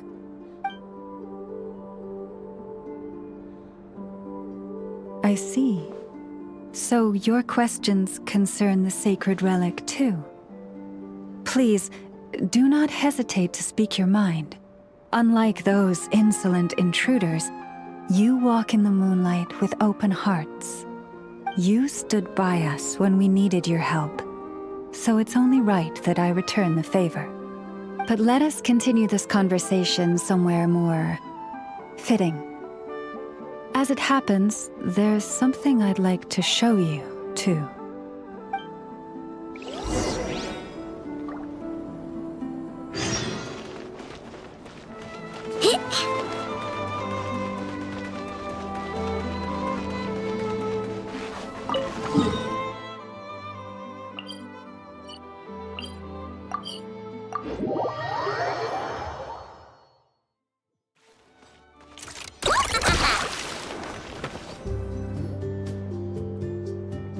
Wow!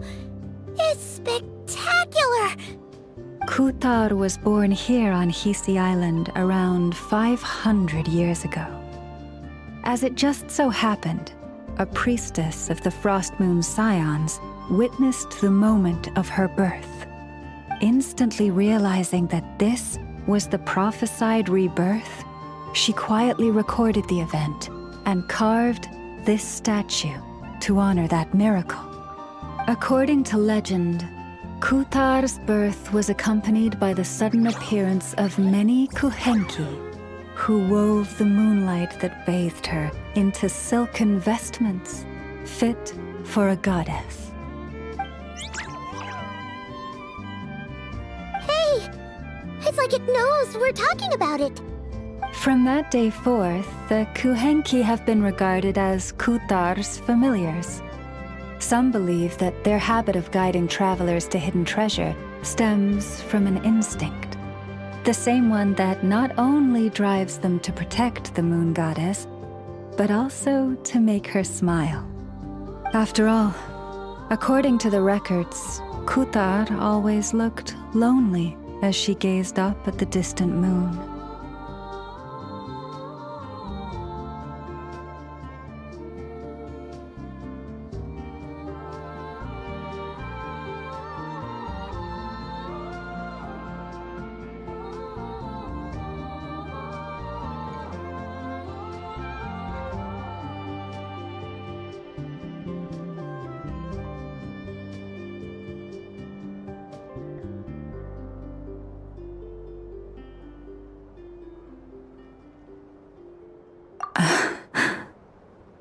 Kutar left Hisi Island before I was even born.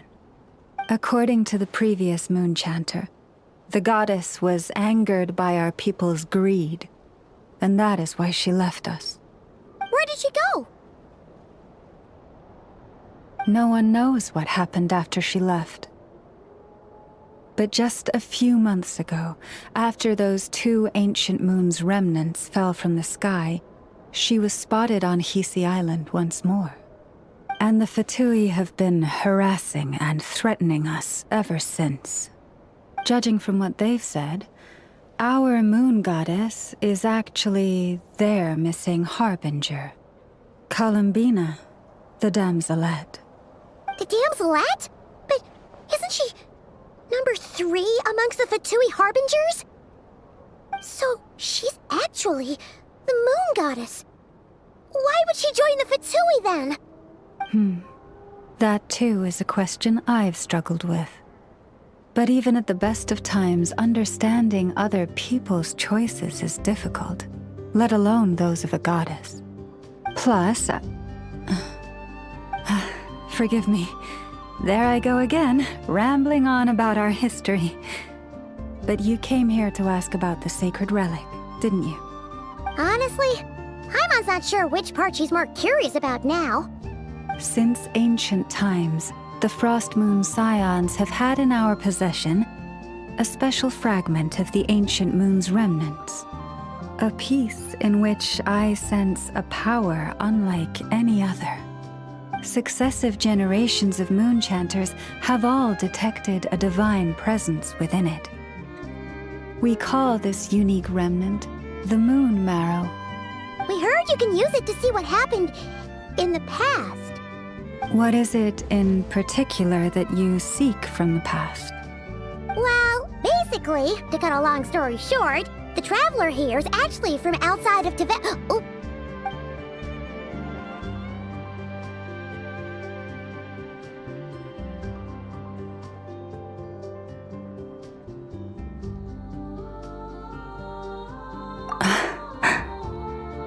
Thank you. Your honesty is a sign of your trust, both in me and the Frost Moon Scions. Unfortunately, though, I won't be able to use the Moon Marrow to shed light on your past just yet. Our people revere the Moon Marrow as a sacred relic. I'm only permitted to retrieve it from the secret chamber in which it is hidden once a year, on Moon Prayer Night. Oh, really? So, when's the next Moon Prayer Night? Judging from the tides this evening, a little less than 2 months. Huh? Does that mean the date changes every year? The ceremony is held on the night when the moon is closest to Tevat. This is also when Nodkrai's Kuvaki reaches its peak. Only then can the seal on the secret chamber be lifted. Oh, guess we've got no choice but to wait. I am truly sorry that I cannot help you sooner. But, as the Moon Chanter, I swear that I will do everything I can to help you find the answers you seek.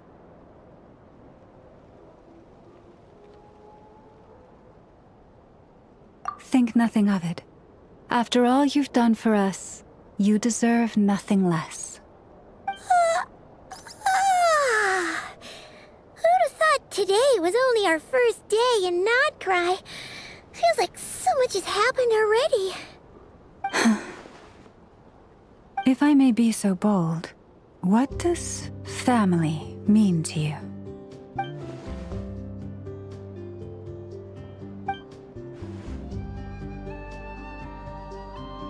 If you are aware of something, a secret that could hurt your family, would you be honest with them, or try to hide it?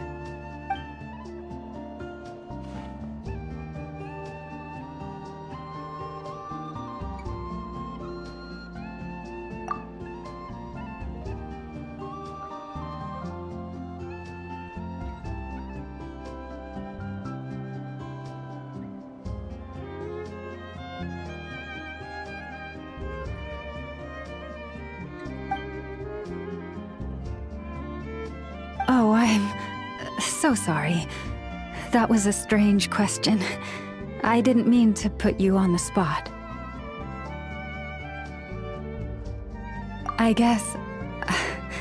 I've just never met anyone with a story quite like yours before. I just suddenly had the urge to ask.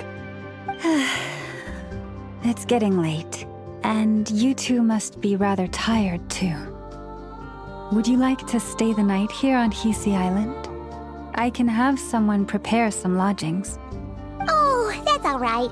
We've already got a room back at the flagship as it happens. Speaking of which, if you ever need us, feel free to come knocking. Do you need me to show you the way back? No worries. It's quite a way, and you should get some rest too, Lauma. We'll make sure to be careful. Understood. Then I won't keep you. May your first night in Nodcry pass in stillness and peace.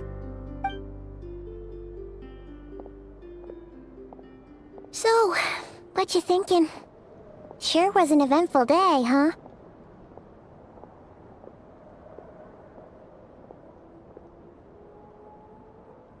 The good news is, we're not at a dead end in the search for your spaceship yet. We can always learn more about this place while we wait.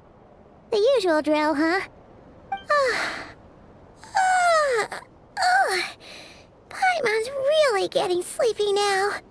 If she gets too tired to fly back, you carry her, okay?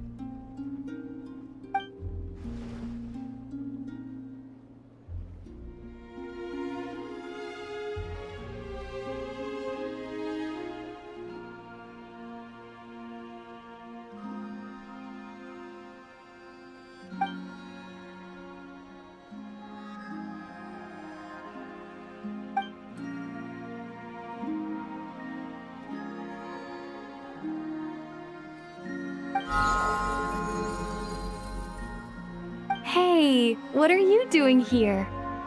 Oh, these flowers. I remember. When you first appeared, there were flowers like this all around you.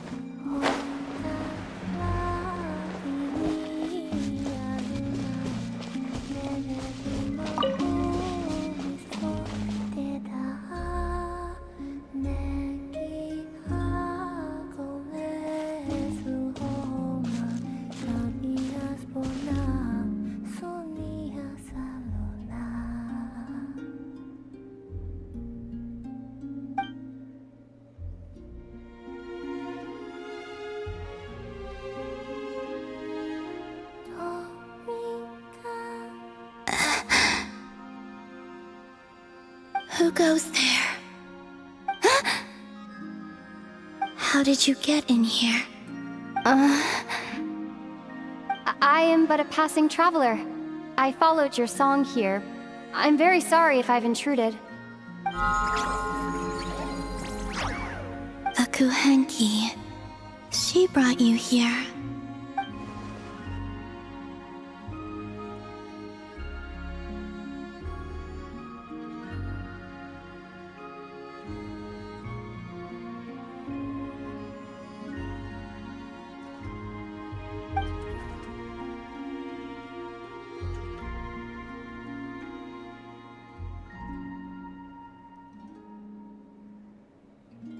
May I ask, are you the one they call Kutar?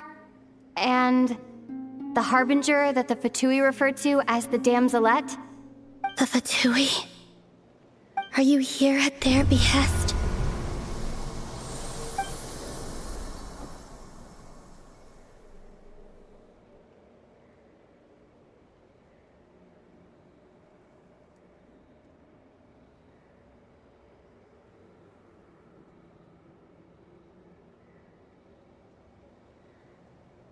Please don't get me wrong.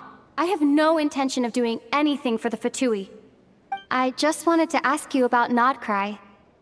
And the moons. The moons? Do not believe in what you can see. What truly matters is what you cannot.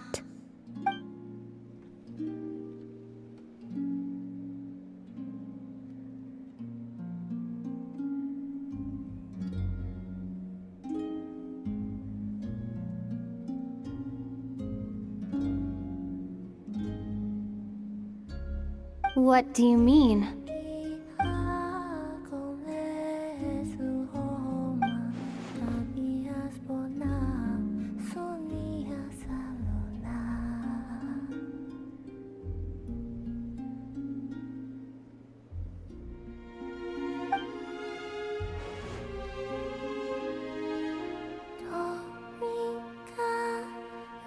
Listen, I'm the Traveler.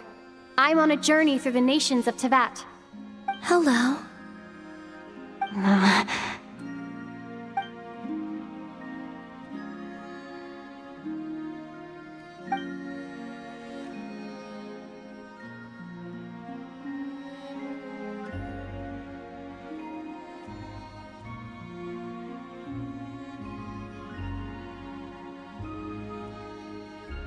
Could you tell me your name?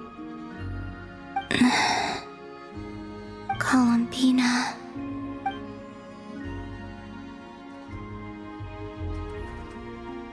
Kutar, the damselette, the moon goddess. Pick whichever takes your fancy. I do not know my own name.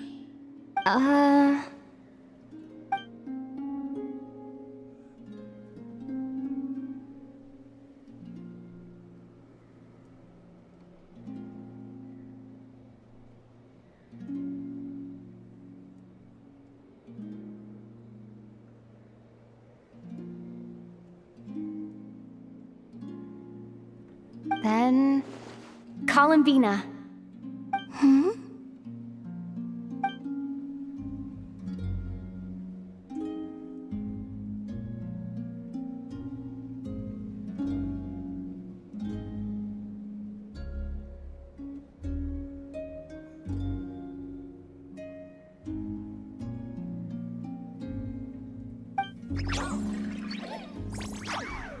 This Kuhenki, this Luanatar, did you bring her into being? Come here, little one.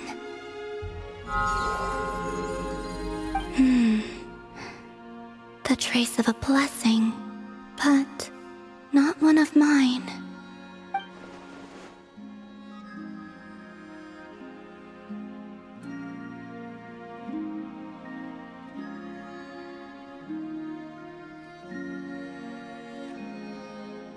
People always assume I can do many things.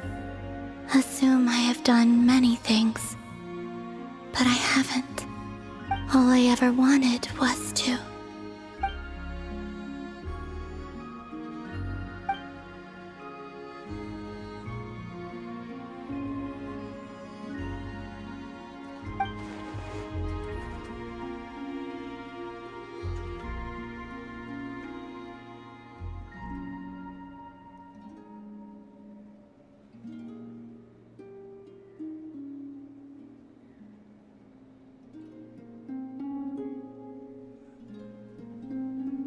It's about time I got going. I'm very sorry for disturbing you today.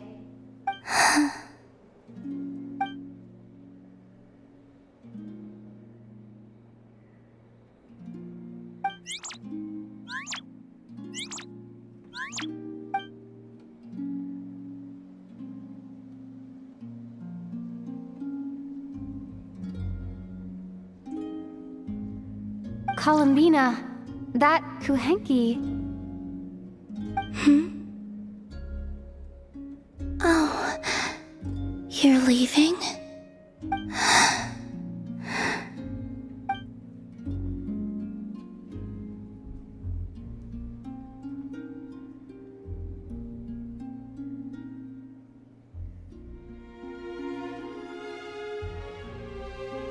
go then.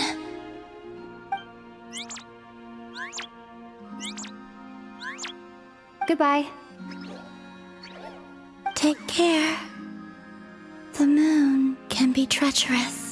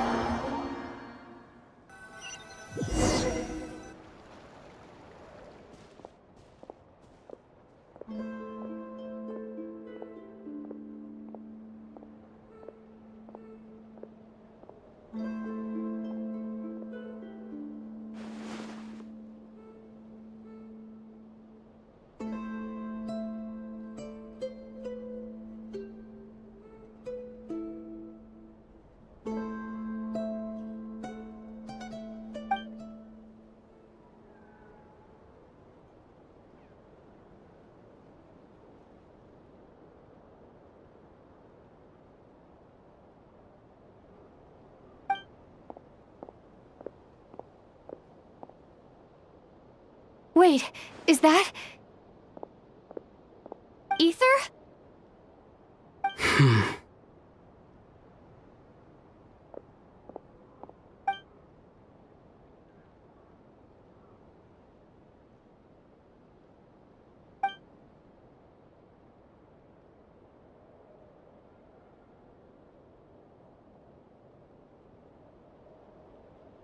Ether!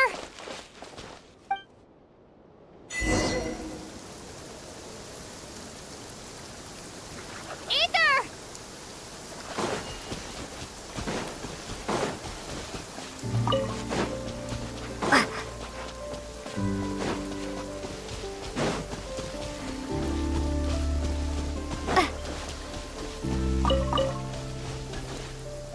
Ether!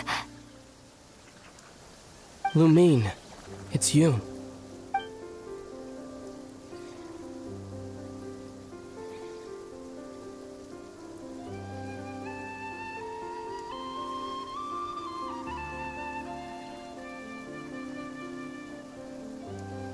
Why are you here on Hisi Island?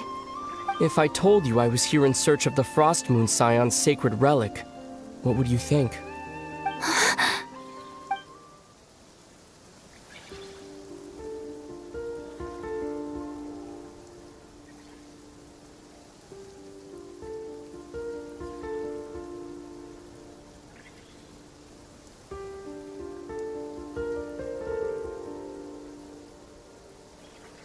Are you also here to uncover the truth about our past? That's right. What happened to us in the past? How we came to Tevat?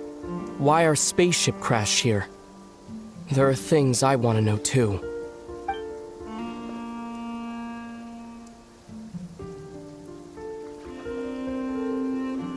But I'm not about to sit around waiting for another 2 months to find out.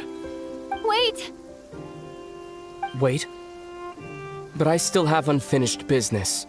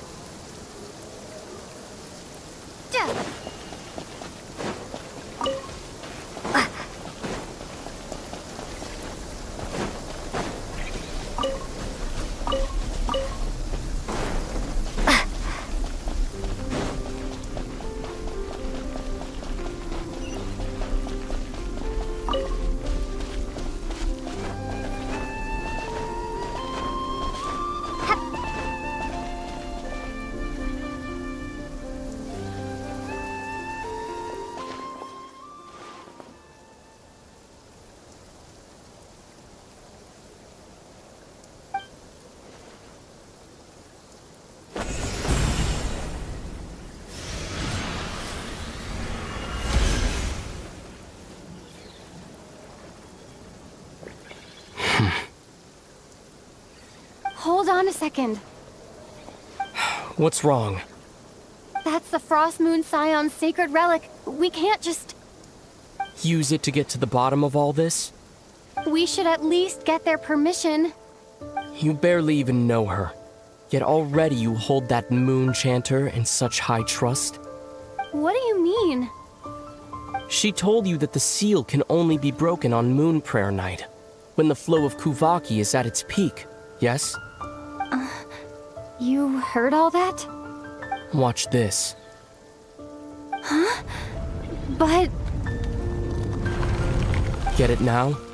She's been stalling for time. As long as the statue's base is imbued with sufficient power, the secret chamber can be opened at any time.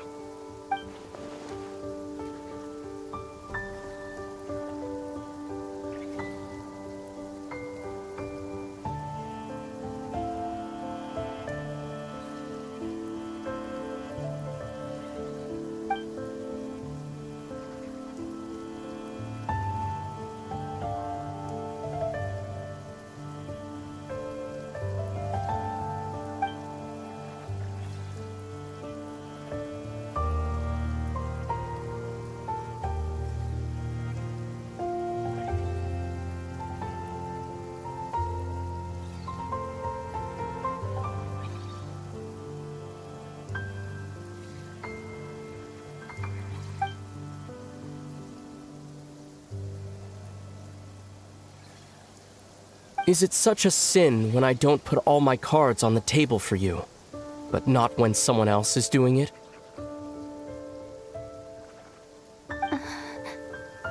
It's not like that. Is it? Ether, you've got it all wrong. This whole time I've wanted to ask you, what happened to make you like this? I admit, I've been having trouble accepting it. But after all this time apart, I've finally come to terms with who you are. Willful side and all. I trust you. I still do. Through all the worlds we've traveled, you've always been there by my side. If there are things you can't explain yet, I can wait while the journey goes on. I'll wait as long as it takes, until the day you're ready to talk. Lumine.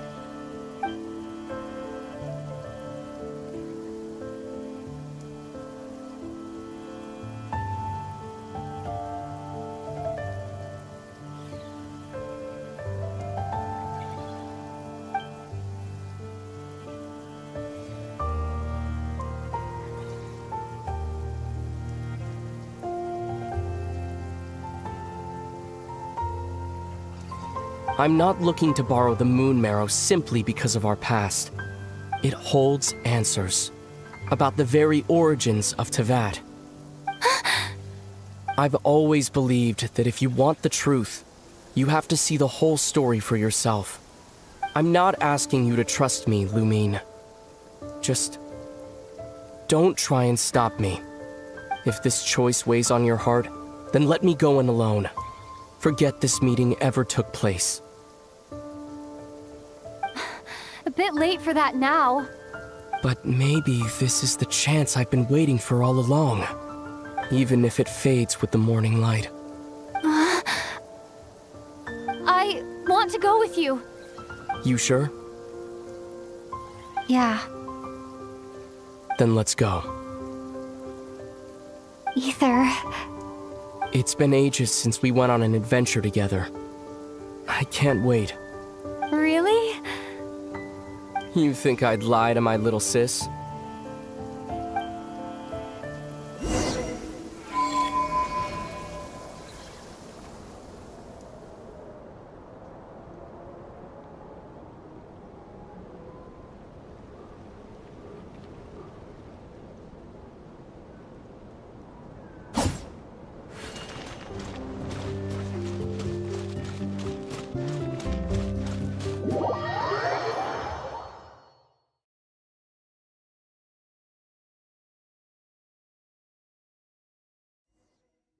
From what I understand, the path ahead is likely to be full of trials and challenges.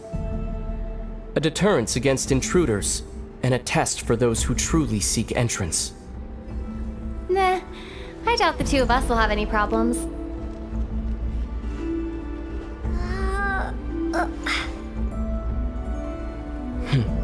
I agree.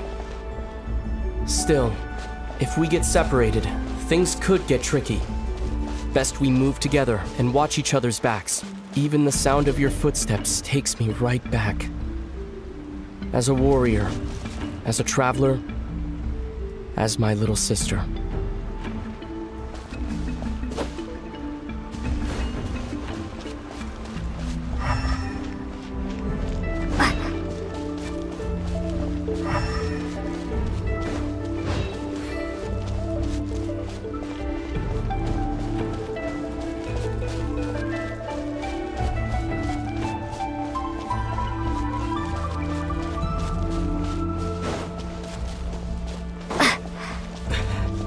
Looks like this is the first trial.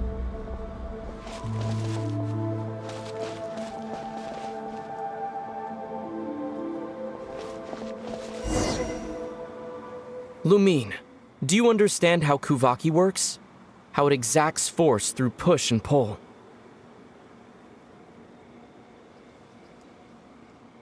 Let's see. How about this? I'll temporarily neutralize the Kuvaki on the cliff face and move the platform into the center. Once it's in place, you'll need to utilize the repelling force of Kuvaki to reach the other side. Okay, I'll leave it to you then.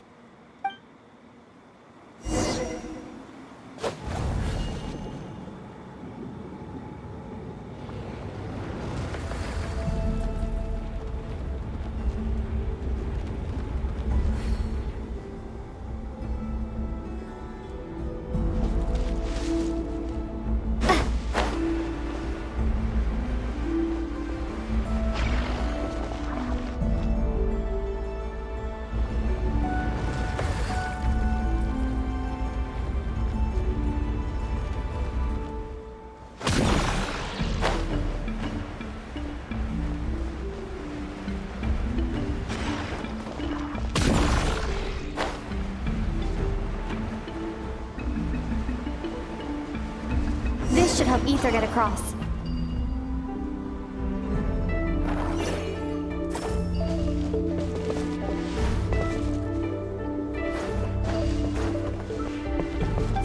Ether!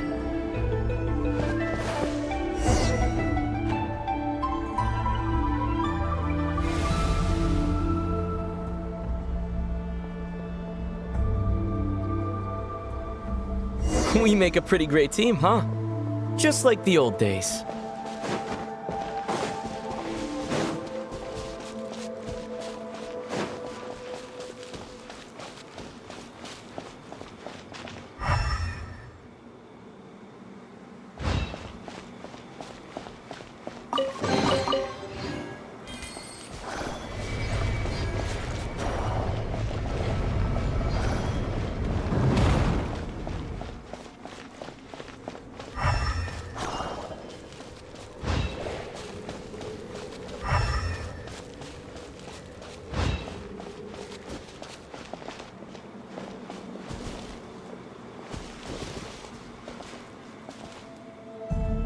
A wide open space.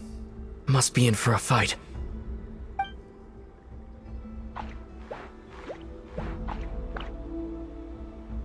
Was that it? What a letdown.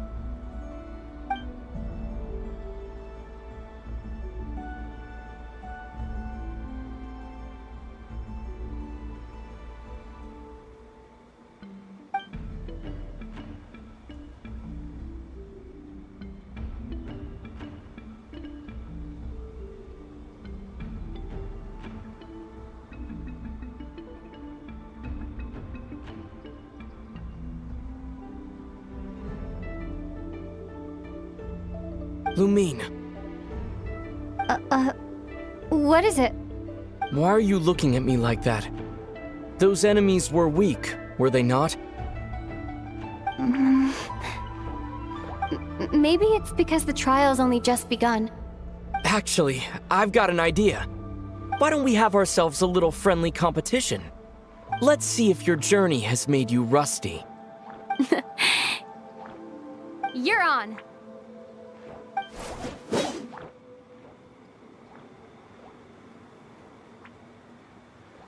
I won't lose to you, Ether.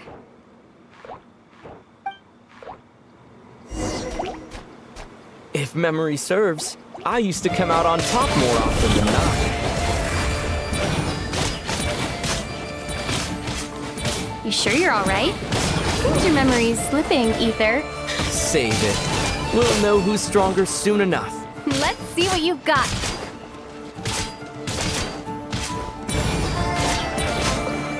Here, I'll let you take this one. But next time, I won't be so nice.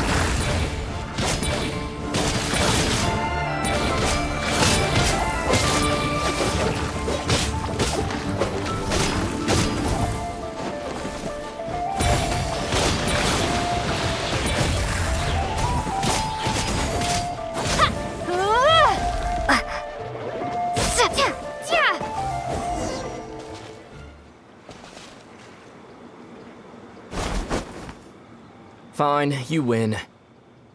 Didn't feel like you really wanted it anyway. Going all out in a place like this? Sounds like overkill to me.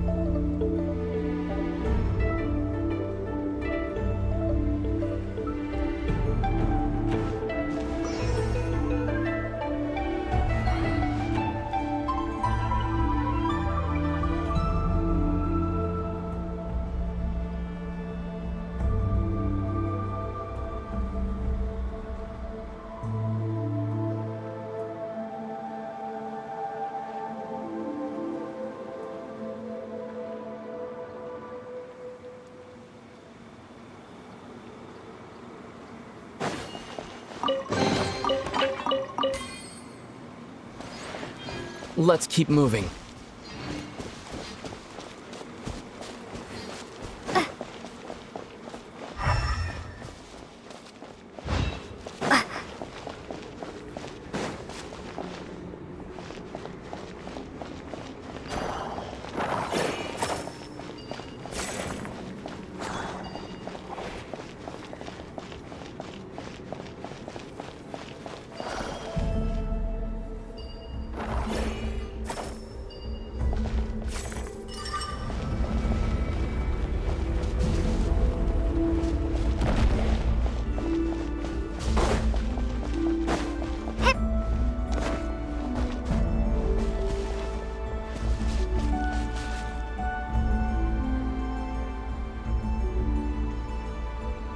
What is this place? No sign of any monsters. Feels like a ritual site, but something's missing. It's ahead, inside that thing that looks like a mirror. I can feel it. But maybe it's sealed within? Can you open it using Kuvaki? Apparently not. Do you think it might have something to do with the Frost Moon Scion's bloodline? Ether? If this is about strength of blood, what could possibly stop us?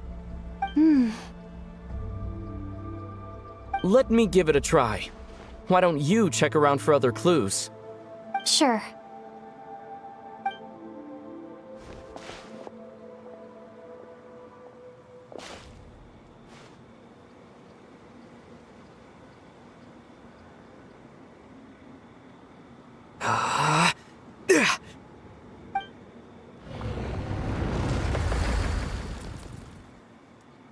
Found it.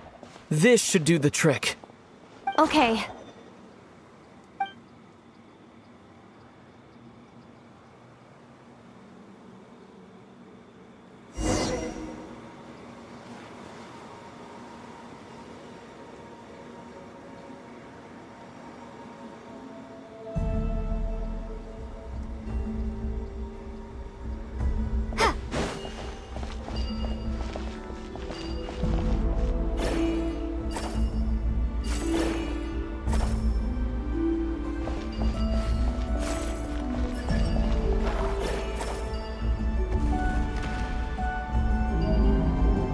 Yep, that got a reaction. That's one down.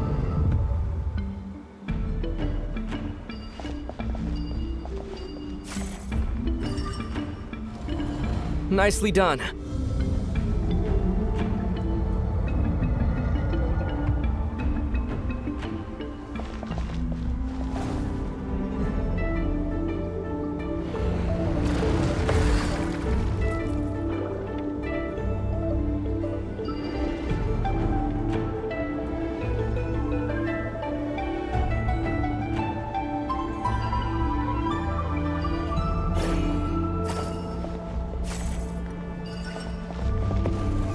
You've got this. One more to go.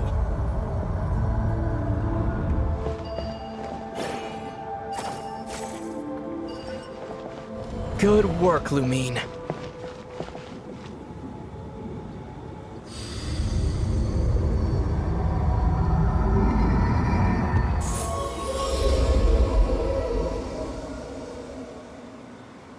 The door's open. Come, we must be close.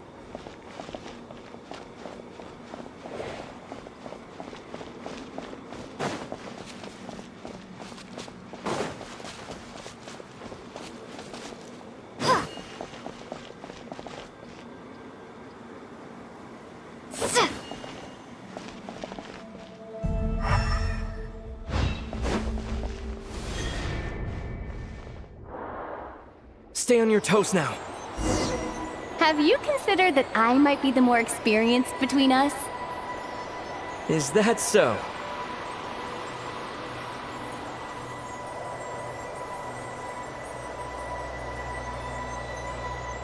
So, will you be heading off again after we're done here?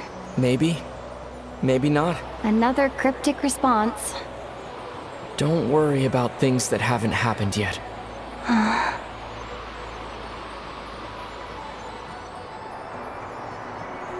At the end of all this, what do you think we'll find? Whatever it is, we can handle it. What about the end of our journey? That's not something we need to worry about right now.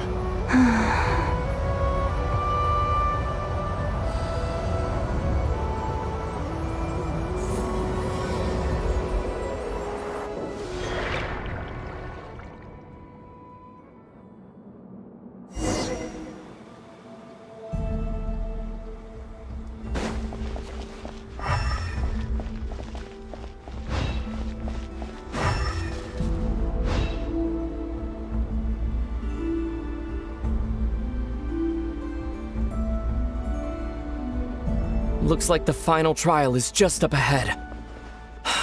Ready for battle? When have I ever not been? What's wrong? Going on an adventure with you side by side, it's been so exciting.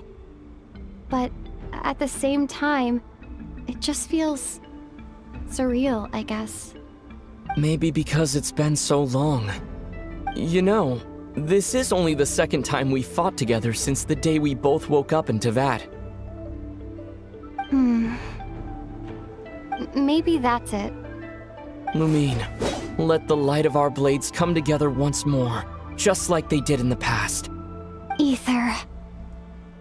This is a night of miracles, an adventure that belongs to us. Let's not weigh it down with worries and regrets. This is our adventure.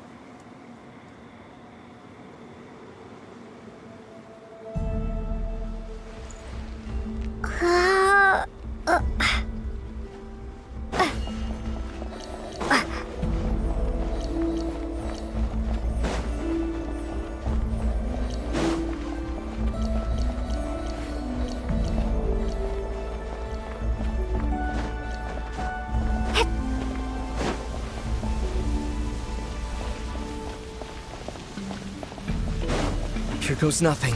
Prepare for battle. Stay focused! Dodge its attacks!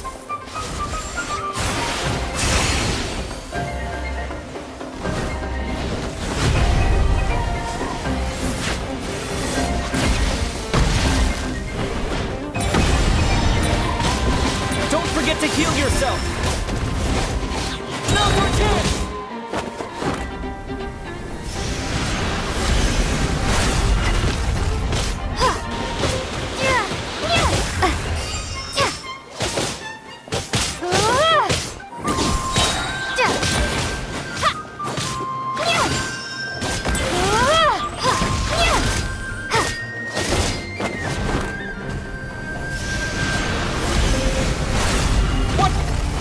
Time for the finishing blow!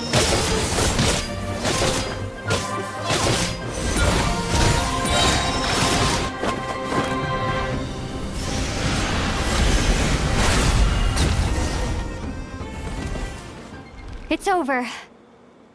Nicely done. Flawless execution.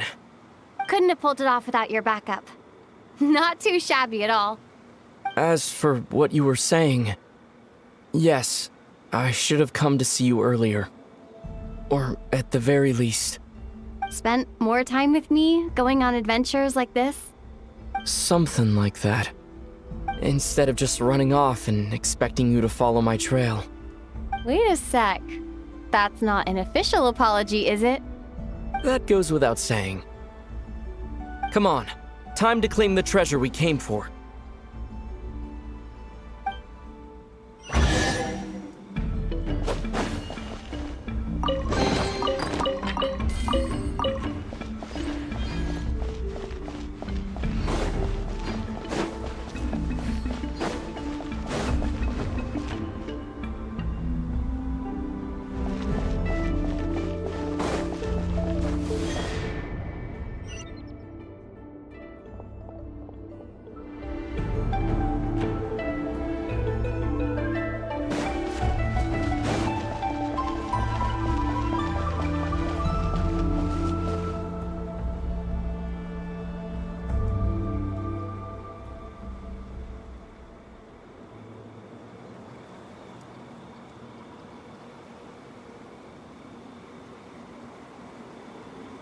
So this is the Moon Marrow, the treasure we've been after. All right, go get it for me, Lumine. It belongs to me.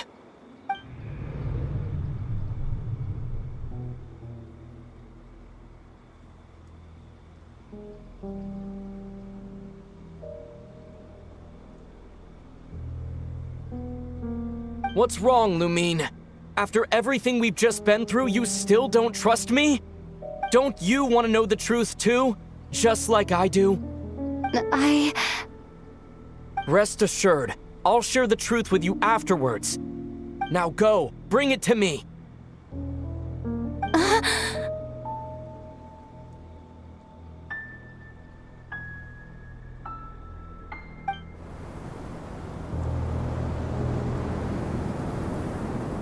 What's going on? Where did this fog come from?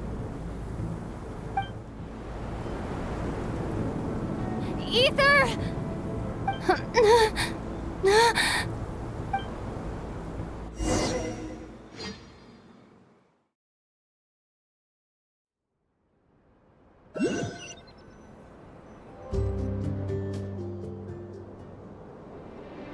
Ether!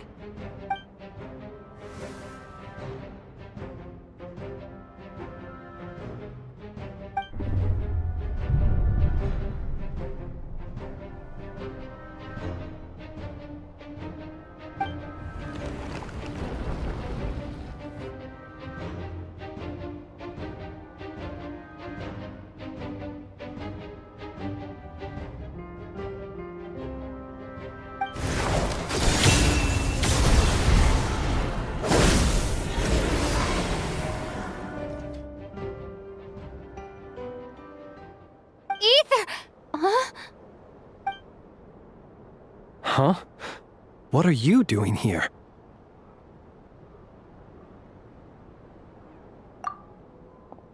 Yes, We ran into each other at the flagship this afternoon. I'm honored you still remember.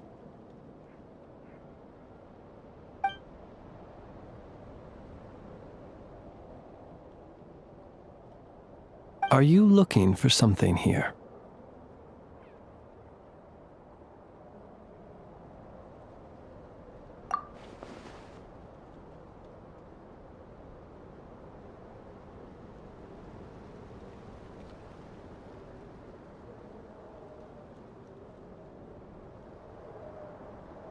And you just happen to end up surrounded by the Wild Hunt.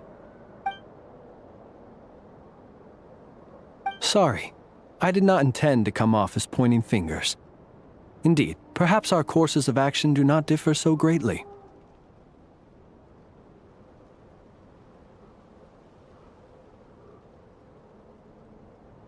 Not exactly. We Lightkeepers are accustomed to patrolling at night. A long-held tradition, you understand. I was just passing by when I noticed that the Wild Hunt had struck. So I simply did what I am duty-bound to do. As a matter of fact, I just saw someone leaving in quite the hurry. Was that your companion?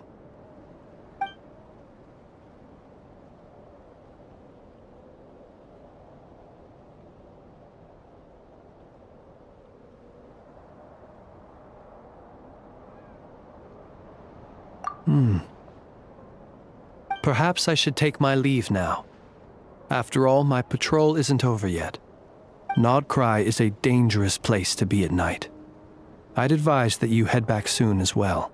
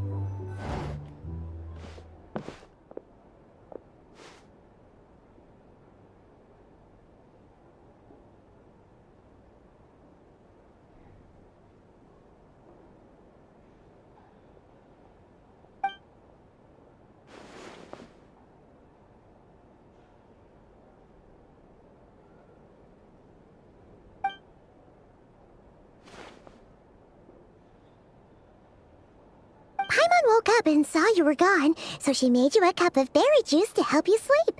Her own secret recipe. When you get back, drink it up and go get yourself some rest.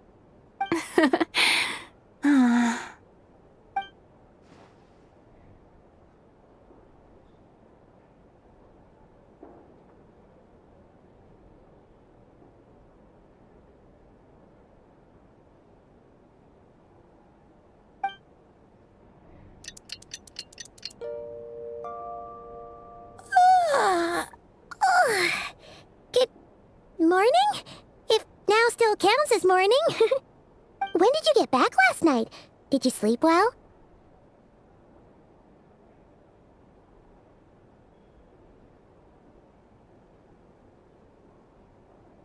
Good to hear.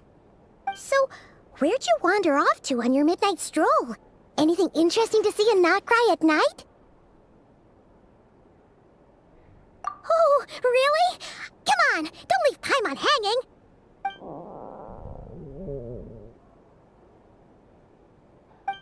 All right. Guess we'll have to feed your stomach before we feed Paimon's curiosity. Let's go grab something to eat while we talk.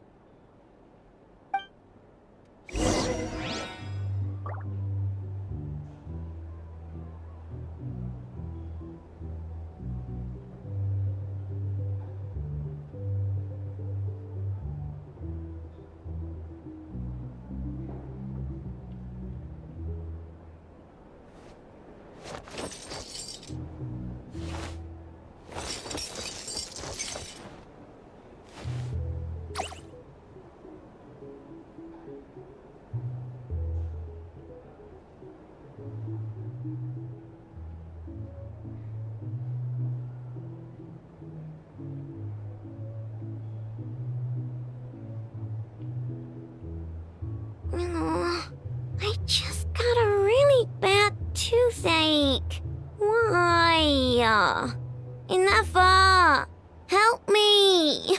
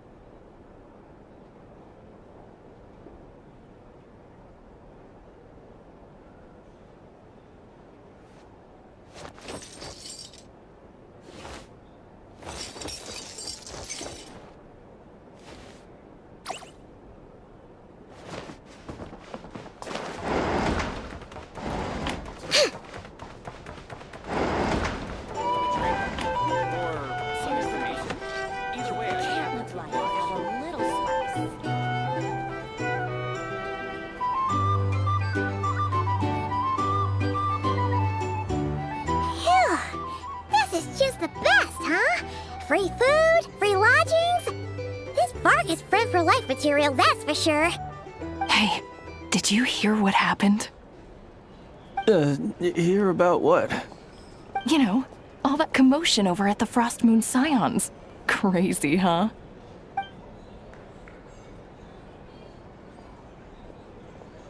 Huh? What happened? See what I mean? Completely oblivious to what's going on around you. The sacred relic of theirs. It's been stolen. Hey, slow down! Paimon knows you're hungry, but you don't have to worry about her stealing your food.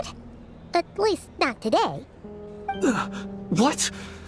Was it those Fatui? No idea, but the news has already spread right through Nasha Town. What did their high priestess... what did they call her again? The moon... something... Anyway, what did she say about it? What could she say? She's the one who discovered it was missing.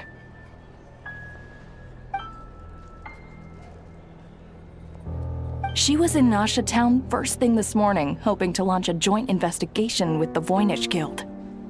Whoa! Did you hear that? Lauma and the others, their sacred relic's been stolen! Who in Teyvat would even have the nerve? Paimon bets it was that bunch of good-for-nothing, rule-breaking, troublemaking Fatui!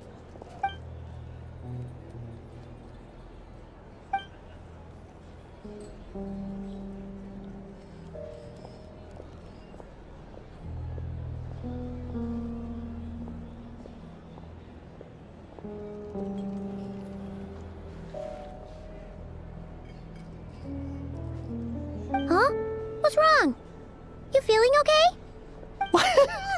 A joint investigation? Good luck getting any takers. Unless there's some reward or business opportunity to sweeten the deal. Same thoughts here. So just a few minutes back, she switched gears and headed over to the one place that might actually be able to solve this. The Curatorium of Secrets. Ah!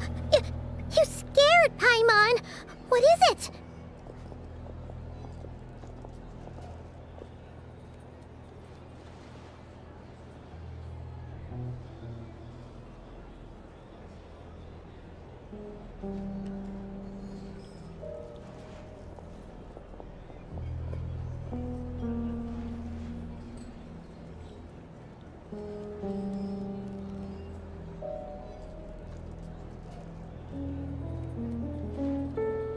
Huh?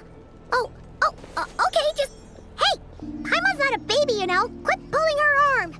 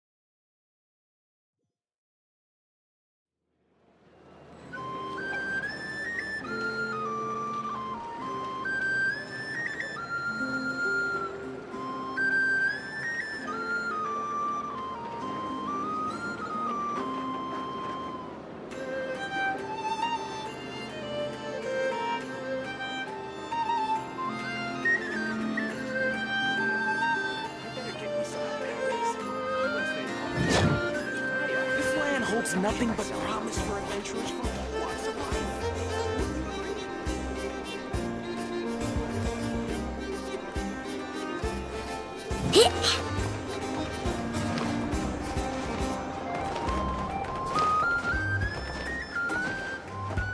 Eeny, meeny, miny, mo.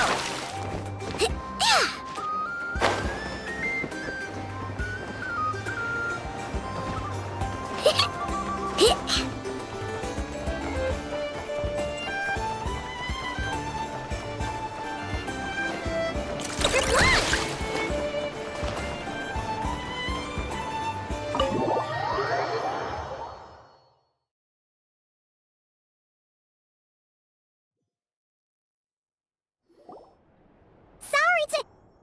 Huh? There's no one here. But didn't they just say Lauma came this way a few minutes ago?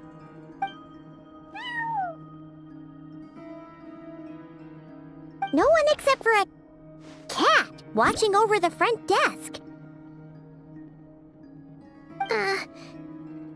Excuse... meow? Are we supposed to check in here?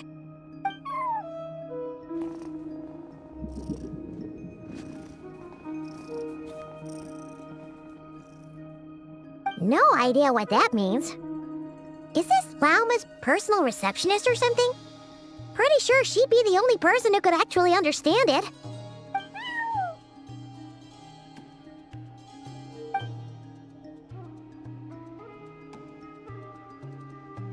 Huh? It's heading into that room! But why not? Like I told you already, that's just... Huh? Another client.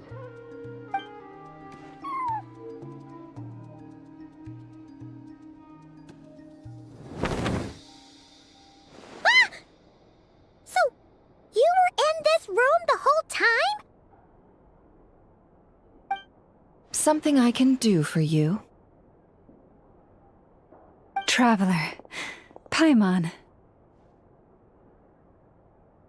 Oh, you're acquainted then? Yes, they visited Hisi Island yesterday. We had dinner together. Allow me to introduce you. Traveler, Paimon. This is Nefer, boss of the Curatorium of Secrets. Pleasure to meet you. They are travelers who arrived in Nodcry just yesterday. Greeted by the birds and beasts of this land, they are kind-hearted souls who walk in the moonlight's glow.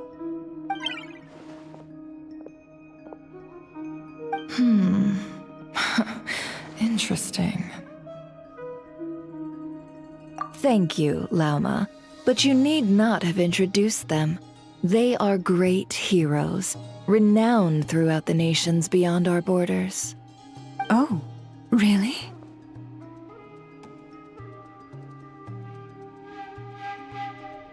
Do not forget, I deal in information. Just because most people in Nodcry pay scant attention to foreign affairs, that does not mean the same goes for the Curatorium of Secrets. They're the heroes everyone was talking about before. The ones who saved Natlan during the Abyss crisis.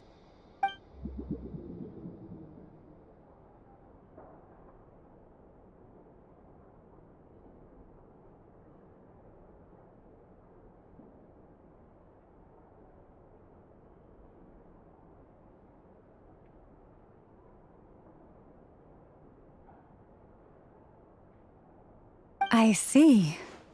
We Frostmoon Scions seldom leave our domain, so I had not heard of your heroic deeds. Please, forgive my ignorance. It's no big deal. We were hoping to keep a low profile anyway. If we had to list all of our titles and good deeds, we'd be talking till sundown, and then some.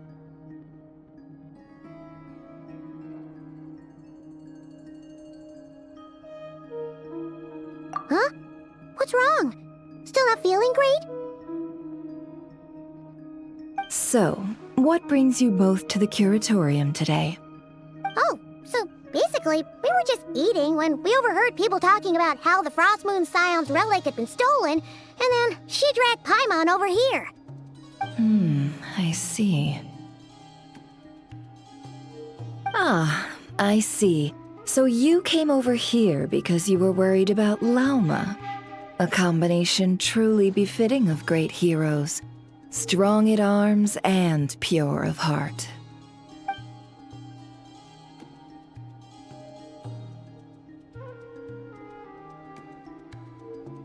In that case, Lauma, I've got a suggestion. Why not ask these battle-hardened heroes to take the commission for you? Honestly, it's a little beyond the means of such a modest establishment as ours. Your modest establishment? Unable to handle a commission? You just don't want to take it, do you? You're right. I do not. What kind of commission is this? Surely it's not to recover your stolen relic? Yes, that is it. Recovering the relic is both my duty as a moon chanter and a step toward fulfilling the promise I made the Traveler, to help uncover the truth of the past.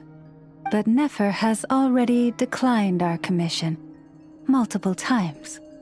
And yet, just as it always has, the moon will continue to illuminate the sky above the curatorium. Come night or day, may the moon goddess keep you. Enough of that.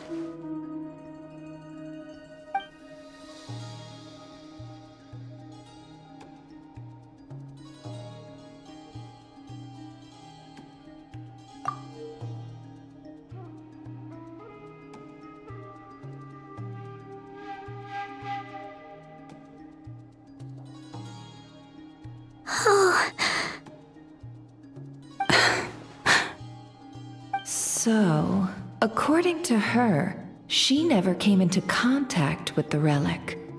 So she suspects her brother may have taken it. I understand.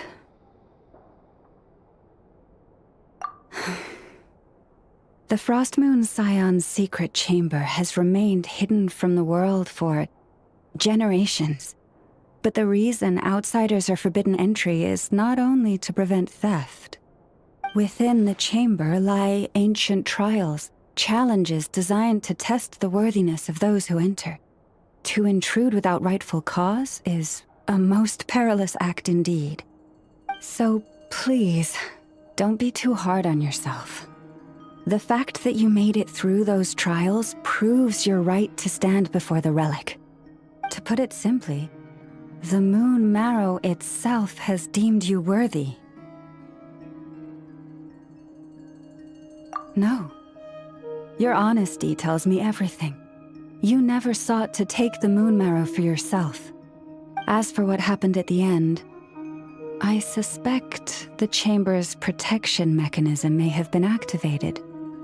Among those who entered the final chamber, there was either someone with impure intent, or else an abyssal presence. The Abyss?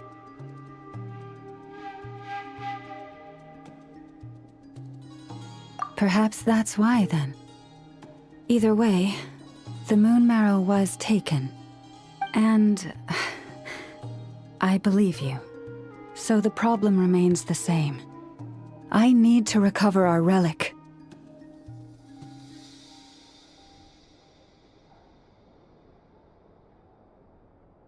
See? Didn't I tell you it would all work out in the end? But before everyone starts celebrating, forgive me for asking just one more thing. Are you absolutely sure your brother took the relic? What do you mean? Weren't they the only ones inside at the time? Who knows? Think about it. After your brother broke the seal with abyssal power, what was to stop someone else from following you in there? In theory, nothing. And as it just so happens, I received a tip-off from one of my sources earlier this morning. Word is, today of all days, the Fatui suddenly called off their search for the relic. What? Huh? Why? Well, either they woke up this morning and suddenly decided they'd lost all interest, or...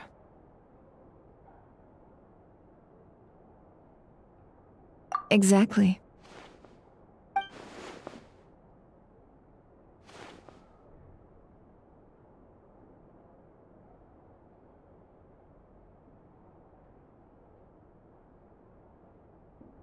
Are you wondering if your brother might be in cahoots with the Fatui?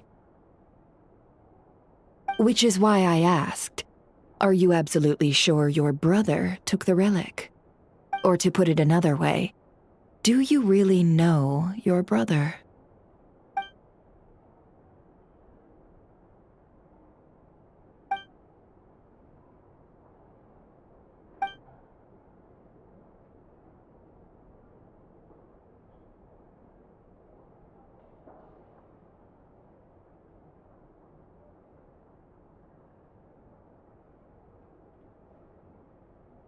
In other words, it's highly likely that the Fatui already have the moon marrow.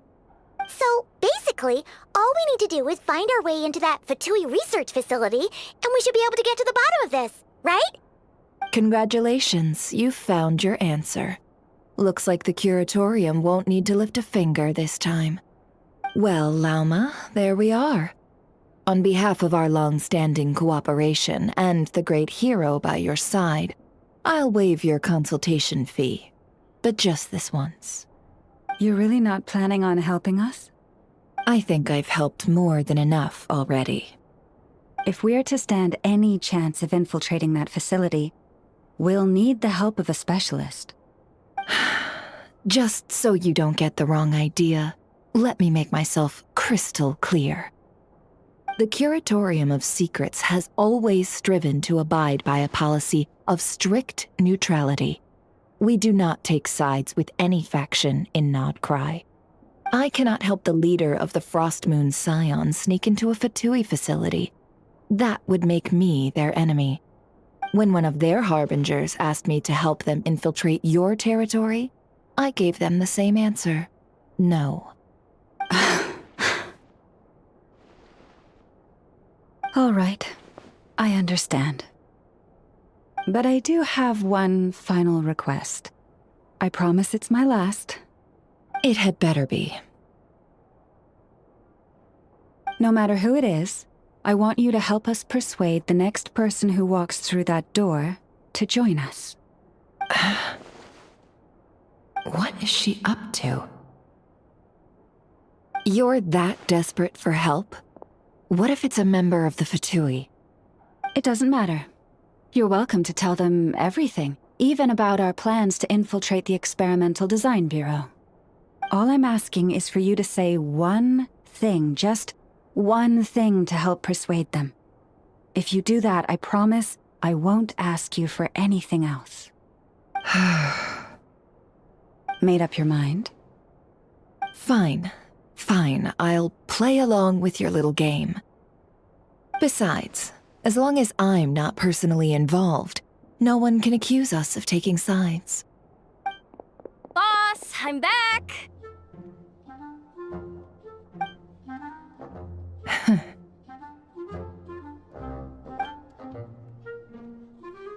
You won't believe the luck I've been having today. Remember you sent me to find that runaway cat, yeah? And you said I'd only be back after dark?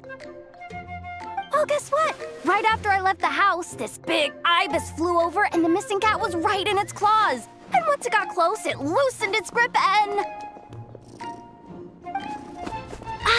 claws. And once it got close, it loosened its grip and... Boss, you're meeting clients. I'm so sorry. I'll get out of your way.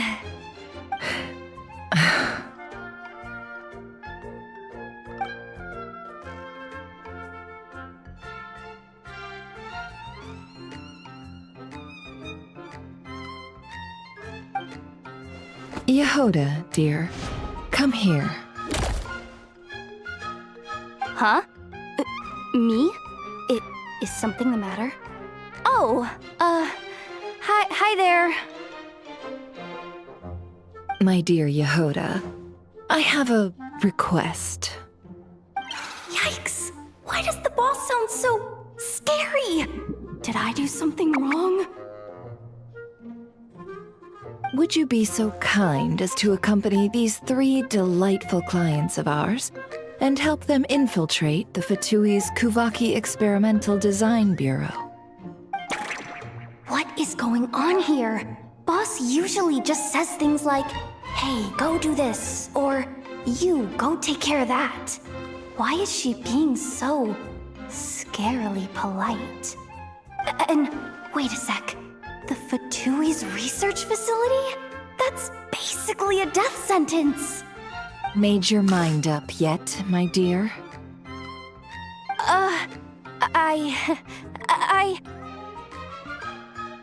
What is up with Boss today? Am I supposed to say yes to this? Or maybe it's because the mission's too risky, so she's actually looking out for me? Why is everyone looking at me like that? Is this some kind of test? I can't let the boss down. Can I? Have you made up your mind?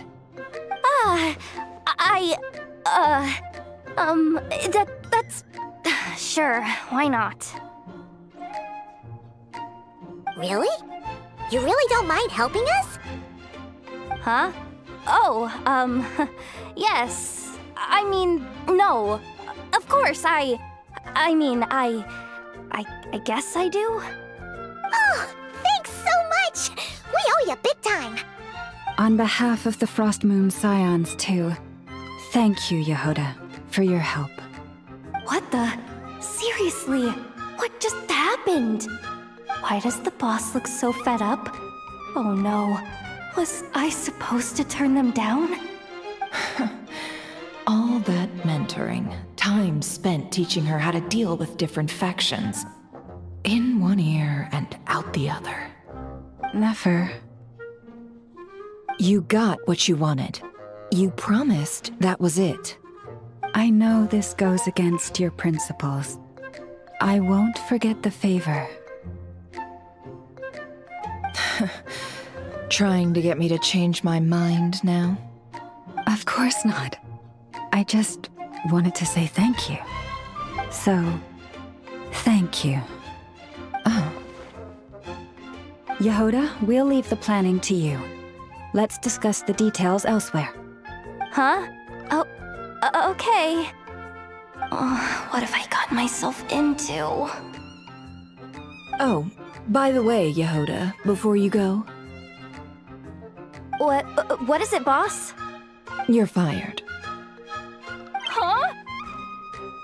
Effective immediately. As in, this exact moment. The curatorium will take you back, of course, but only once you've completed this commission for our 3 clients. What? Is there some issue? Well, here's the upside. Without me taking a cut from your commission, you'll earn more. Seriously? Can someone explain what's going on here?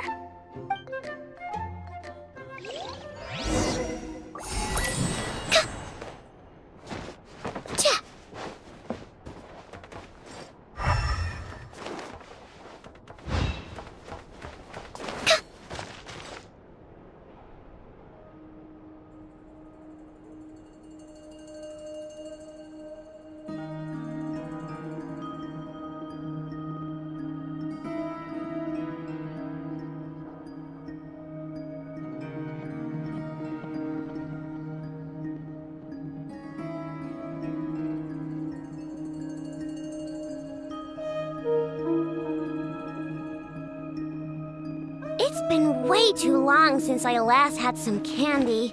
My brain's grinding to a halt, like a rusty...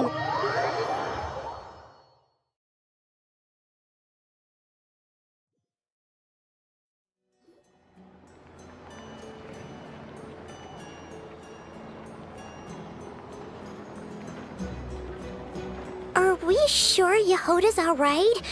She looked totally crushed just now. She'll be fine. She's just in shock. But one thing's for sure. The Curatorium's professional standards are beyond question.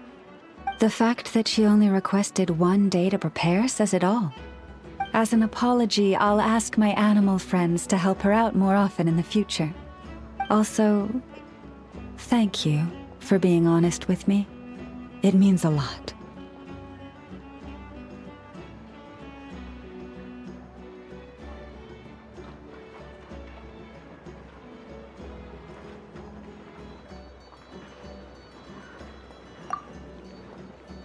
Was it really, though?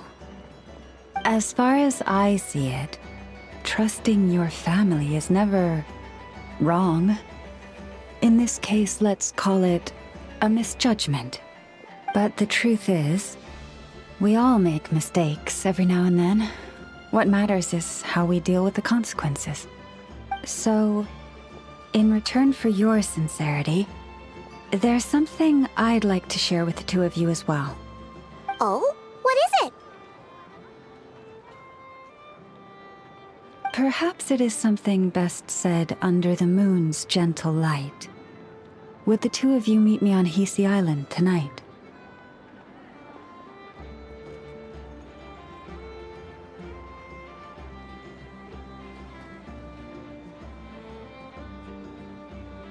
Oh, it does sound important. You're right. There's too many people here. Somewhere quieter makes a lot more sense. Thank you both for understanding. Then let us meet beneath the moonlight.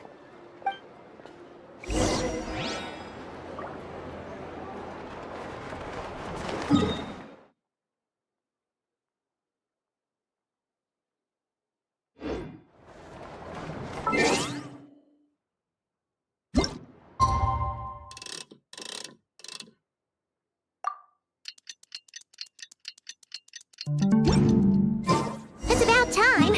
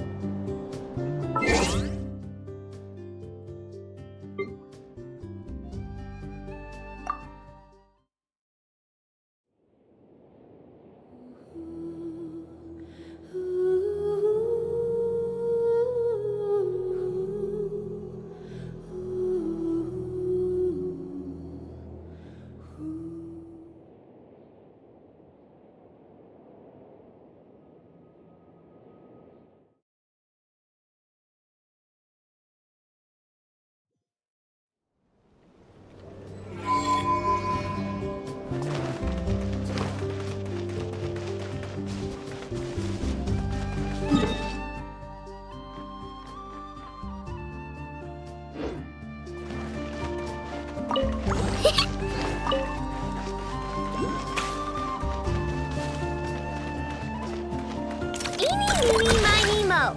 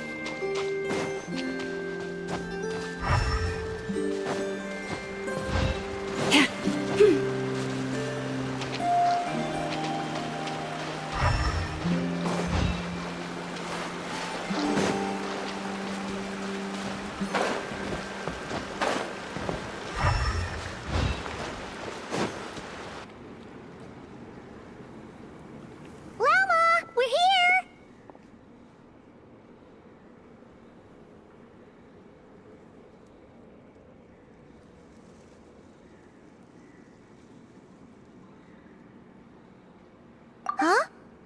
Llama, are you praying? I am indeed.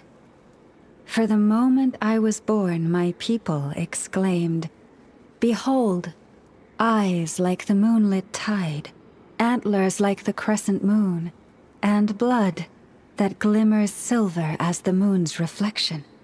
From as far back as I can remember, I was revered as the Frost Moon's emissary and the Moontide Maiden.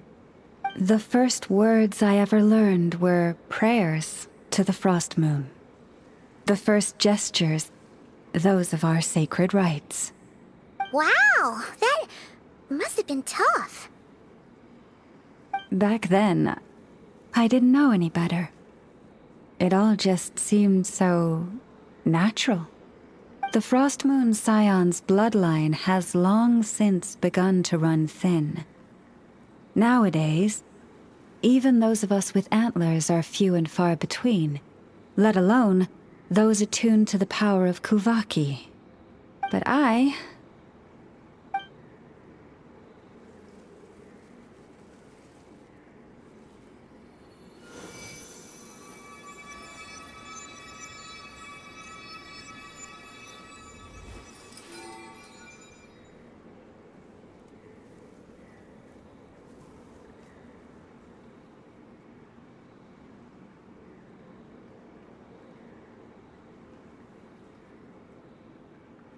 Whoa!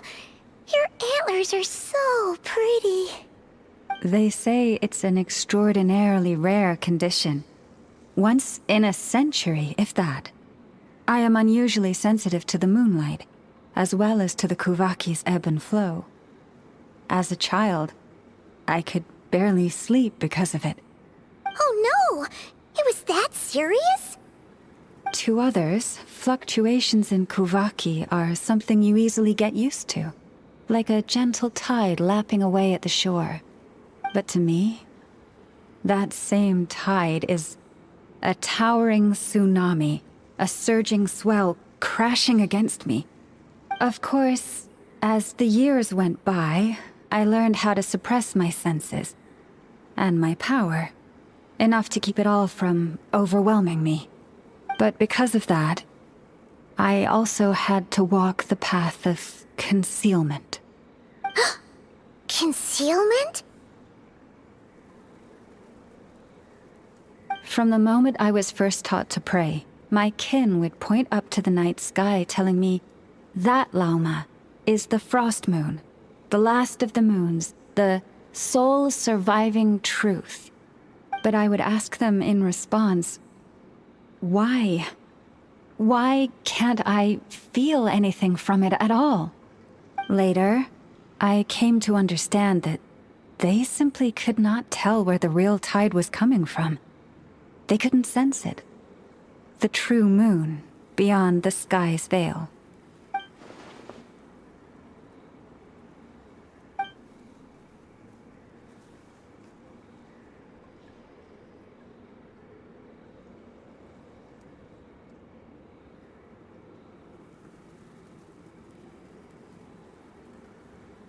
The moon is false. I reached that conclusion long ago. But there was no one I could tell. Not a single soul. At least, not until now. Am I the one who's wrong? Is it the moon that is false, or my own senses? I asked myself such questions time and time again.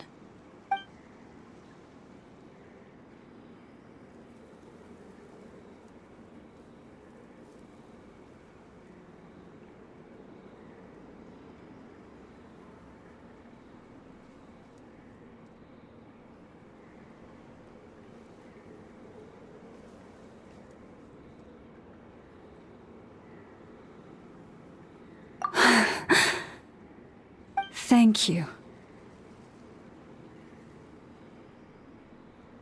When you called yourself a descender, I had a feeling you might be able to confirm what I had always suspected. And now that you have, it's exactly as I imagined. I feel relieved. Oh, Paimon I guess why you couldn't tell anyone now. It's not easy to change people's minds on something they've believed for hundreds of years. That's what I meant by concealment. I knew too much, so I had no choice but to keep my people in the dark.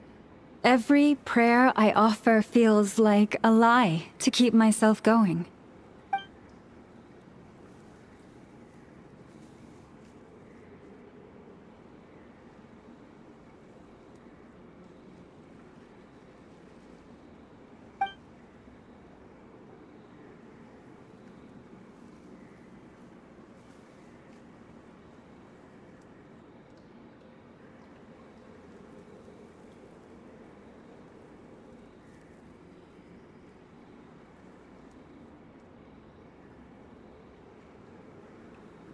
You've already met our Kutar, haven't you?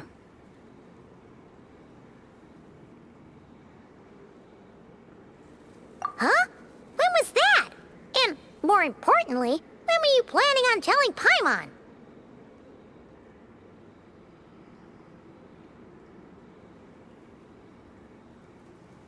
Ah, no wonder. What did you think of her?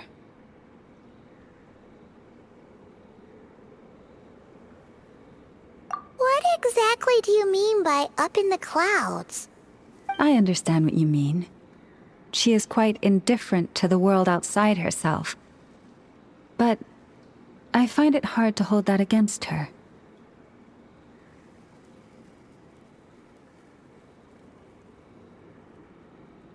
Yes. It was shortly after the fall of the ancient moon's remnants. I asked her what the Frost Moon Scions meant to her, and why she left in the first place. Yeah? So, why did she?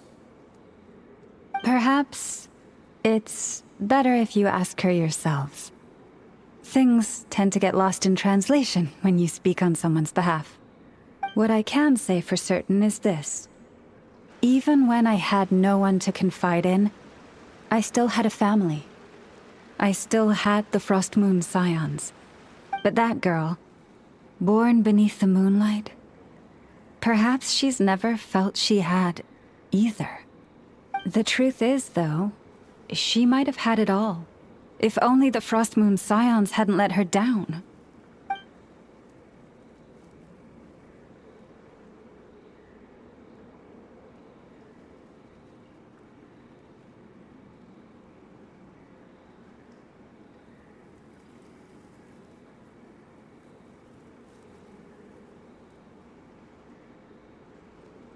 The Frost Moon Scions now walk a path of error.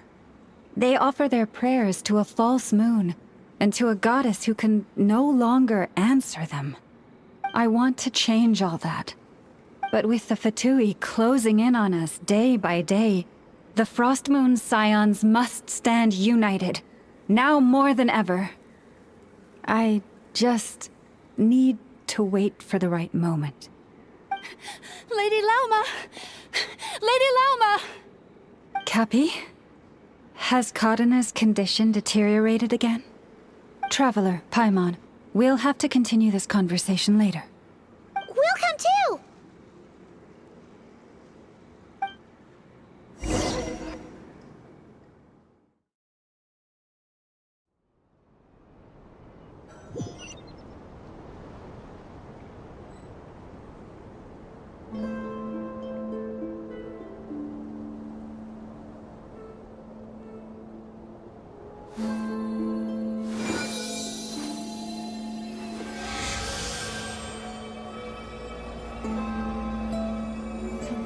This is more than a fair price already. Prices like these are just outrageous.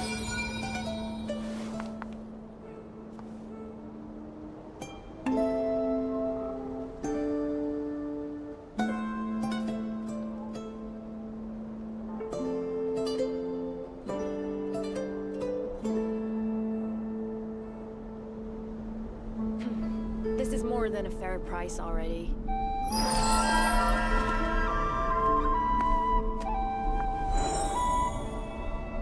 Prices like these are just outrageous.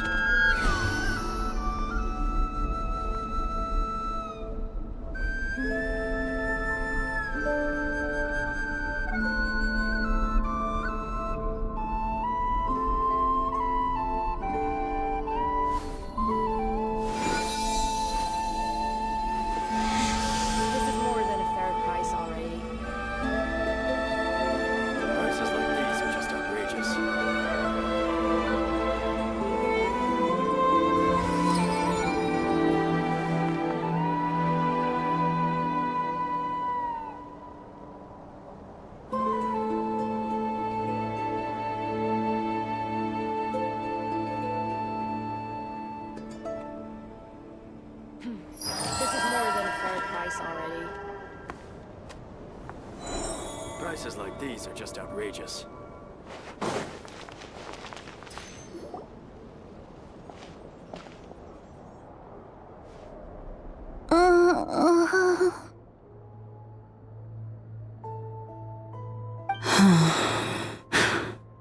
Why?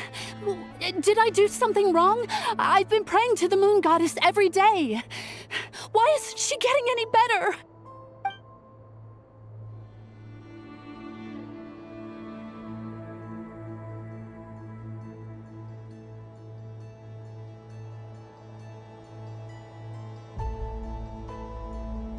Cappy, I need you to wait outside.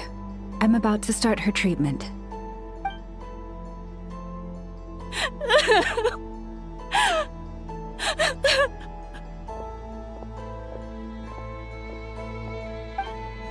Is there anything we can do to help? Just don't be alarmed by what you're about to see. And please, don't let her mother see it.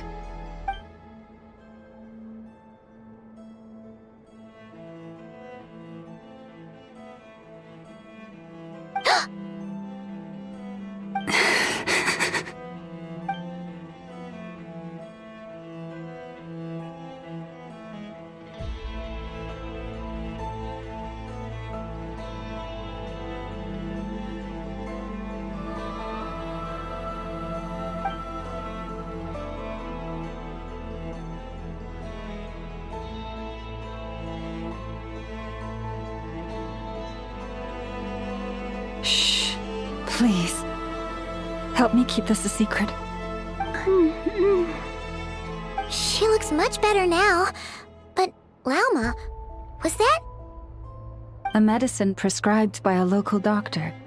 For ordinary people, my blood has the power to counteract any adverse reactions to Kuvaki.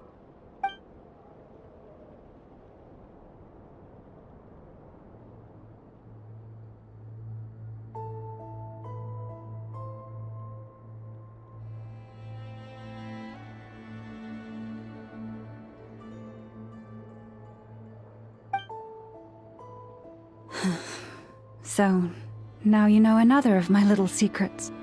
I had hoped to guide the Scions out of error before Karina's illness reached this stage, but clearly, I was too late.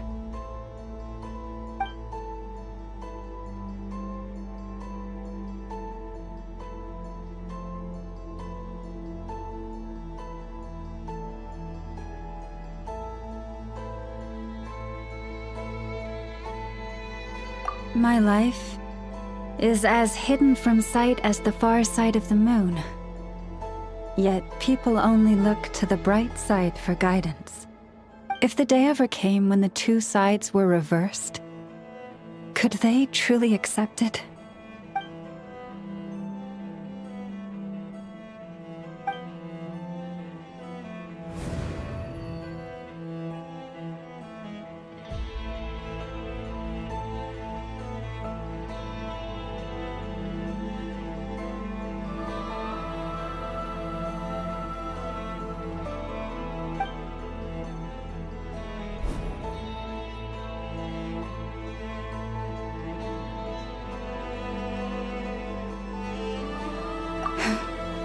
Hearing you say that puts my heart at ease. And if there's anything we can do to help the Frost Moon Scions, just let us know. Our priority, right now, is reclaiming our relic from the Fatui.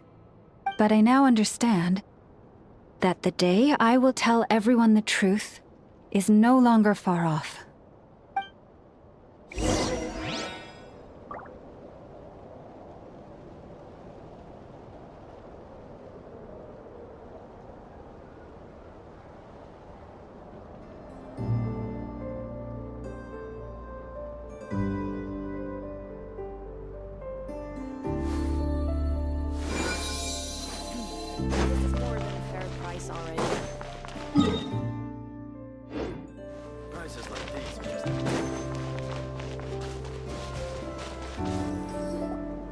Wow!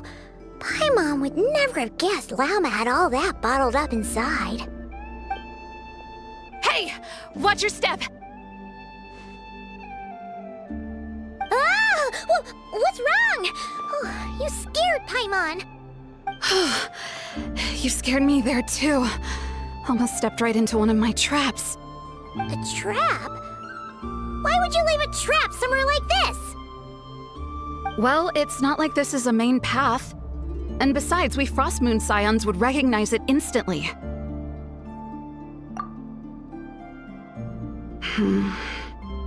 All right. You don't seem like you're with the Fatui, so I guess there's no harm telling you. Lauma asked me to set up these traps to keep the Fatui at bay. Oh! Come to think of it, their 3-day ultimatum is almost up now. Yes. Hopefully they'll back off when they realize we won't go down without a fight. Oh, you've done a lot for the Frost Moon Scions too, just like Lauma.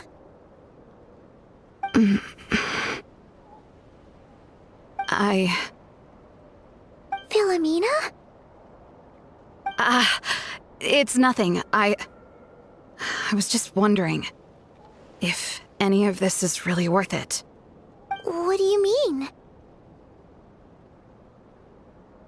Our people.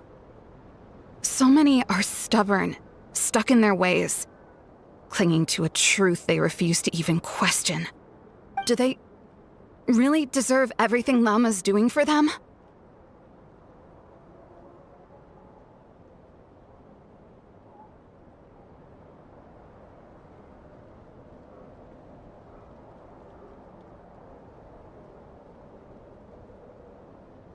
Afraid. Huh. I suppose. Maybe you're right. No. I shouldn't be saying this. Just forget it, okay? Bye. Huh? Why did I say all that? Or really, why am I still doing any of this? Either way, this will be my final night with the Frost Moon Scions. Well, she sure took off fast. So, are we heading back to the flagship for a break or what?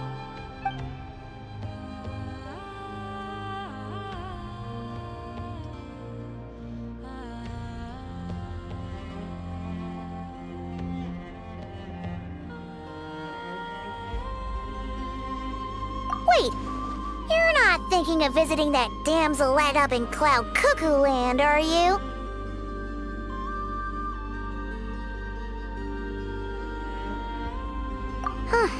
Given who she is, pushing her won't get us anywhere.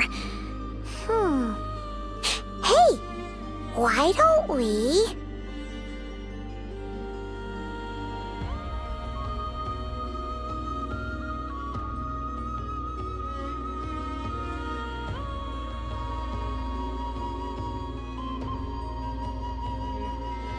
Let's bring her something tasty!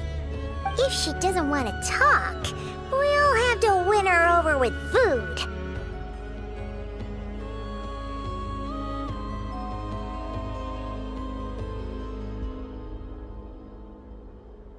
Hey, no harm in trying. At the very least, it shows we're trying to be friendly. Let's see. How about Ineffa's 9.12 out of 10 berries and fried meat, the Frost Moon Scion's boon of the day, and one of your signature dishes. Your choice. Should be a good mix of meat and veggies.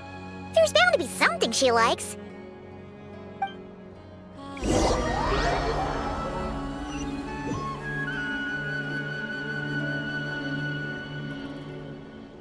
All right, food's packed and ready. This is the place, right? Why does it feel like we're going to visit a patient? Oh, no. Take this seriously, Paimon.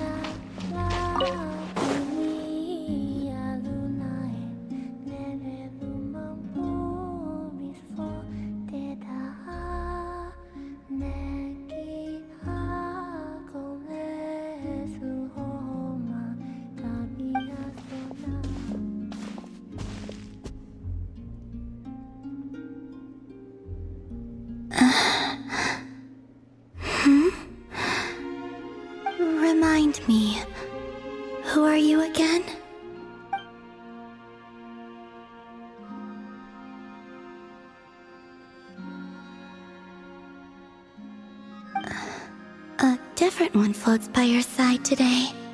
A different one? What's that even supposed to mean? Ugh, there goes Paimon's perfect conversation starter. Hi there! Paimon is Paimon, and this is the Traveler.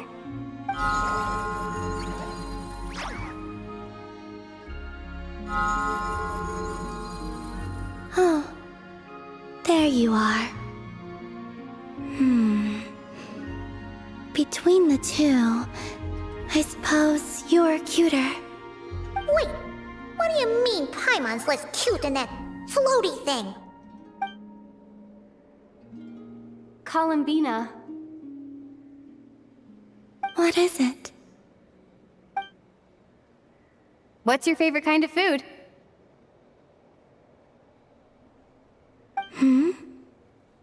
Is this a treat? Or an offering? Let's go with treat.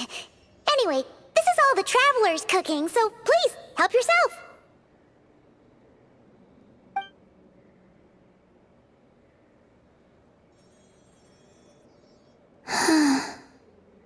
Oh, that wasn't exactly a yes, but she didn't turn it down either. What could she be thinking?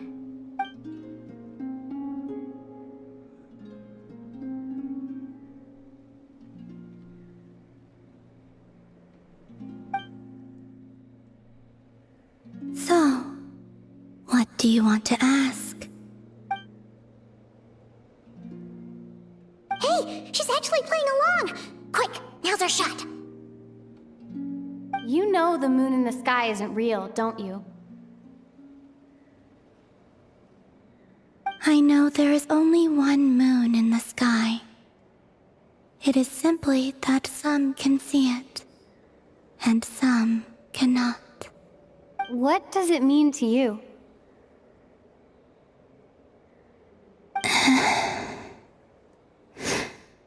The missing prologue.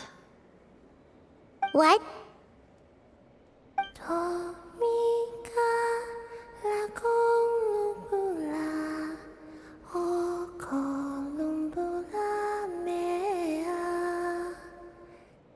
Huh? What does that mean? Isn't she going to explain herself? Can you tell me more about that melody? You were humming it last time too. It must be important to you.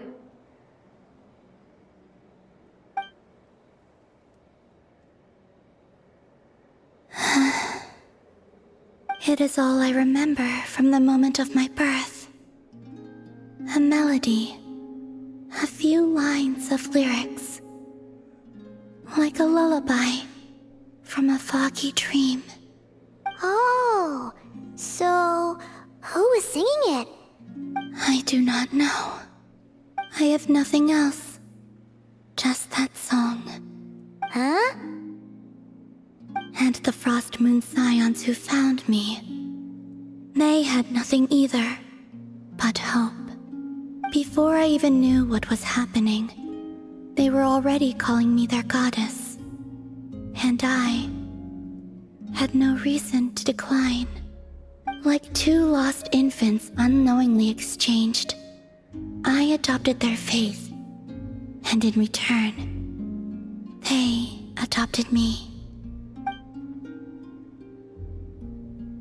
But my adoption drops you into the story halfway through.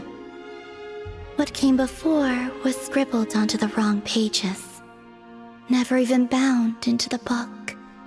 That sense of something missing only served to nurture their greed and doubt. And thus, I came to realize that this place was never truly my home. Greed and doubt?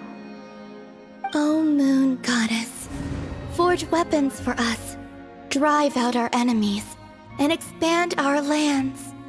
O Moon Goddess, heal our wounds, ease our suffering, grant us strength. They asked for everything, and I obliged. Until the day came when no answer could be given.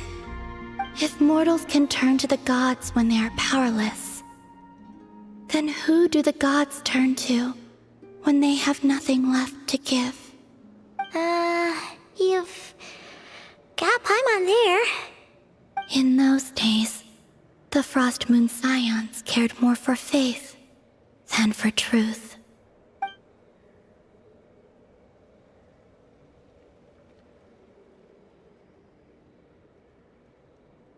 Reality rewrote the sky in words I could not understand. I did not want to read a tampered version, so I simply stopped looking. The real beginning of my story lies up there, on the moon, forever beyond my reach. Like a message carved for blind hands, sealed away where no fingers can find it. Huh. So that's how it is.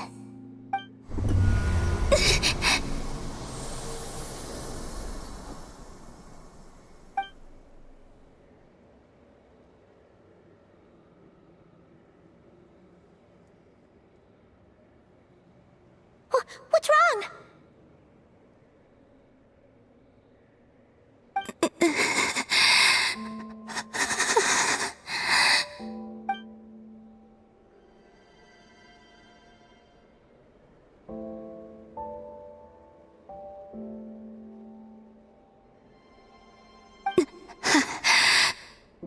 You should go. What, now? But you really don't look well. Did something just happen? Is there anything we can do to help? No.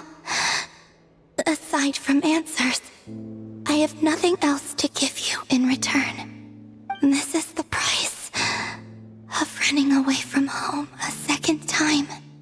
Running away from home?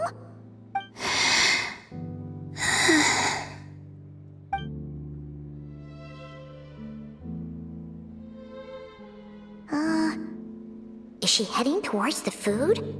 Did all of Paimon's questions make her hungry? Do you still have many questions? I know I should offer more in return for your kindness, but I'm feeling a little worn out. Oh, we're so sorry about that. But Tsaritsa was right. Freedom always comes with a price. She said I could treat the Fatui as a second family, a second home. But in the end, they were no different. All they wanted in truth was my power as the moon goddess. I'd rather not dwell on such unhappy memories.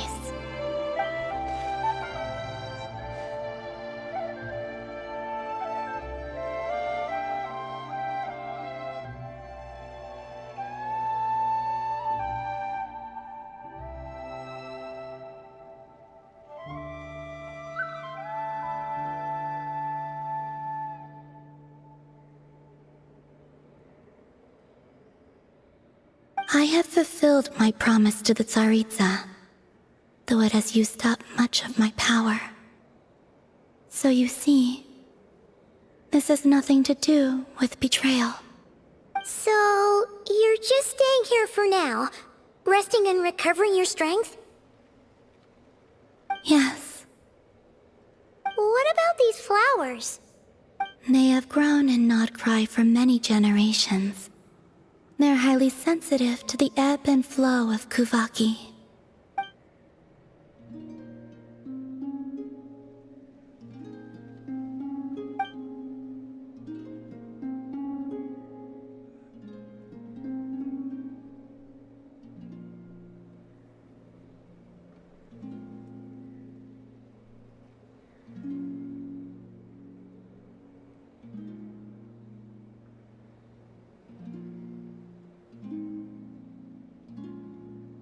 At times, I thought about using that relic the Frost Moon Scions had hidden away.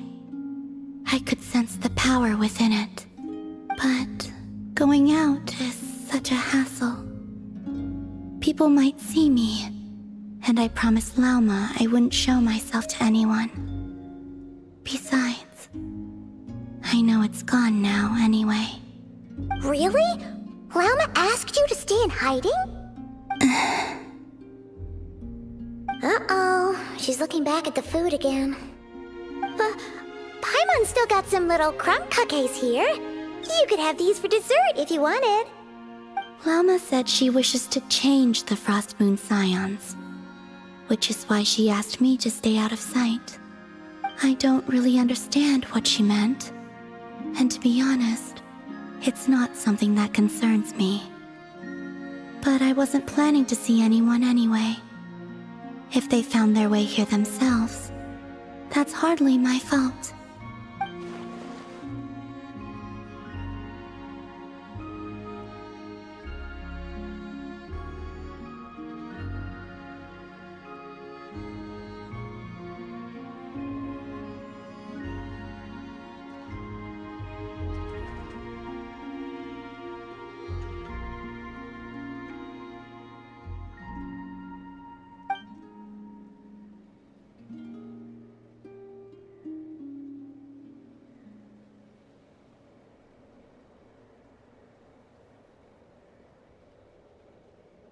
Lauma, the Maiden of the Grove. She is quite unlike any Frost Moon Scion I have ever met before. After hearing my story, she actually apologized for how the Frost Moon Scions treated me back then. She told us she feels like she's been living on the far side of the moon. Is that so? I actually got the opposite impression. She's been keeping her true power hidden away, afraid that people might be dazzled by its brilliance, and that they'd no longer be willing to look her way.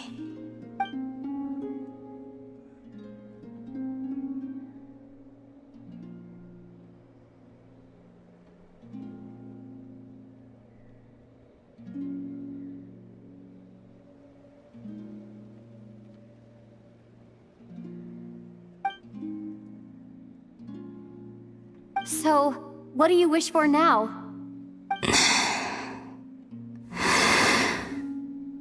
I wish to return to the moon, to the home where my story is written. Right now, that is all I wish for.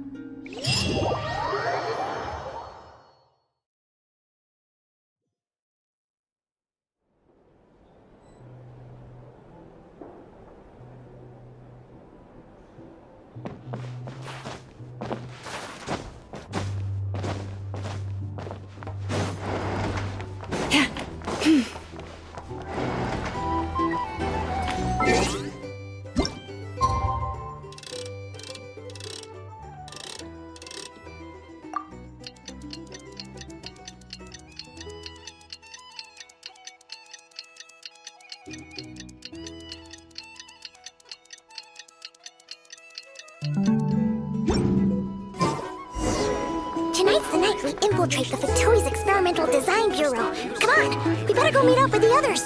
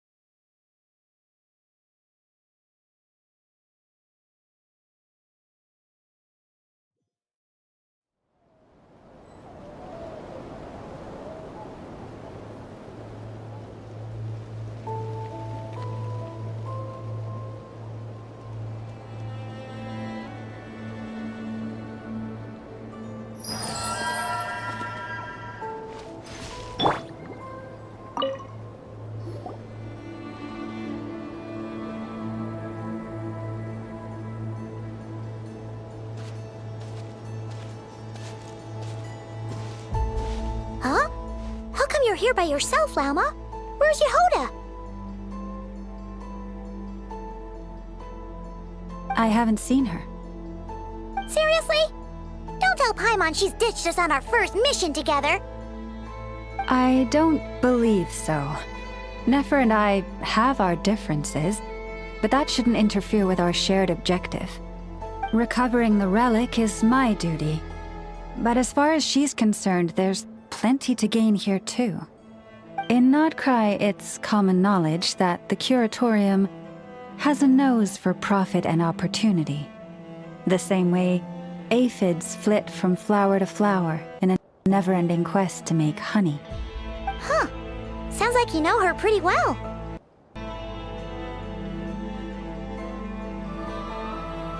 Still, Yehoda sure is taking her sweet time.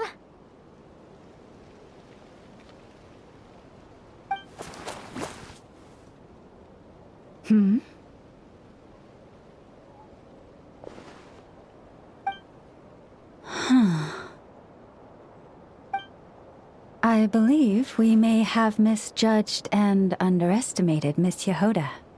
Huh? What do you mean? As a former employee of the Curatorium, I'm confident that she possesses both professionalism and integrity in ample measure. Huh? Ah! What was that noise? The sound of a wavering conscience, perhaps? Ah! Whoa! Something just fell down.